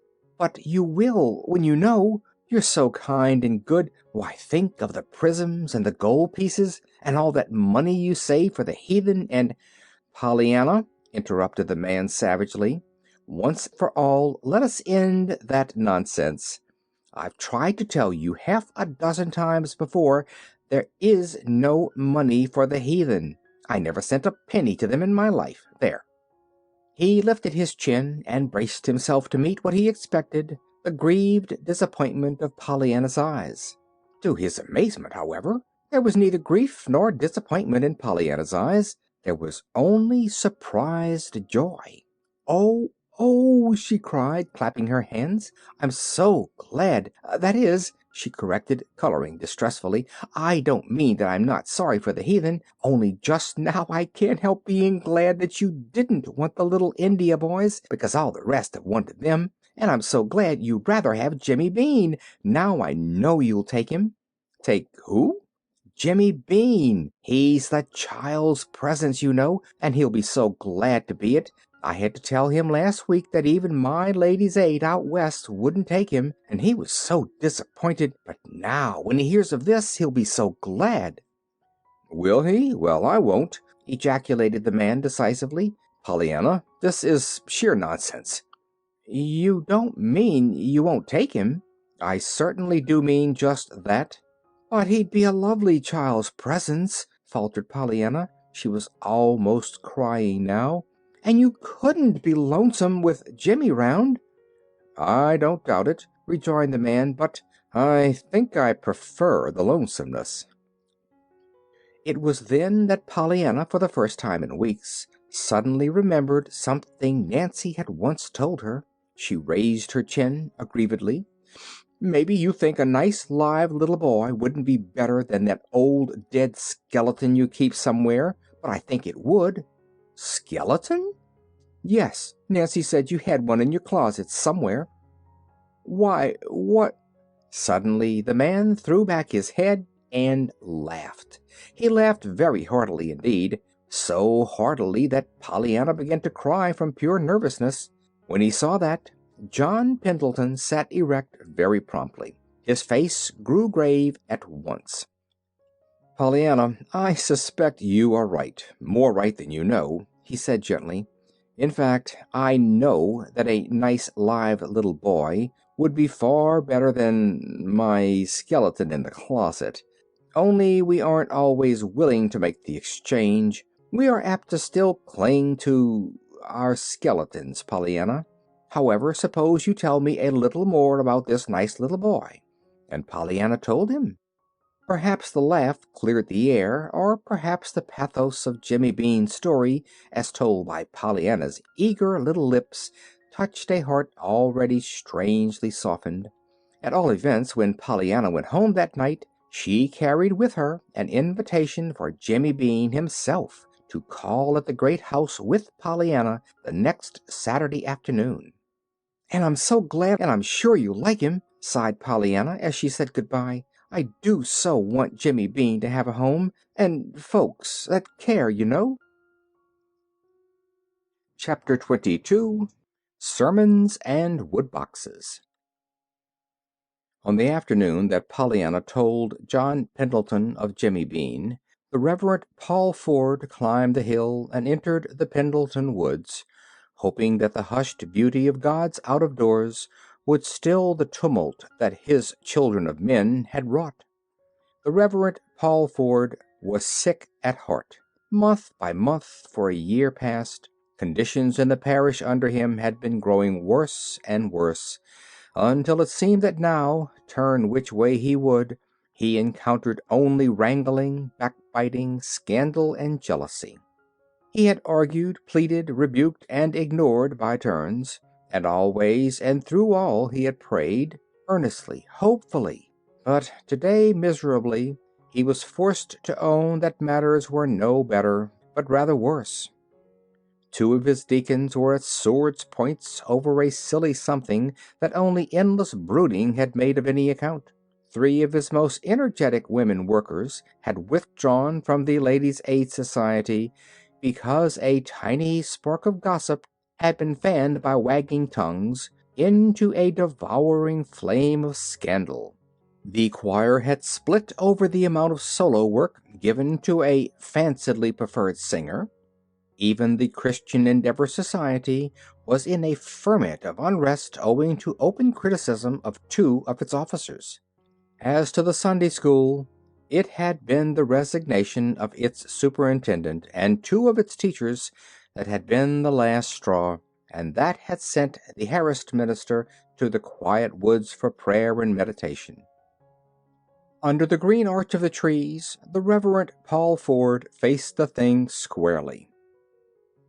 To his mind, the crisis had come. Something must be done, and done at once. The entire work of the church was at a standstill. The Sunday services, the weekday prayer meeting, the missionary teas, even the suppers and socials were becoming less and less well attended. True, a few conscientious workers were still left, but they pulled at cross purposes, usually, and always they showed themselves to be acutely aware of the critical eyes all about them, and of the tongues that had nothing to do but to talk about what the eyes saw. And because of all this, the Reverend Paul Ford understood very well that he, God's minister, the church, the town, and even Christianity itself, was suffering, and might suffer still more unless... Clearly something must be done, and done at once, but what? Slowly the minister took from his pocket the notes he had made for his next Sunday sermon. Frowningly he looked at them. His mouth settled into stern lines as aloud, very impressively, he read the verses on which he had determined to speak. "But woe unto you, scribes and Pharisees, hypocrites! For ye shut up the kingdom of heaven against men. For ye neither go in yourselves, neither suffering ye them that are entering to go in. Woe unto you, scribes and Pharisees, hypocrites! For ye devour widows' houses, and for a pretense make long prayer. Therefore ye shall receive the greater damnation. Woe unto you, scribes and Pharisees, hypocrites! For ye pay the tithe of mint and anise and cumin, and have omitted the weightier matters of the law, judgment, mercy, and faith. These ought ye to have done, and not to leave the other undone." It was a bitter denunciation. In the green aisles of the woods, the minister's deep voice rang out with scathing effect. Even the birds and squirrels seemed hushed into awed silence. It brought to the minister a vivid realization of how those words would sound the next Sunday when he should utter them before his people in the sacred hush of the church. His people. They were his people. Could he do it? Dare he do it? Dare he not do it? It was a fearful denunciation, even without the words that would follow, his own words. He had prayed and prayed. He had pleaded earnestly for help, for guidance. He longed, oh, how earnestly he longed, to take now in this crisis the right step. But was this the right step? Slowly the minister folded the papers and thrust them back into his pocket. Then, with a sigh that was almost a moan, he flung himself down at the foot of a tree and covered his face with his hands. It was there that Pollyanna, on her way home from the Pendleton house, found him. With a little cry, she ran forward. "Oh, Mr. Ford, you haven't broken your leg, or anything, have you?" she gasped. The minister dropped his hands and looked up quickly. He tried to smile. "No, dear. No, indeed. I'm just resting." "Oh," sighed Pollyanna, falling back a little. "That's all right, then. You see, Mr. Pendleton had broken his leg when I found him, but he was lying down, though, and you were sitting up." "Yes, I am sitting up, and I haven't broken anything that doctors can mend." The last words were very low, but Pollyanna heard them. A swift change crossed her face. Her eyes glowed with tender sympathy. "I know what you mean. Something plagues you. Father used to feel like that lots of times. I reckon ministers do, most generally. You see, there's such a lot depends on 'em, somehow." The Reverend Paul Ford turned a little wonderingly. "Was your father a minister, Pollyanna?" "Yes, sir. Didn't you know? I supposed everybody knew that. He married Aunt Polly's sister, and she was my mother." "Oh, I understand. But you see, I haven't been here many years, so I don't know all the family histories." "Yes, sir. No, sir," smiled Pollyanna. There was a long pause. The minister, still sitting at the foot of the tree, appeared to have forgotten Pollyanna's presence. He had pulled some papers from his pocket and unfolded them, but he was not looking at them. He was gazing, instead, at a leaf on the ground a little distance away, and it was not even a pretty leaf. It was brown and dead. Pollyanna, looking at him, felt vaguely sorry for him. It's a nice day," she began hopefully. For a moment there was no answer. Then the minister looked up with a start. "What? Oh, yes, it is a very nice day." "And 'tisn't cold at all, either, even if 'tis October," observed Pollyanna, still more hopefully. "Mr. Pendleton had a fire, but he said he didn't need it. It was just to look at. I like to look at fires. Don't you?" There was no reply this time, though Pollyanna waited patiently before she tried again by a new route. "Do you like being a minister?" The Reverend Paul Ford looked up now, very quickly. "Do I like Why, what an odd question. Why do you ask that, my dear?" "Nothing. Only the way you looked. It made me think of my father. He used to look like that sometimes." "Did he?" The minister's voice was polite, but his eyes had gone back to the dried leaf on the ground. "Yes, and I used to ask him, just as I did you, if he was glad he was a minister."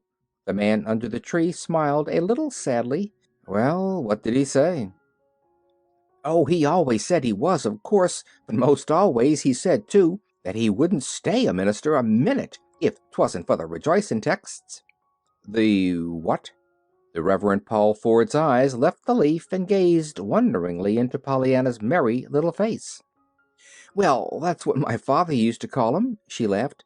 "Of course the Bible didn't name 'em that, but it's all those that begin 'Be glad in the Lord,' or 'Rejoice greatly,' or 'Shout for joy,' and all that, you know. Such a lot of 'em.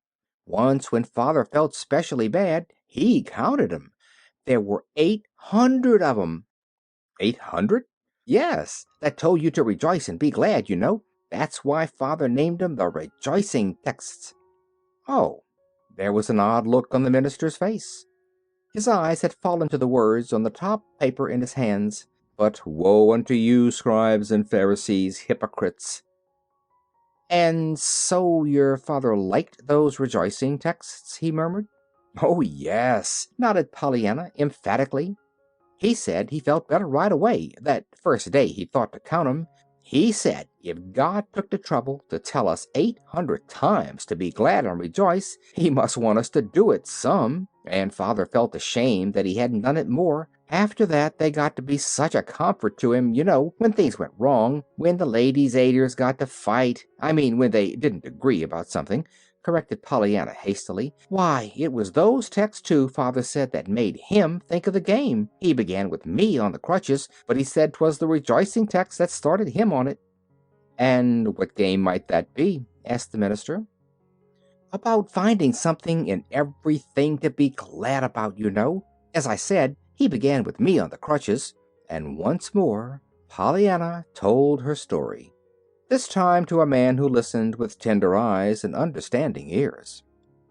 A little later, Pollyanna and the minister descended the hill hand in hand.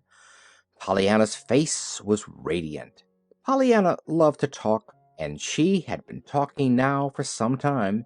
There seemed to be so many, many things about the game, her father, and the old home life that the minister wanted to know. At the foot of the hill their ways parted, and Pollyanna down one road and the minister down another walked on alone. In the Reverend Paul Ford's study that evening, the minister sat thinking. Near him on the desk lay a few loose sheets of paper, his sermon notes. Under the suspended pencil in his fingers lay other sheets of paper, blank, his sermon to be. But the minister was not thinking either of what he had written or of what he intended to write. In his imagination, he was far away in a little western town with a missionary minister who was poor, sick, worried, and almost alone in the world, but who was poring over the Bible to find how many times his Lord and Master had told him to rejoice and be glad. After a time, with a long sigh, the Reverend Paul Ford roused himself, came back from the far western town, and adjusted the sheets of paper under his hand. Matthew 23, 13, 14, and 23, he wrote. Then, with a gesture of impatience, he dropped his pencil and pulled toward him a magazine left on the desk by his wife a few minutes before. Listlessly, his tired eyes turned from paragraph to paragraph until these words arrested them. A father one day said to his son, Tom, who he knew had refused to fill his mother's woodbox that morning, Tom, I'm sure you'll be glad to go and bring in some wood for your mother. And without a word, Tom went. Why? Just because his father showed so plainly that he expected him to do the right thing. Suppose he had said, Tom, I overheard what you said to your mother this morning, and I'm ashamed of you. Go at once and fill that woodbox. I'll warrant that woodbox would be empty yet, so far as Tom was concerned. On and on read the minister, a word here, a line there, a paragraph somewhere else. What men and women need is encouragement. Their natural resisting powers should be strengthened, not weakened. Instead of always harping on a man's faults, tell him of his virtues. Try to pull him out of his rut of bad habits. Hold up to him his better self, his real self, that can dare and do and win out.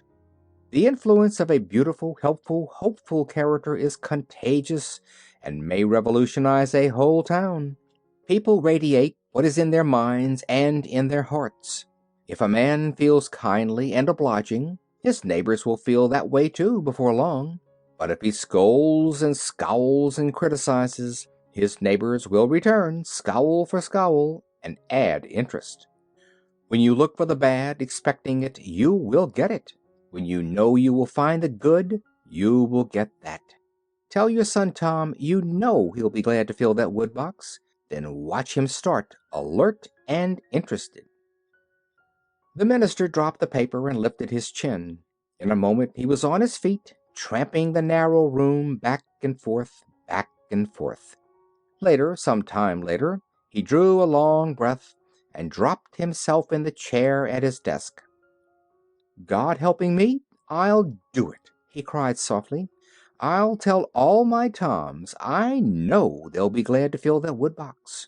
I'll give them work to do, and I'll make them so full of the very joy of doing it that they won't have time to look at their neighbors' wood boxes."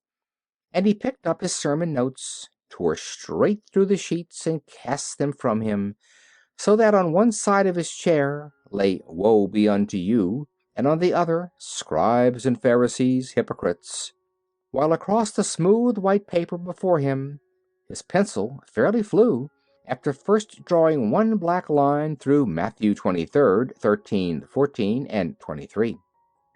Thus it happened that the Reverend Paul Ford's sermon the next Sunday was a veritable bugle call to the best that was in every man and woman and child that heard it, and the text was one of Pollyanna's shining 800. "Be glad in the Lord, and rejoice, ye righteous, and shout for joy, all ye that are upright in heart." Chapter 23. An Accident. At Mrs. Snow's request, Pollyanna went one day to Dr. Chilton's office to get the name of a medicine which Mrs. Snow had forgotten. As it chanced, Pollyanna had never before seen the inside of Dr. Chilton's office. "I've never been to your home before. This is your home, isn't it?" she said, looking interestedly about her. The doctor smiled a little sadly. "Yes, such as 'tis," he answered, as he wrote something on the pad of paper in his hand. "But it's a pretty poor apology for a home, Pollyanna. They're just rooms, that's all. Not a home." Pollyanna nodded her head wisely. Her eyes glowed with sympathetic understanding. "I know. It takes a woman's hand or heart and a child's presence to make a home," she said. "Eh?" The doctor wheeled about abruptly. "Mr. Pendleton told me," nodded Pollyanna again, "about the woman's hand and heart, or the child's presence, you know. Why don't you get a woman's hand and heart, Dr. Chilton? Or maybe you'd take Jimmy Bean, if Mr. Pendleton doesn't want him." Dr. Chilton laughed a little constrainedly. "So Mr. Pendleton says it takes a woman's hand and heart to make a home, does he?" he asked evasively. "Yes, he says his is just a house, too. Why don't you, Dr. Chilton?" "Why don't I what?" The doctor had turned back to his desk. "Get a woman's hand and heart. Oh, I forgot." Pollyanna's face showed suddenly a painful color. "I suppose I ought to tell you. It wasn't Aunt Polly that Mr. Pendleton loved long ago, and so we aren't going to live there. You see, I told you it was, but I made a mistake. I hope you didn't tell anyone," she finished anxiously. "No, I didn't tell anyone, Pollyanna," replied the doctor a little queerly. "Oh, that's all right, then," sighed Pollyanna in relief. "You see, you're the only one I told, and I thought Mr. Pendleton looked sort of funny when I said I told you." "Did he?" The doctor's lips twitched. "Yes, and of course he wouldn't want many people to know it, when 'twasn't true. But why don't you get a woman's hand and heart, Dr. Chilton?" There was a moment's silence. Then, very gravely, the doctor said, "They're not always to be had for the asking, little girl." Pollyanna frowned thoughtfully. "But I should think you could get 'em," she argued. The flattering emphasis was unmistakable. "Thank you," laughed the doctor, with uplifted eyebrows. Then, gravely again, "I'm afraid some of your older sisters would not be quite so confident. At least they haven't shown themselves to be so obliging," he observed. Pollyanna frowned again. Then her eyes widened in surprise.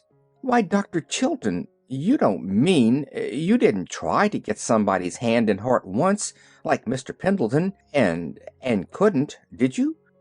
The doctor got to his feet a little abruptly. There, Pollyanna. Never mind about that now. Don't let other people's troubles worry your little head. Suppose you run back now to Mr. Snow. I've written down the name of the medicine and the directions how she is to take it. Was there anything else?" Pollyanna shook her head.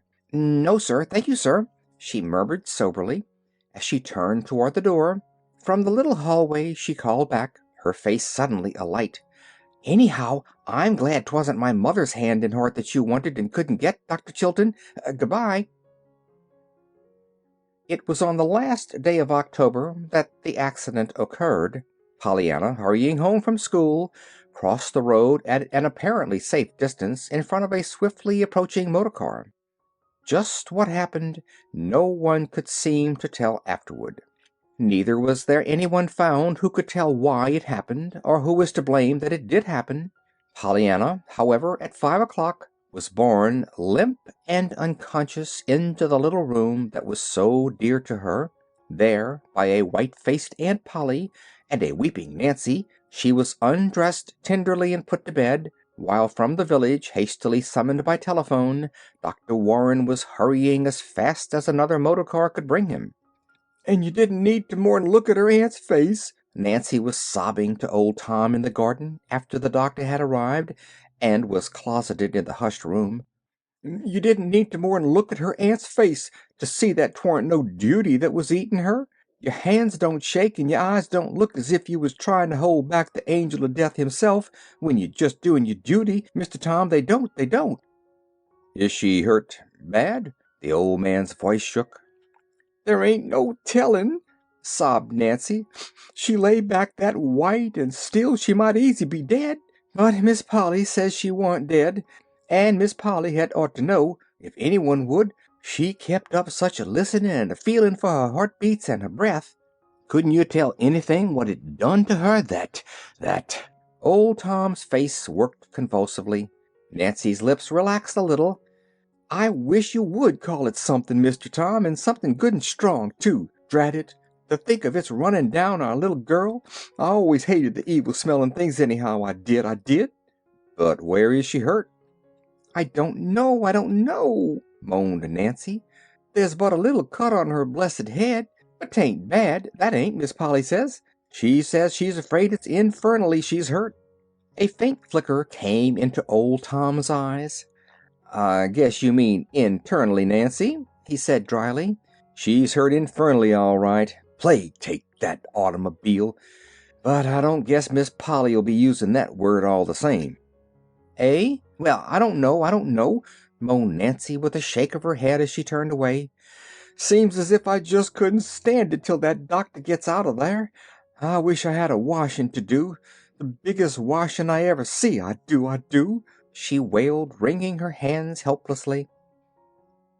Even after the doctor was gone, however, there seemed to be little that Nancy could tell Mr. Tom. There appeared to be no bones broken, and the cut was of slight consequence, but the doctor had looked very grave, had shaken his head slowly, and had said that time alone could tell. After he had gone, Miss Polly had shown a face even whiter and more drawn-looking than before. The patient had not fully recovered consciousness, but at present she seemed to be resting as comfortably as could be expected. A trained nurse had been sent for and would come that night. That was all, and Nancy turned sobbingly and went back to her kitchen. It was some time during the next forenoon that Pollyanna opened conscious eyes and realized where she was. "Why, Aunt Polly, what's the matter? Isn't it daytime? Why don't I get up?" she cried. "Why, Aunt Polly, I can't get up," she moaned, falling back on the pillow after an ineffectual attempt to lift herself. "No, dear, I wouldn't try just yet," soothed her aunt quickly, but very quietly. "But what is the matter? Why can't I get up?" Miss Polly's eyes asked an agonized question of the white-capped young woman standing in the window out of the range of Pollyanna's eyes. The young woman nodded. "Tell her," the lips said. Miss Polly cleared her throat and tried to swallow the lump that would scarcely let her speak. "You were hurt, dear, by the automobile last night, but never mind that now. Auntie wants you to rest and go to sleep again." "Hurt? Oh, yes, I ran." Pollyanna's eyes were dazed. She lifted her hand to her forehead. "Why, it's done up, and it hurts." "Yes, dear, but never mind. Just rest." "But Aunt Polly, I feel so funny and so bad. My legs feel so queer. Only they don't feel at all." With an imploring look into the nurse's face, Miss Polly struggled to her feet and turned away. The nurse came forward quickly. "Suppose you let me talk to you now," she began cheerily. "I'm sure I think it's high time we were getting acquainted, and I'm going to introduce myself. I am Miss Hunt, and I've come to help your aunt take care of you, and the very first thing I'm going to do is to ask you to swallow these little white pills for me." Pollyanna's eyes grew a bit wild. "But I don't want to be taken care of. That is, not for long. I want to get up. You know I go to school. Can't I go to school tomorrow?"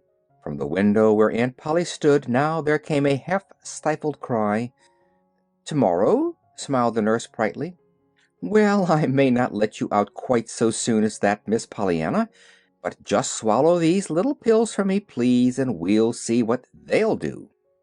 "All right," agreed Pollyanna, somewhat doubtfully. "But I must go to school day after tomorrow. There are examinations then, you know." She spoke again a minute later. She spoke of school and of the automobile, and how her head ached. But very soon her voice trailed into silence under the blessed influence of the little white pills she had swallowed. Chapter 24.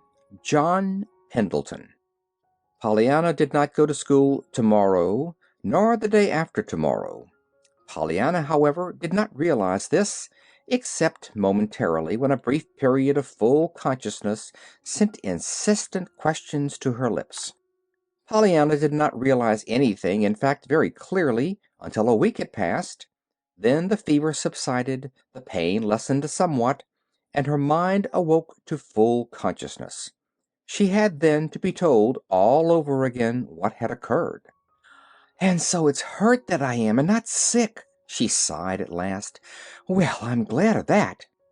"Glad, Pollyanna?" asked her aunt, who was sitting by the bed.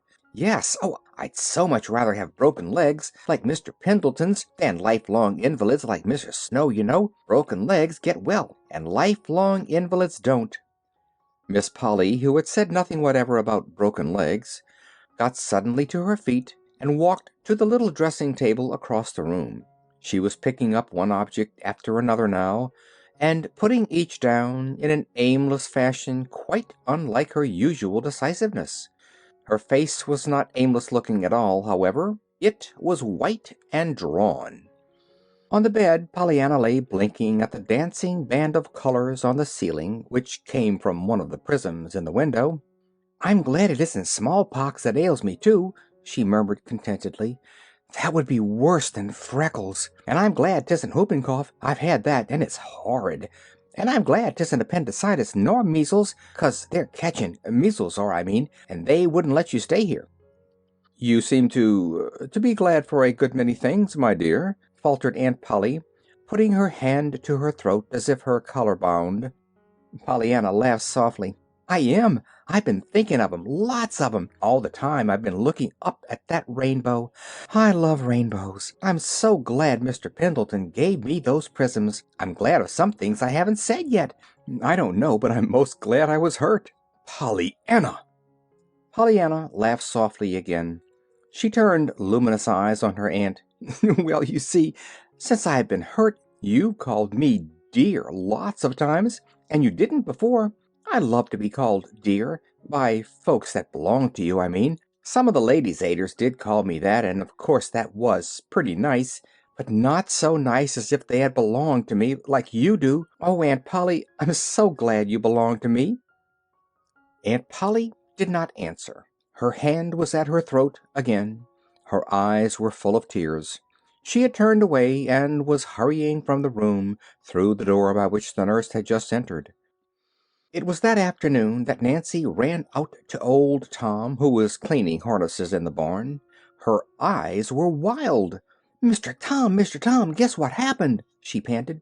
"You couldn't guess in 1,000 years, you couldn't?" "Then I calculate I won't try," retorted the man grimly. "'Specially as I hain't got more'n 10 to live, anyhow, probably. You'd better tell me first off, Nancy." "Well, listen then. Who do you suppose is in the parlor now with mistress? Who, I say?" Old Tom shook his head. "There ain't no tellin'," he declared. "Yes, there is, I'm tellin'. It's John Pendleton." "Sho now, you're joking, girl." "Not much I am, and me letting him in myself, crutches and all. And the team he came in a-waiting this minute at the door for him, just as if he wasn't the cranky old cross patch he is what never talks to no one. Just think, Mr. Tom, Him a calling on her? Well, why not? Demanded the old man, a little aggressively. Nancy gave him a scornful glance. As if you didn't know better'n me, she derided. Eh? Oh, you needn't be so innocent, she retorted with mock indignation. You what led me wild goose chasing in the first place. What do you mean? Nancy glanced through the open barn door toward the house and came a step nearer to the old man. Listen, 'twas you that was telling me Miss Polly had a lover in the first place, wasn't it? Well, one day I thinks I finds 2 and 2, and I puts 'em together and makes 4, but it turns out to be 5, and no 4 at all at all. With a gesture of indifference, old Tom turned and fell to work. If you're going to talk to me, you've got to talk plain horse sense, he declared testily. I never was no hand for figures. Nancy laughed. Well, it's this, she explained. I heard something that made me think him and Miss Polly was lovers. Mr. Pendleton? Old Tom straightened up. Yes, oh, I know now he wasn't. It was that blessed child's mother he was in love with, and that's why he wanted. But never mind that part, she added hastily, remembering just in time her promise to Pollyanna not to tell that Mr. Pendleton had wished her to come and live with him. Well, I've been asking folks about him some since, and I've found out that him and Miss Polly hain't been friends for years, and that she been hating him like pizen owing to the silly gossip that coupled their names together when she was 18 or 20. Yes, I remember, nodded old Tom. It was 3 or 4 years after Miss Jenny give him the mitten and went off with the other chap. Miss Polly knew about it, of course, and was sorry for him. So she tried to be nice to him. Maybe she overdid it a little. She hated that minister chap who had took off her sister. At any rate, somebody began to make trouble. They said she was running after him. Running after any man? Her? Interjected Nancy. I know it, but they did, declared old Tom. And of course no gal of any spunk'll stand that. Then about that time come her own lover and the trouble with him. After that she shut up like an oyster and wouldn't have nothing to do with nobody for a spell. Her heart just seemed to turn bitter at the core. Yes, I know. I've heard about that now, rejoined Nancy. And that's why you could have knocked me down with a feather when I see him at the door. Him, what she hain't spoke to for years. But I let him in and went and told her. What did she say? Old Tom held his breath suspended. Nothing at first. She was so still I thought she hadn't heard, and I was just going to say it over when she speaks up quiet like. Tell Mr. Pendleton I will be down at once. And I come and told him. Then I come out here and told you, finished Nancy, casting another backward glance toward the house. Huh, grunted old Tom and fell to work again. In the ceremonious parlor of the Harrington homestead, Mr. John Pendleton did not have to wait long before a swift step warned him of Miss Polly's coming. As he attempted to rise, she made a gesture of remonstrance. She did not offer her hand, however, and her face was coldly reserved. I called to ask for Pollyanna, he began at once a little brusquely. Thank you, she is about the same, said Miss Polly. And that is, won't you tell me how she is? His voice was not quite steady this time. A quick spasm of pain crossed the woman's face. I can't. I wish I could. You mean you don't know? Yes. But the doctor? Dr. Warren himself seems at sea. He is in correspondence now with a New York specialist. They have arranged for a consultation at once. But what were her injuries that you don't know? A slight cut on the head, 1 or 2 bruises, and an injury to the spine which has seemed to cause paralysis from the hips down.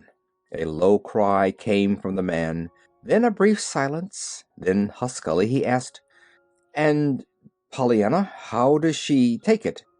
She doesn't understand at all how things really are, and I can't tell her. But she must know something. Miss Polly lifted her hand to the collar at her throat in the gesture that had become so common to her of late. Oh, yes, she knows she can't move, but she thinks her legs are broken. She says she's glad it's broken legs like yours rather than lifelong invalids like Mrs. Snow's, because broken legs get well and the other doesn't. She talks like that all the time until it seems as if I should die. Through the blur of tears in his own eyes, the man saw the drawn face opposite twisted with emotion. Involuntarily, his thoughts went back to what Pollyanna had said when he had made his final plea for her presence. Oh, I couldn't leave Aunt Polly now. It was this thought that made him ask very gently, as soon as he could control his voice, I wonder if you know, Miss Harrington, how hard I tried to get Pollyanna to come and live with me. With you? Pollyanna? The man winced a little at the tone in her voice, but his own voice was still impersonally cool when he spoke again. Yes, I wanted to adopt her, legally, you understand, making her my heir, of course. The woman in the opposite chair relaxed a little. It came to her suddenly what a brilliant future it would have meant for Pollyanna, this adoption, and she wondered if Pollyanna were old enough and mercenary enough to be tempted by this man's money and position. I am very fond of Pollyanna, the man was continuing. I am fond of her both for her own sake and for her mother's. I stood ready to give Pollyanna the love that had been 25 years in storage. Love? Miss Polly remembered suddenly why she had taken this child in the first place. And with the recollection came the remembrance of Pollyanna's own words uttered that very morning. I love to be called dear by folks that belong to you. And it was this love-hungry little girl that had been offered the stored-up affection of 25 years, and she was old enough to be tempted by love. With a sinking heart, Miss Polly realized that. With a sinking heart, too, she realized something else, the dreariness of her own future now without Pollyanna. Well, she said, and the man, recognizing the self-control that vibrated through the harshness of the tone, smiled sadly. She would not come, he answered. Why? She would not leave you. She said you had been so good to her. She wanted to stay with you, and she said she thought you wanted her to stay, he finished as he pulled himself to his feet. He did not look toward Miss Polly. He turned his face resolutely toward the door, but instantly he heard a swift step at his side and found a shaking hand thrust toward him. When the specialist comes and I know anything definite about Pollyanna, I will let you hear it from me, said a trembling voice. Goodbye, and thank you for coming. Pollyanna will be pleased. Chapter 25. A Waiting Game. On the day after John Pendleton's call at the Harrington homestead, Miss Polly set herself to the task of preparing Pollyanna for the visit of the specialist. Pollyanna, my dear, she began gently, we have decided that we want another doctor besides Dr. Warren to see you. Another one might tell us something new to do, to help you get well faster, you know. A joyous light came to Pollyanna's face. Dr. Chilton! Oh, Aunt Polly, I'd love to have Dr. Chilton. I've wanted him all the time, but I was afraid you didn't, on account of his seeing you in the sun parlor that day, you know, so I didn't like to say anything. But I'm so glad you do want him. Aunt Polly's face had turned white, then red, then back to white again. But when she answered, she showed very plainly that she was trying to speak lightly and cheerfully. Oh, no, my dear, it wasn't Dr. Chilton at all that I meant. It is a new doctor, a very famous doctor from New York who knows a great deal about hurts like yours. Pollyanna's face fell. I don't believe he knows half so much as Dr. Chilton. Oh, yes, he does, I'm sure, dear. But it was Dr. Chilton who doctored Mr. Pendleton's broken leg, Aunt Polly. If you don't mind very much, I would like to have Dr. Chilton. Truly I would. A distressed color suffused Miss Polly's face. For a moment she did not speak at all. Then she said gently, though yet with a touch of her old stern decisiveness, "But I do mind, Pollyanna. I mind very much. I would do anything, almost anything for you, my dear. But for reasons which I do not care to speak of now, I don't wish Dr. Chilton called in on this case. And believe me, he cannot know so much about your trouble as this great doctor does, who will come from New York tomorrow." Pollyanna still looked unconvinced. "But, Aunt Polly, if you loved Dr. Chilton—" "What, Pollyanna?" Aunt Polly's voice was very sharp now. Her cheeks were very red, too. "I say, if you loved Dr. Chilton and didn't love the other one," sighed Pollyanna, "seems to me that would make some difference in the good he would do, and I love Dr. Chilton." The nurse entered the room at that moment, and Aunt Polly rose to her feet abruptly, a look of relief on her face. "I am very sorry, Pollyanna," she said a little stiffly, "but I'm afraid you'll have to let me be the judge this time. Besides, it's already arranged. The New York doctor is coming tomorrow." As it happened, however, the New York doctor did not come tomorrow. At the last moment a telegram told of an unavoidable delay owing to the sudden illness of the specialist himself. This led Pollyanna into a renewed pleading for the substitution of Dr. Chilton, which would be so easy now, you know. But as before, Aunt Polly shook her head and said, "No, dear," very decisively, yet with a still more anxious assurance that she would do anything, anything but that, to please her dear Pollyanna. As the days of waiting passed one by one, it did indeed seem that Aunt Polly was doing everything but that she could do to please her niece. "I wouldn't have believed it. You couldn't have made me believe it," Nancy said to old Tom one morning. "There don't seem to be a minute in the day that Miss Polly ain't just hanging round waiting to do something for that blessed lamb, if 'tain't more than to let in the cat.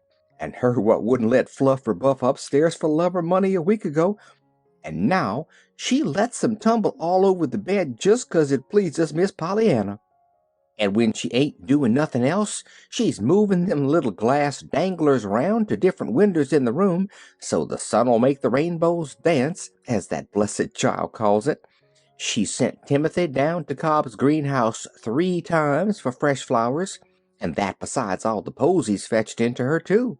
And the other day, if I didn't find her sitting 'fore the bed, with the nurse actually doing her hair, and Miss Pollyanna looking on and bossing from the bed, her eyes all shining and happy, and I declare to goodness, if Miss Polly hain't worn her hair like that every day now, just to please that blessed child." Old Tom chuckled. "Well, it strikes me Miss Polly herself ain't looking none the worse for wearing them curls round her forehead," he observed dryly. "'Course she ain't," retorted Nancy indignantly. "She looks like folks now. She's actually almost—" "Careful now, Nancy," interrupted the old man with a slow grin. "You know what you said when I told you she was handsome once." Nancy shrugged her shoulders.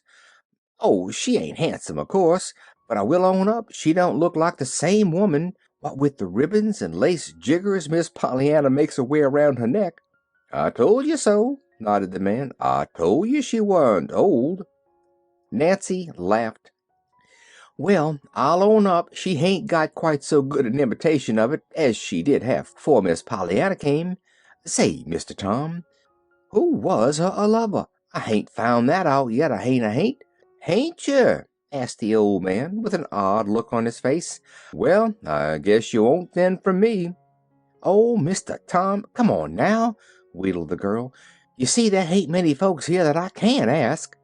"Maybe not, but there's one, anyhow, that ain't answering," grinned old Tom. Then abruptly the light died from his eyes.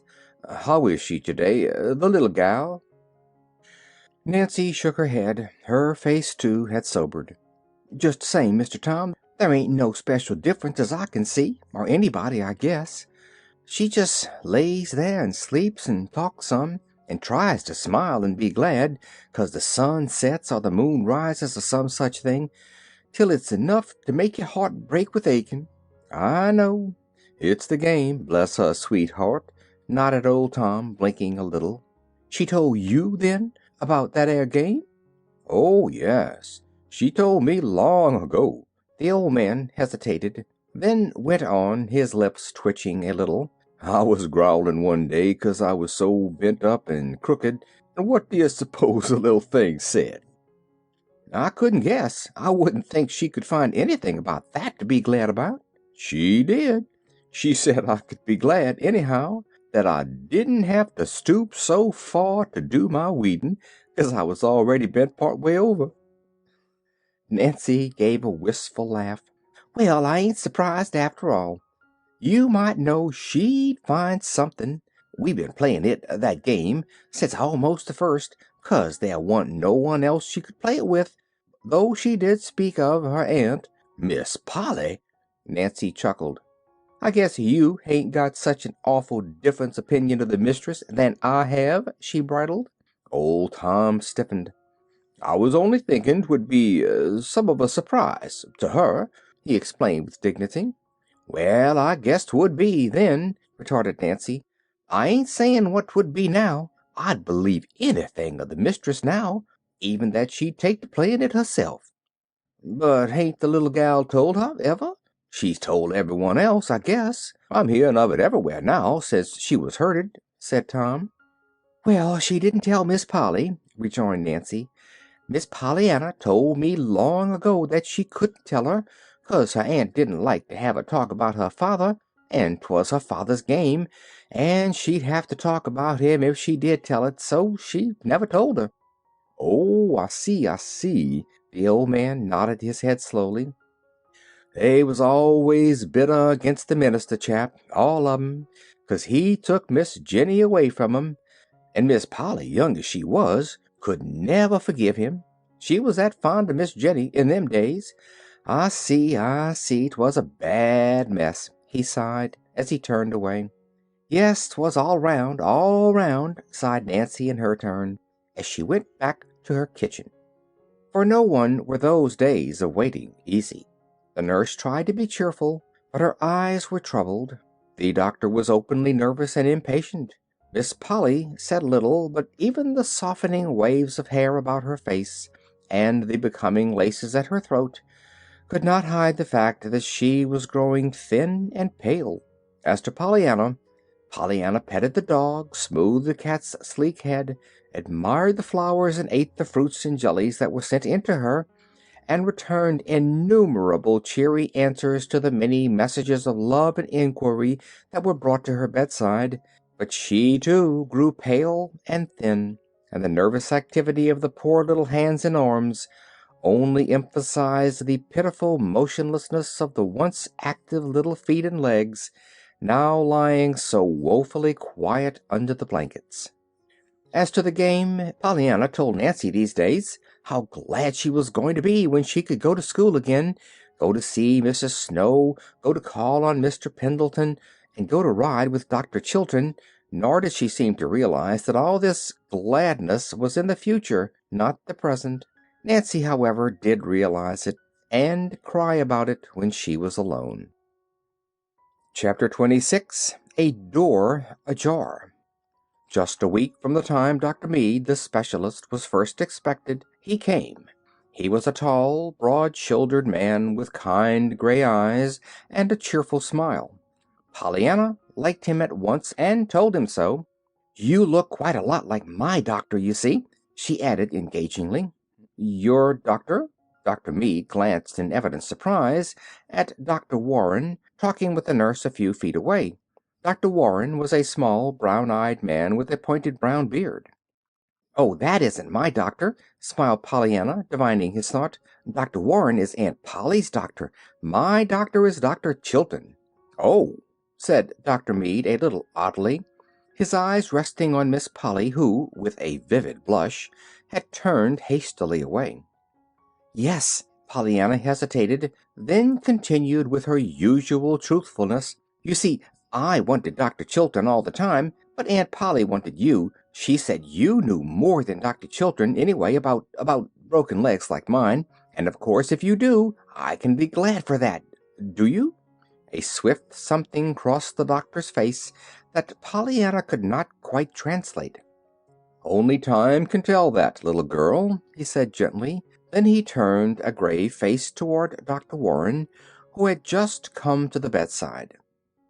Everyone said afterward that it was the cat that did it. Certainly, if Fluffy had not poked an insistent paw and nose against Pollyanna's unlatched door, the door would not have swung noiselessly open on its hinges until it stood perhaps a foot ajar, and if the door had not been open, Pollyanna would not have heard her aunt's words. In the hall, the two doctors, the nurse, and Miss Polly stood talking. In Pollyanna's room, Fluffy had just jumped to the bed with a little purring meow of joy when through the open door sounded clearly and sharply Aunt Polly's agonized exclamation. "Not that! Doctor, not that! You don't mean the child will never walk again?" It was all confusion then. First, from the bedroom came Pollyanna's terrified, "Aunt Polly! Aunt Polly!" Then Miss Polly, seeing the open door and realizing that her words had been heard, gave a little low moan and, for the first time in her life, fainted dead away. The nurse, with a choking "She heard," stumbled toward the door. The two doctors stayed with Miss Polly. Dr. Meade had to stay. He had caught Miss Polly as she fell. Dr. Warren stood by helplessly. It was not until Pollyanna cried out again sharply and the nurse closed the door that the two men, with a despairing glance into each other's eyes, awoke to the immediate duty of bringing the woman in Dr. Meade's arms back to unhappy consciousness. In Pollyanna's room, the nurse had found a purring gray cat on the bed, vainly trying to attract the attention of a white-faced, wild-eyed little girl. "Miss Hunt, please, I want Aunt Polly. I want her right away, quick, please." The nurse closed the door and came forward hurriedly. Her face was very pale. She can't come just this minute, dear. She will, a little later. What is it? Can't I get it?" Pollyanna shook her head. "But I want to know what she said just now. Did you hear her? I want Aunt Polly. She said something. I want her to tell me 'tisn't true. 'Tisn't true." The nurse tried to speak, but no words came.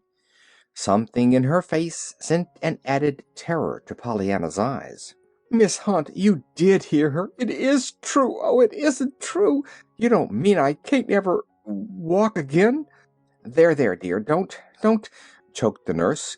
"Perhaps he didn't know. Perhaps he was mistaken. There's lots of things that could happen, you know." "But Aunt Polly said he did know. She said he knew more than anybody else about broken legs like mine." Yes, I know, dear. But all doctors make mistakes sometimes. Just don't think any more about it now. Please don't, dear." Pollyanna flung out her arms wildly. "But I can't help thinking about it," she sobbed. "It's all there is now to think about. Why, Miss Hunt, how am I going to school? Or to see Mr. Pendleton or Mrs. Snow or anybody?" She caught her breath and sobbed wildly for a moment. Suddenly she stopped and looked up, a new terror in her eyes. "Why, Miss Hunt, if I can't walk, how am I ever going to be glad for anything?" Miss Hunt did not know the game, but she did know that her patient must be quietened, and that at once. In spite of her own perturbation and heartache, her hands had not been idle, and she stood now at the bedside with the quietening powder ready. There, dear, just take this," she soothed, "and by we'll be more rested, and we'll see what can be done then. Things aren't half as bad as they seem, dear. Lots of times, you know." Obediently, Pollyanna took the medicine and sipped the water from the glass in Miss Hunt's hand. "I know. That sounds like things Father used to say," faltered Pollyanna, blinking off the tears. "He said there was always something about everything that might be worse, but I reckon he'd never just heard you couldn't ever walk again.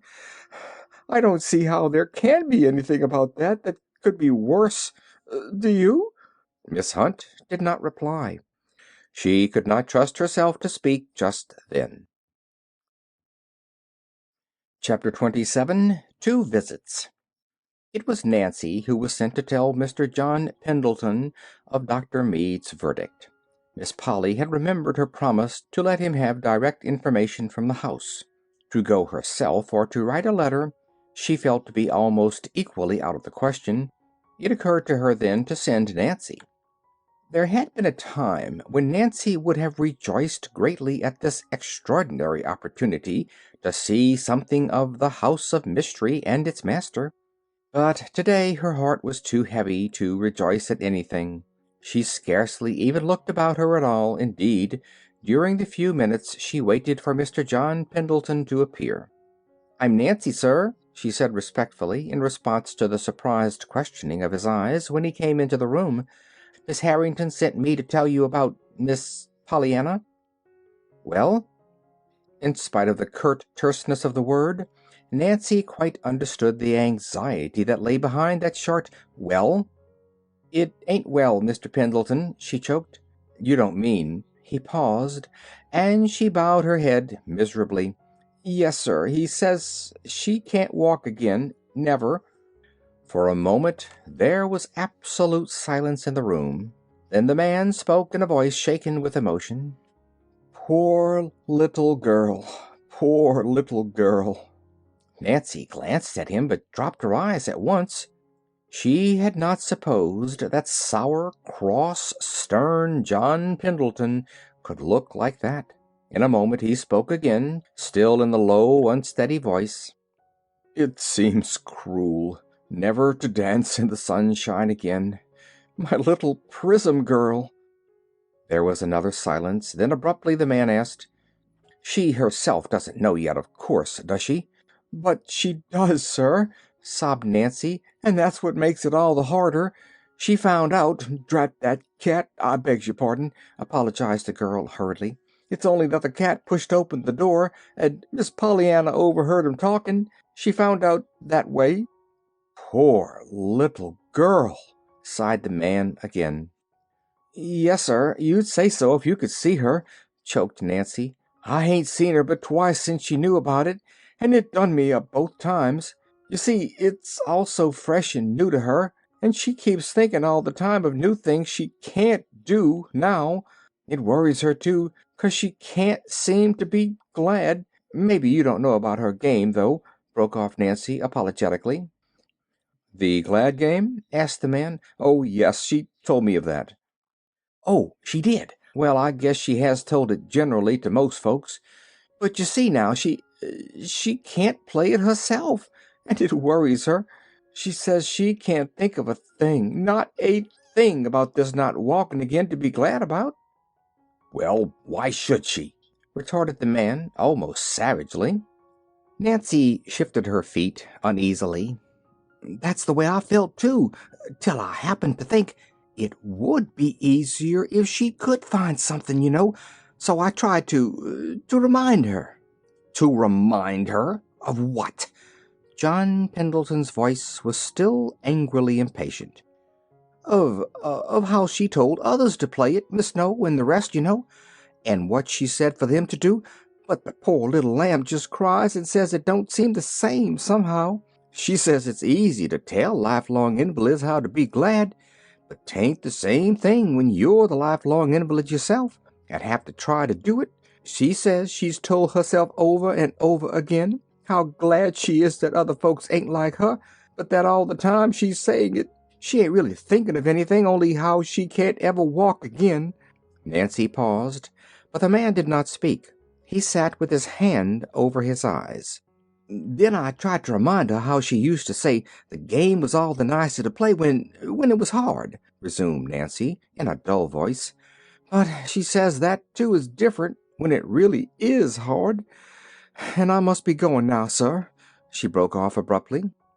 At the door she hesitated, turned, and asked timidly, "I couldn't be telling Miss Pollyanna that you'd seen Jimmy Bean again, I suppose, sir, could I?"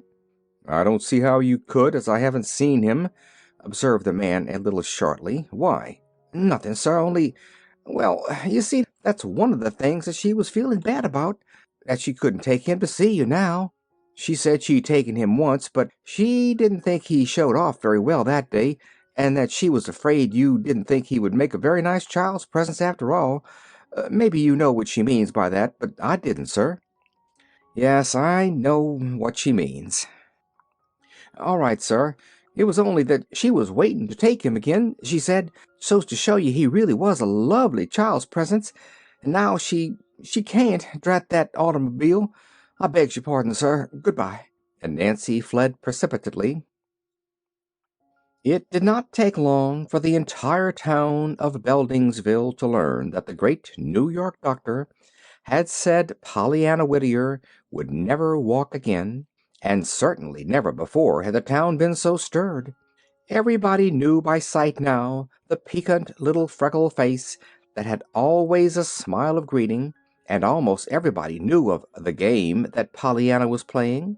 To think that now, never again, would that smiling face be seen on their streets, never again would that cheery little voice proclaim the gladness of some everyday experience.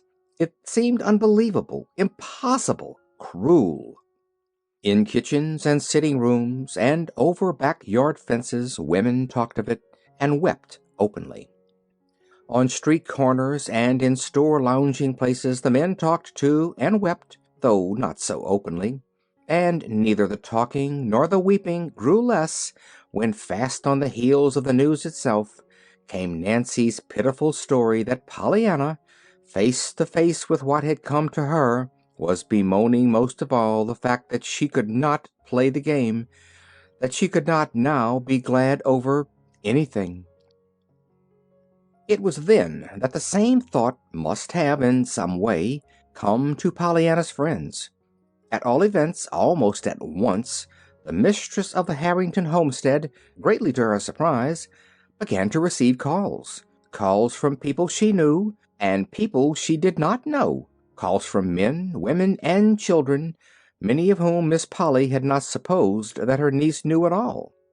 Some came in and sat down for a stiff 5 or 10 minutes.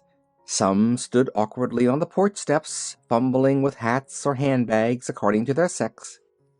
Some brought a book, a bunch of flowers, or a dainty to tempt the palate. Some cried frankly. Some turned their backs and blew their noses furiously, but all inquired very anxiously for the little injured girl, and all sent her some message, and it was these messages which, after a time, stirred Miss Polly to action. First came Mr. John Pendleton. He came without his crutches today. "I don't need to tell you how shocked I am," he began almost harshly, "but can nothing be done?" Miss Polly gave a gesture of despair. "Oh, we're doing, of course, all the time. Dr. Mead prescribed certain treatments and medicines that might help, and Dr. Warren is carrying them out to the letter, of course, but Dr. Mead held out almost no hope." John Pendleton rose abruptly, though he had but just come. His face was white, and his mouth was set into stern lines. Miss Polly, looking at him, knew very well why he felt that he could not stay longer in her presence. At the door he turned. "I have a message for Pollyanna," he said. "Will you tell her, please, that I have seen Jimmy Bean, and that he's going to be my boy hereafter? Tell her I thought she would be glad to know. I shall adopt him, probably." For a brief moment Miss Polly lost her usual well-bred self-control. "You will adopt Jimmy Bean?" she gasped. The man lifted his chin a little. "Yes, I think Pollyanna will understand. You will tell her I thought she would be glad?" "Why, of course," faltered Miss Polly. "Thank you," bowed John Pendleton as he turned to go. In the middle of the floor Miss Polly stood, silent and amazed, still looking after the man who had just left her. Even yet she could scarcely believe what her ears had heard. John Pendleton adopt Jimmy Bean? John Pendleton, wealthy, independent, morose, reputed to be miserly and supremely selfish, to adopt a little boy, and such a little boy? With a somewhat dazed face Miss Polly went upstairs to Pollyanna's room. Pollyanna, I have a message for you from Mr. John Pendleton. He has just been here. He says to tell you he has taken Jimmy Bean for his little boy. He said he thought you'd be glad to know it." Pollyanna's wistful little face flamed into sudden joy. "Glad? Glad? Well, I reckon I am glad. Oh, Aunt Polly, I've so wanted to find a place for Jimmy, and that's such a lovely place. Besides, I'm so glad for Mr. Pendleton, too. You see, now he'll have the child's presents." "The what?" Pollyanna colored painfully. She had forgotten that she had never told her aunt of Mr. Pendleton's desire to adopt her, and certainly she would not wish to tell her now that she had ever thought for a minute of leaving her. This dear Aunt Polly!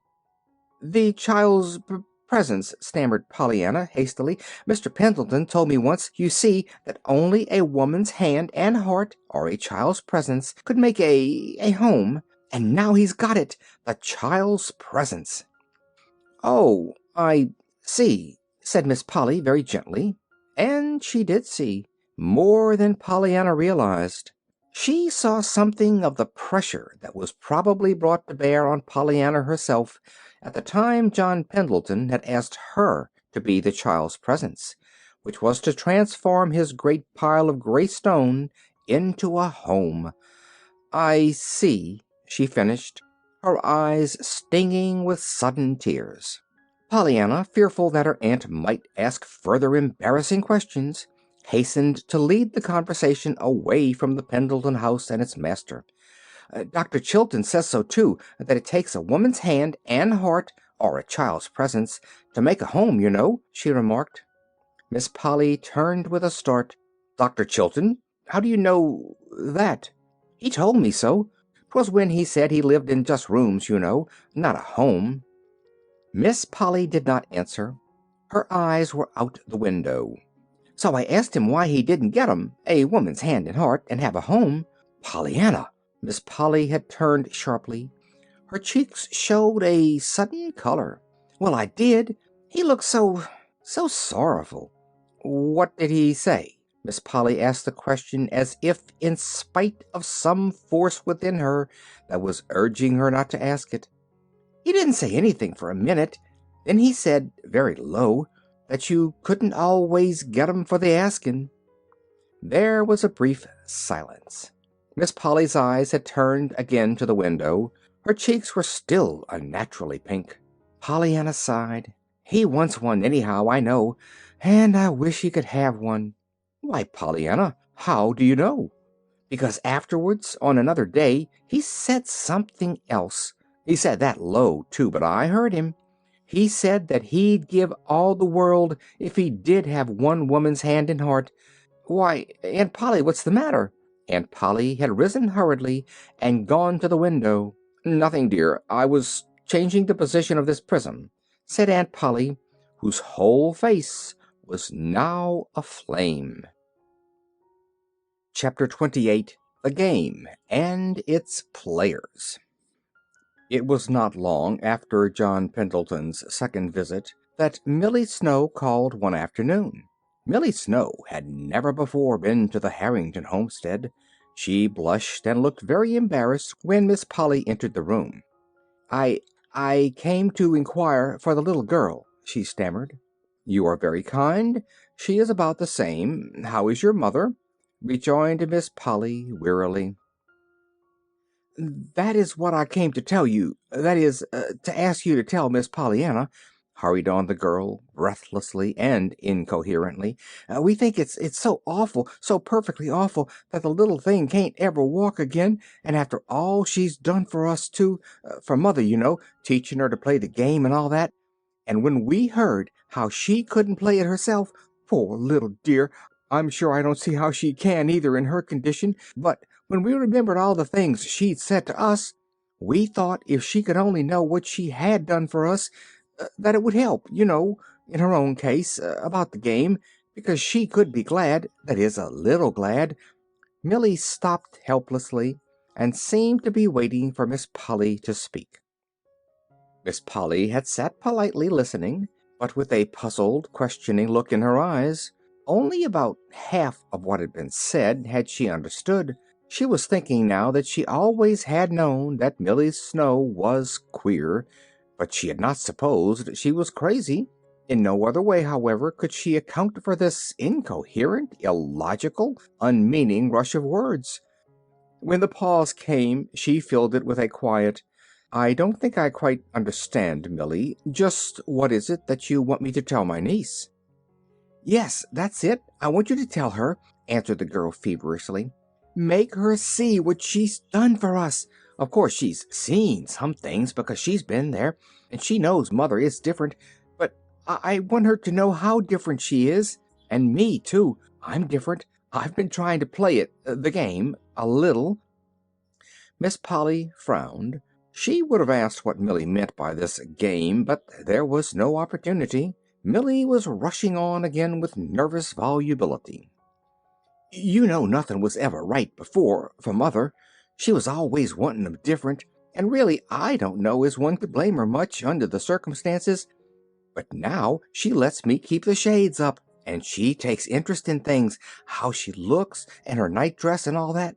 And she's actually begun to knit little things, reins and baby blankets for fairs and hospitals. And she's so interested and so glad to think she can do it.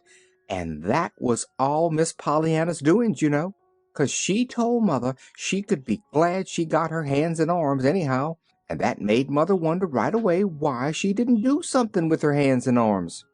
And so she began to do something to knit, you know.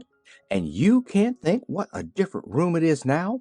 What with the red and blue and yellow worsteds and the prisms in the window that she gave her, why, it actually makes you feel better just to go in there now. And before I used to dread it awfully. It was so dark and gloomy, and Mother was so unhappy, you know.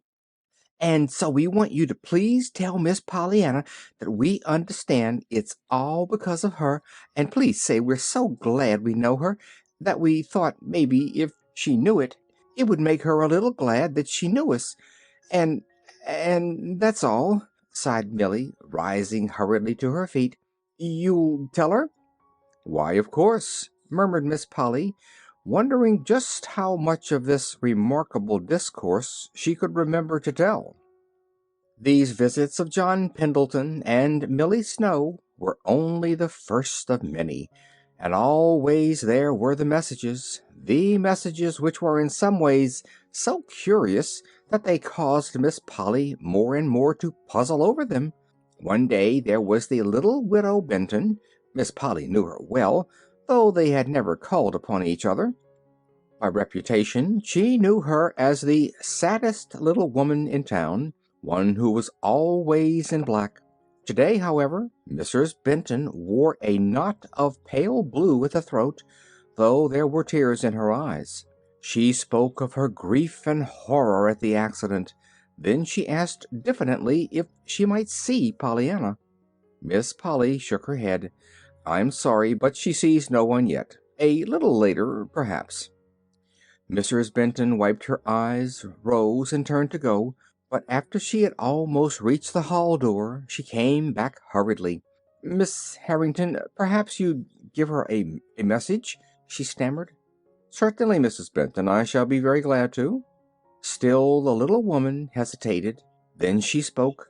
"Will you tell her, please, that I've put on this," she said, touching the blue bow at her throat. Then, at Miss Polly's ill-conceived look of surprise, she added, "The little girl has been trying for so long to make me wear some color that I thought she'd be glad to know I'd begun. She said that Freddie would be so glad to see it if I would. You know, Freddie's all I have now. The others have all—" Mrs. Benton shook her head and turned away. "If you'll just tell Pollyanna, she'll understand." And the door closed after her. A little later that same day there was another widow. At least she wore widow's garments. Miss Polly did not know her at all. She wondered vaguely how Pollyanna could have known her. The lady gave her name as Mrs. Tarbell. "I'm a stranger to you, of course," she began at once, "but I'm not a stranger to your little niece, Pollyanna. I've been at the hotel all summer, and every day I've had to take long walks for my health. It was on these walks that I've met your niece. She's such a dear little girl. I wish I could make you understand what she's been to me. I was very sad when I came up here, and her bright face and cheery ways reminded me of my own little girl that I lost years ago. I was so shocked to hear of the accident, and then when I learned that the poor child would never walk again, and that she was so unhappy because she couldn't be glad any longer, the dear child, I just had to come to you." "You are very kind," murmured Miss Polly. "But it is you who are to be kind," demurred the other. I want you to give her a message from me. Will you?" "Certainly." "Will you just tell her, then, that Mrs. Tarbell is glad now? Yes, I know it sounds odd and you don't understand, but if you'll pardon me, I'd rather not explain." Sad lines came to the lady's mouth, and the smile left her eyes. "Your niece will know just what I mean, and I felt that I must tell her. Thank you, and pardon me, please, for any seeming rudeness in my call," she begged as she took her leave. Thoroughly mystified now, Miss Polly hurried upstairs to Pollyanna's room. "Pollyanna, do you know a Mrs. Tarbell?" "Oh, yes, I love Mrs. Tarbell. She's sick and awfully sad, and she's at the hotel and takes long walks. We go together. I mean, we used to." Pollyanna's voice broke, and two big tears rolled down her cheeks. Miss Polly cleared her throat hurriedly. "Well, she's just been here, dear. She left a message for you, but she wouldn't tell me what it meant. She said to tell you that Mrs. Tarbell is glad now." Pollyanna clapped her hands softly. "Did she say that? Really? Oh, I'm so glad." "But, Pollyanna, what did she mean?" "Why, it's the game, and—" Pollyanna stopped short, her fingers to her lips. "What game?" Nothing much, Aunt Polly. That is, I can't tell it unless I tell other things that I'm not to speak of." It was on Miss Polly's tongue to question her niece further, but the obvious distress on the little girl's face stayed the words before they were uttered. Not long after Mrs. Tarbell's visit, the climax came. It came in the shape of a call from a certain young woman with unnaturally pink cheeks and abnormally yellow hair. A young woman who wore high heels and cheap jewelry. A young woman whom Miss Polly knew very well by reputation, but whom she was angrily amazed to meet beneath the roof of the Harrington homestead. Miss Polly did not offer her hand. She drew back, indeed, as she entered the room. The woman rose at once. Her eyes were very red, as if she had been crying. Half defiantly she asked if she might for a moment see the little girl Pollyanna. Miss Polly said no. She began to say it very sternly, but something in the woman's pleading eyes made her add the civil explanation that no one was allowed yet to see Pollyanna. The woman hesitated.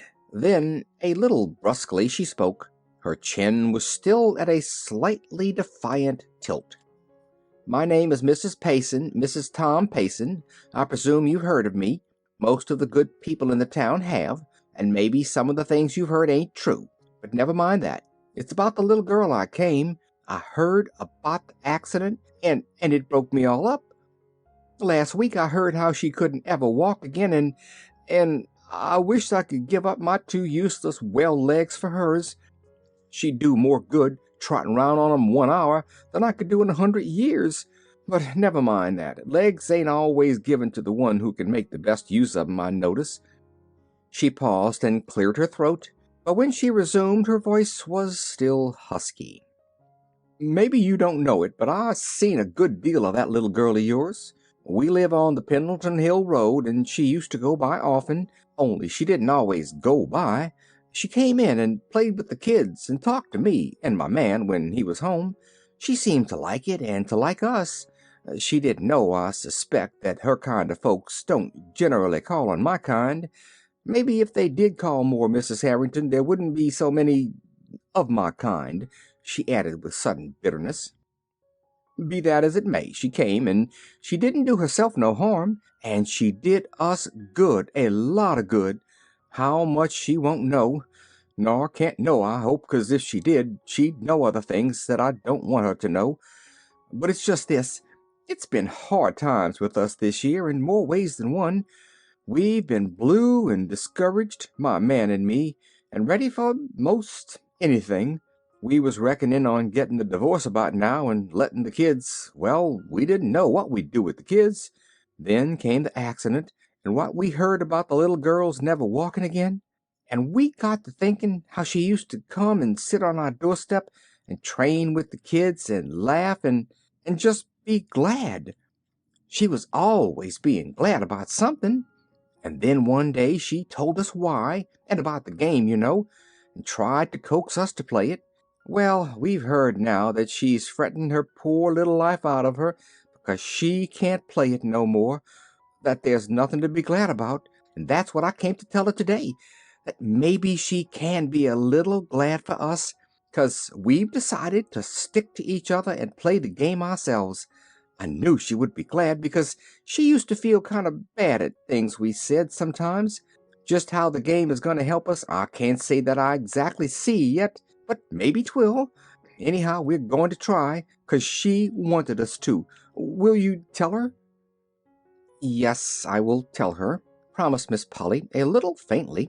Then, with sudden impulse, she stepped forward and held out her hand. "And thank you for coming, Mrs. Payson," she said simply. The defiant chin fell, the lips above it trembled visibly. With an incoherently mumbled something, Mrs. Payson blindly clutched at the outstretched hand, turned, and fled. The door had scarcely closed behind her before Miss Polly was confronting Nancy in the kitchen. "Nancy?" Miss Polly spoke sharply. The series of puzzling, disconcerting visits of the last few days, culminating as they had in the extraordinary experience of the afternoon, had strained her nerves to the snapping point. Not since Miss Pollyanna's accident had Nancy heard her mistress speak so sternly. "Nancy, will you tell me what this absurd game is that the whole town seems to be babbling about? And what, please, has my niece to do with it? Why does everybody, from Millie Snow to Mrs. Tom Payson, send word to her that they're playing it? As near as I can judge, half the town are putting on blue ribbons, or stopping family quarrels, or learning to like something they never liked before, and all because of Pollyanna. I tried to ask the child herself about it, but I can't seem to make much headway, and of course I don't like to worry her now. But from something I heard her say to you last night, I judge you were one of them, too. Now, will you tell me what it all means?" To Miss Polly's surprise and dismay, Nancy burst into tears. "It means that ever since last June, that blessed child has just been making the whole town glad, and now they're turning round and trying to make her a little glad, too." "Glad of what?" "Just glad. That's the game." Miss Polly actually stamped her foot. "There you go, like all the rest, Nancy. What a game!" Nancy lifted her chin. She faced her mistress and looked her squarely in the eye. "I'll tell you, ma'am. It's a game Miss Pollyanna's father learned her to play. She got a pair of crutches once in a missionary barrel when she was wanting a doll, and she cried, of course, like any child would. It seems 'twas then her father told her that there wasn't ever anything but what there was something about it that you could be glad about, and that she could be glad about them crutches." "Glad? For crutches?" Miss Polly choked back a sob. She was thinking of the helpless little legs on the bed upstairs. "Yes'm, that's what I said, and Miss Pollyanna said that's what she said, too. But he told her she could be glad, 'cause she didn't need 'em." "Oh!" cried Miss Polly. "And after that she said he made a regular game of it, finding something in everything to be glad about. And she said you could do it too, and that you didn't seem to mind not having the doll so much, 'cause you was so glad you didn't need the crutches. And they called it the Just Being Glad game. That's the game, ma'am. She's played it ever since." "But how—" Miss Polly came to a helpless pause. And you'd be surprised to find how cute it works, ma'am, too, maintained Nancy with almost the eagerness of Pollyanna herself. I wish I could tell you what a lot she's done for Mother and the folks out home. She's been to see 'em, twice with me. She made me glad, too, on such a lot of things, little things and big things, and it made 'em so much easier. For instance, I don't mind Nancy for a name half as much since she told me I could be glad 'twasn't Hepzibah. And there's Monday mornings, too. That I used to hate so. She actually made me glad for Monday mornings. Glad for Monday mornings? Nancy laughed. I know it does sound nutty, ma'am, but let me tell you, that blessed lamb found out I hated Monday mornings something awful. And what did she up and tell me one day but this? Well, anyhow, Nancy, I should think you could be gladder on Monday morning than any other day of the week, 'cause 'twould be a whole week before you'd have another one. And I'm blessed if I hain't thought of it every Monday morning since, and it has helped, ma'am. It made me laugh anyhow every time I thought of it, and laughing helps, it does, it does. But why hasn't she told me the game? Faltered Miss Polly. Why has she made such a mystery of it when I asked her? Nancy hesitated. Begging your pardon, ma'am, you told her not to speak of her father, so she couldn't tell you. 'Twas her father's game, you see. Miss Polly bit her lip. She wanted to tell you first off, continued Nancy a little unsteadily. She wanted somebody to play it with, That's why I begun it, so she could have someone. And these others? Miss Polly's voice shook now. Oh, everybody most knows it now, I guess. Anyhow, I should think they did from the way I'm a hearing of it everywhere I go.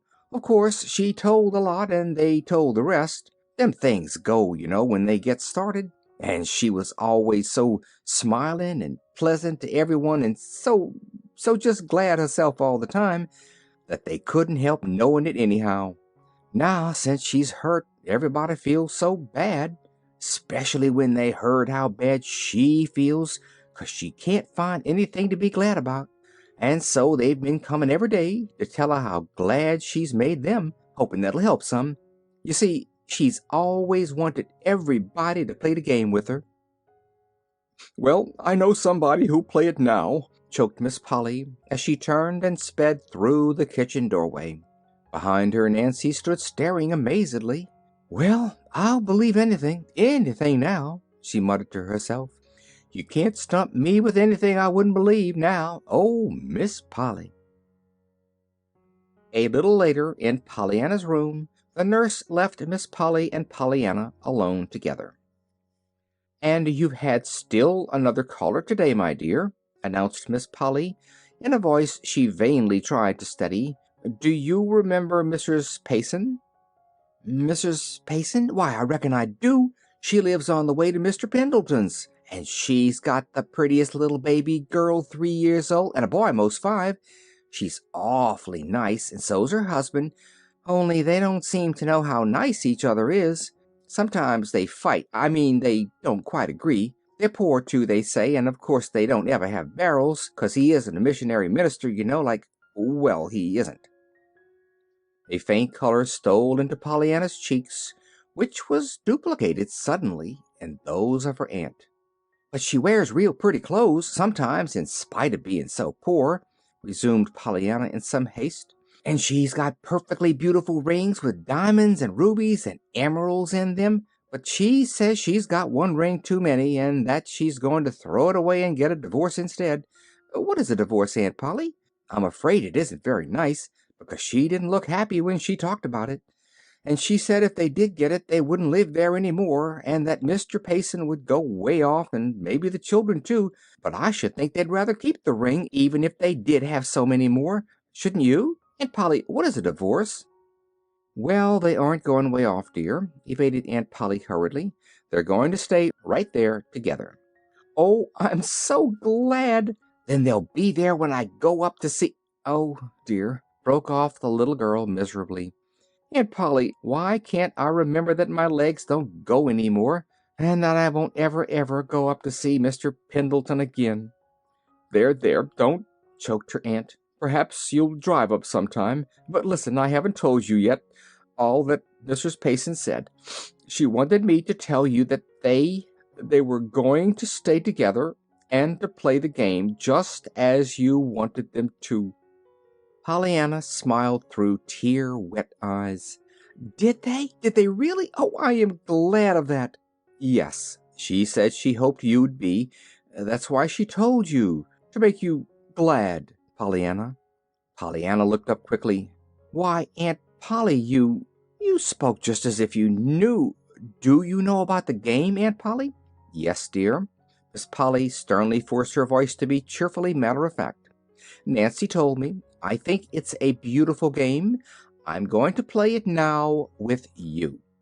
"Oh, Aunt Polly, you? I'm so glad. You see, I've really wanted you most of anybody all the time." Aunt Polly caught her breath a little sharply. It was even harder this time to keep her voice steady, but she did it.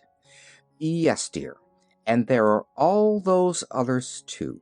Why, Pollyanna, I think all the town is playing that game now with you, even to the minister. I haven't had a chance to tell you yet, but this morning I met Mr. Ford when I was down to the village, and he told me to say to you that just as soon as you could see him, he was coming to tell you that he hadn't stopped being glad over those 800 rejoicing texts that you told him about. So you see, dear, it's just you that have done it. The whole town is playing the game, and the whole town is wonderfully happier, and all because of one little girl who taught the people a new game and how to play it." Pollyanna clapped her hands. "Oh, I'm so glad!" she cried. Then suddenly a wonderful light illumined her face. "Why, Aunt Polly, there is something I can be glad about after all. I can be glad I've had my legs, anyway, else I couldn't have done that." Chapter 29. Through an Open Window. One by one the short winter days came and went, but they were not short to Pollyanna. They were long and sometimes full of pain. Very resolutely these days, however, Pollyanna was turning a cheerful face toward whatever came. Was she not specially bound to play the game, now that Aunt Polly was playing it too? And Aunt Polly found so many things to be glad about.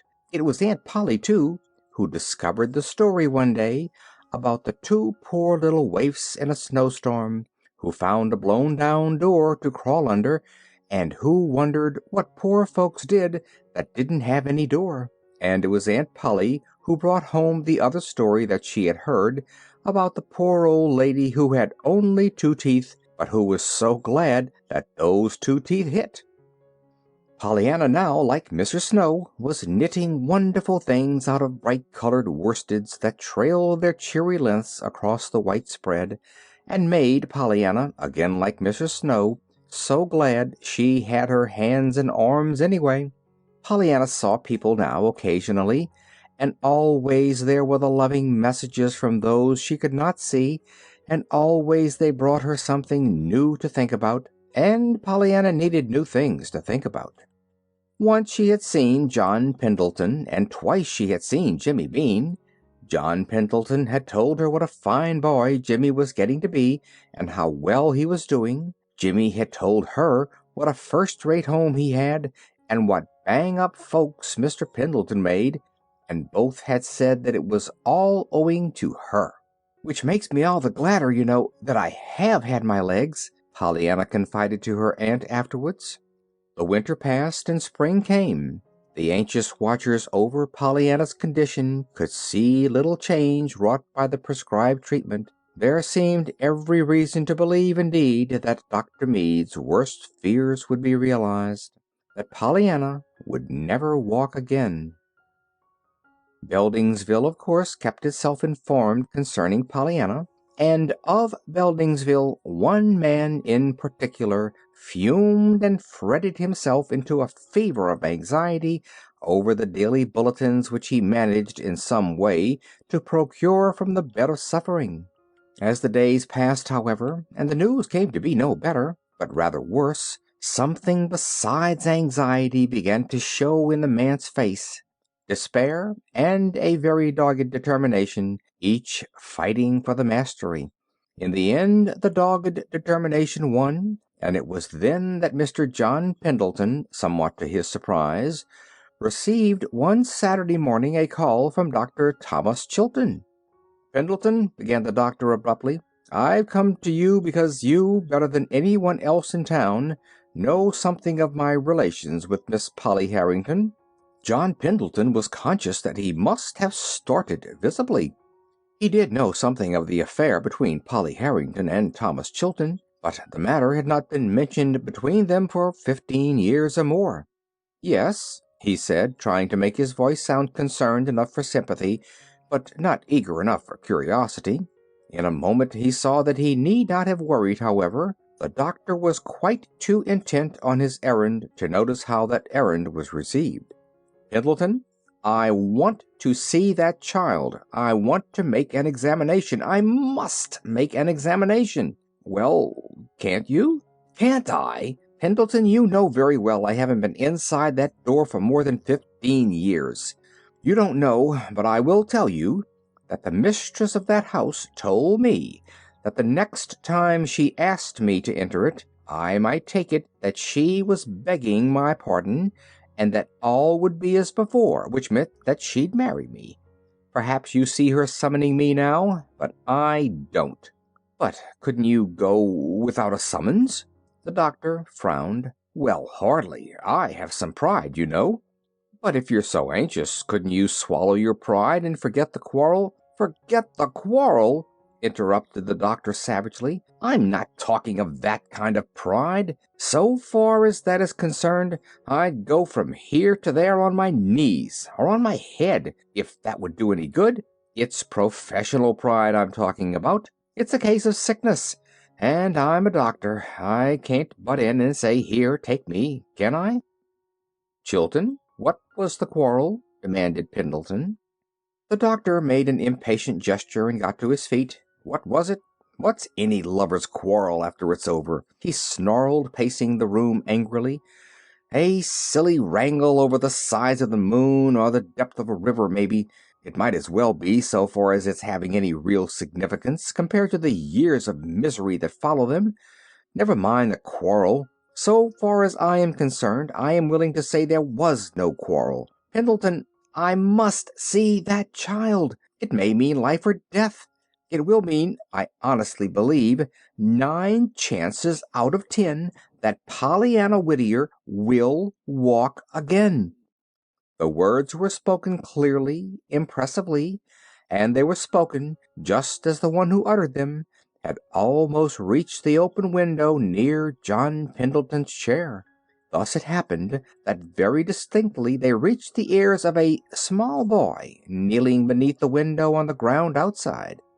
Jimmy Bean, at his Saturday morning task of pulling up the first little green weeds of the flower beds, sat up with ears and eyes wide open.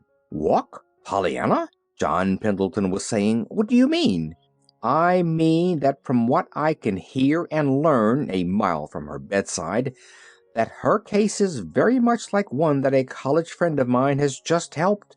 For years he's been making this sort of thing a special study. I've kept in touch with him and studied too, in a way. And from what I hear, but I want to see the girl." John Pendleton came erect in his chair. "You must see her, man. Couldn't you, say, through Dr. Warren?" The other shook his head. "I'm afraid not. Warren has been very decent, though. He told me himself that he suggested consultation with me at the first, but Miss Harrington said no so decisively that he didn't dare venture it again, even though he knew of my desire to see the child. Lately some of his best patients have come over to me, so of course that ties my hands still more effectually. But, Pendleton, I've got to see that child. Think of what it may mean to her if I do." "Yes, and think of what it will mean if you don't," retorted Pendleton. "But how can I, without a direct request from her aunt, which I'll never get? She must be made to ask you." "How?" "I don't know. No, I guess you don't, nor anybody else. She's too proud and too angry to ask me, after what she said years ago it would mean if she did ask me." But when I think of that child doomed to lifelong misery, and when I think that maybe in my hands lies a chance of escape, but for that confounded nonsense we call pride and professional etiquette, I—" He did not finish his sentence, but with his hands thrust deep into his pockets, he turned and began to tramp up and down the room again angrily. "But if she could be made to see, to understand," urged John Pendleton. "Yes, and who's going to do it?" demanded the doctor with a savage turn. I don't know," groaned the other miserably. Outside the window, Jimmy Bean stirred suddenly.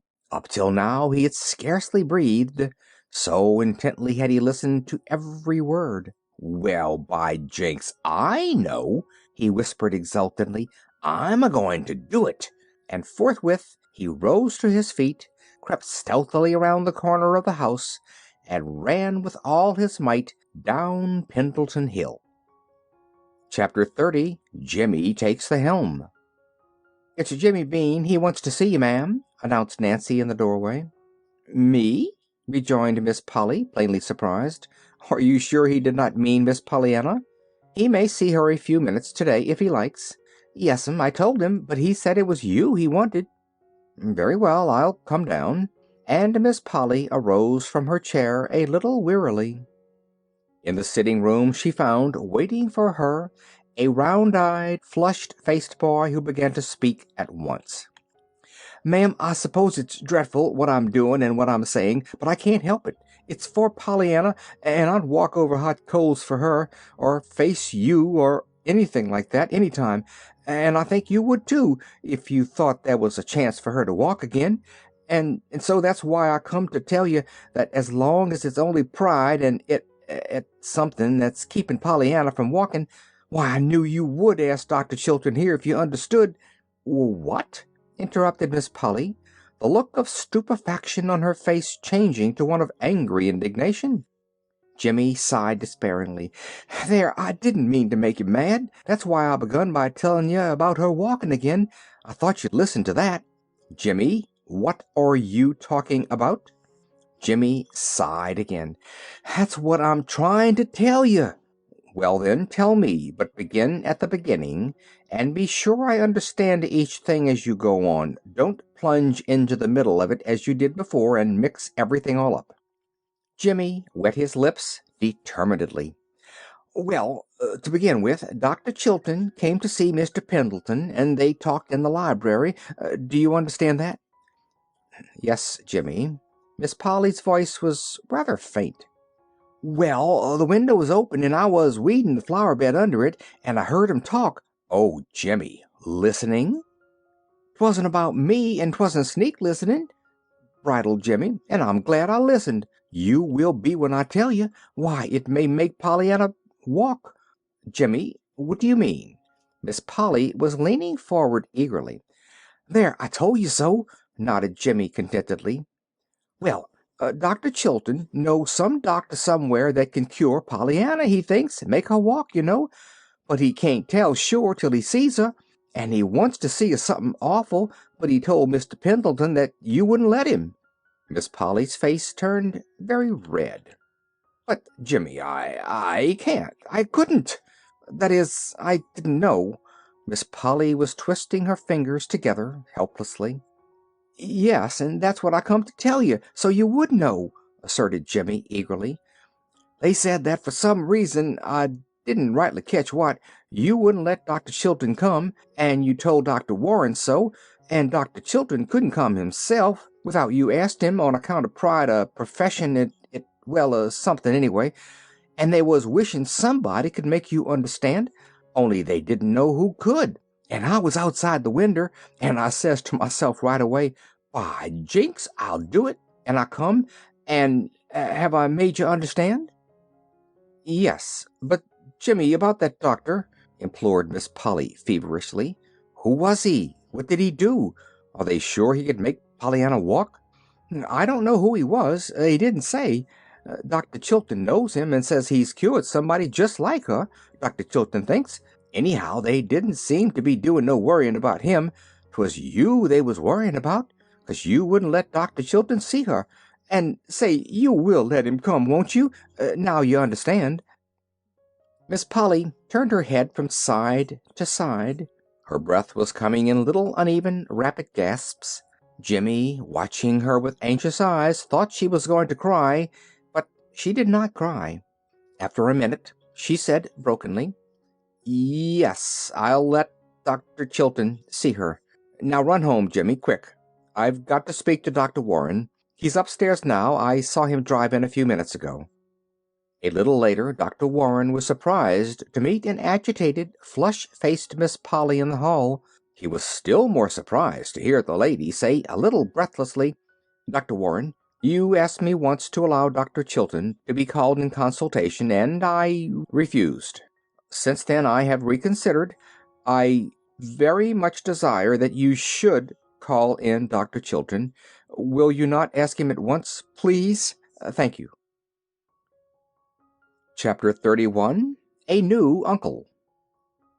The next time Dr. Warren entered the chamber where Pollyanna lay watching the dancing shimmer of color on the ceiling, a tall, broad-shouldered man followed close behind him.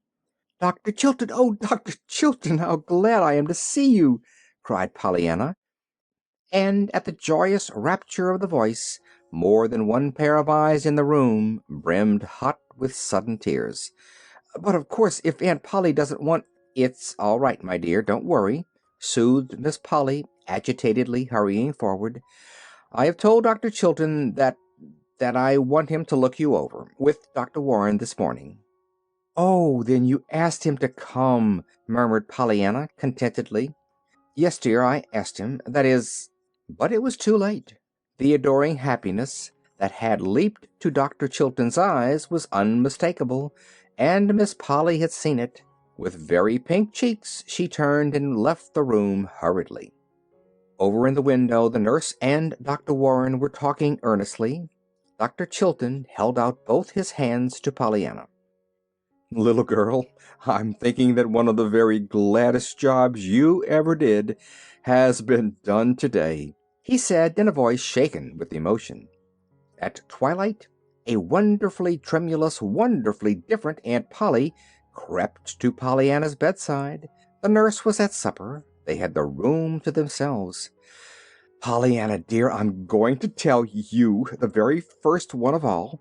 Some day I'm going to give Dr. Chilton to you for your uncle, and it's you that have done it all. Oh, Pollyanna, I'm so happy and so glad, darling." Pollyanna began to clap her hands, but even though she brought her small palms together the first time, she stopped and held them suspended. "Aunt Polly, Aunt Polly, were you the woman's hand and heart he wanted so long ago? You were, I know you were, and that's what he meant by saying I'd done the gladdest job of all today. I'm so glad. Why, Aunt Polly, I don't know, but I'm so glad that I don't mind even my legs now." Aunt Polly swallowed a sob. "Perhaps some day, dear." But Aunt Polly did not finish. Aunt Polly did not dare to tell yet the great hope that Dr. Chilton had put into her heart. But she did say this, and surely this was quite wonderful enough to Pollyanna's mind. "Pollyanna, next week you're going to take a journey. On a nice, comfortable little bed, you're going to be carried in cars and carriages to a great doctor who has a big house many miles from here, made on purpose for just such people as you are. He's a dear friend of Dr. Chilton's, and we're going to see what he can do for you." Chapter 32, the last chapter, which is a letter from Pollyanna. "Dear Aunt Polly and Uncle Tom, oh, I can walk. I did today all the way from my bed to the window. It was 6 steps. My, how good it is to be on legs again. All the doctors stood round and smiled, and all the nurses stood beside them and cried. A lady in the next ward, who walked last week first, peeked into the door, and another one who hopes she can walk next month was invited into the party, and she laid on my nurse's bed and clapped her hands. Even Black Tilly, who washes the floor, looked through the piazza window and called me honey child when she wasn't crying too much to call me anything. I don't see why they cried. I wanted to sing and shout and yell. Oh, oh, oh, just think. I can walk, walk, walk. Now I don't mind being here almost 10 months. And I didn't miss the wedding anyhow. Wasn't that just like you, Aunt Polly, to come on here and get married right beside my bed so I could see you? You always do the gladdest things. Pretty soon they say I shall go home. I wish I could walk all the way there, I do. I don't think I shall ever want to ride anywhere any more. It will be so good just to walk. Oh, I'm so glad. I'm glad for everything. Why, I'm glad now I lost my legs for a while, for you never know how perfectly lovely legs are till you haven't got them. That go, I mean. I'm going to walk 8 steps tomorrow. With heaps of love to everybody, Pollyanna. End of chapter 32. End of Pollyanna by Eleanor H. Porter.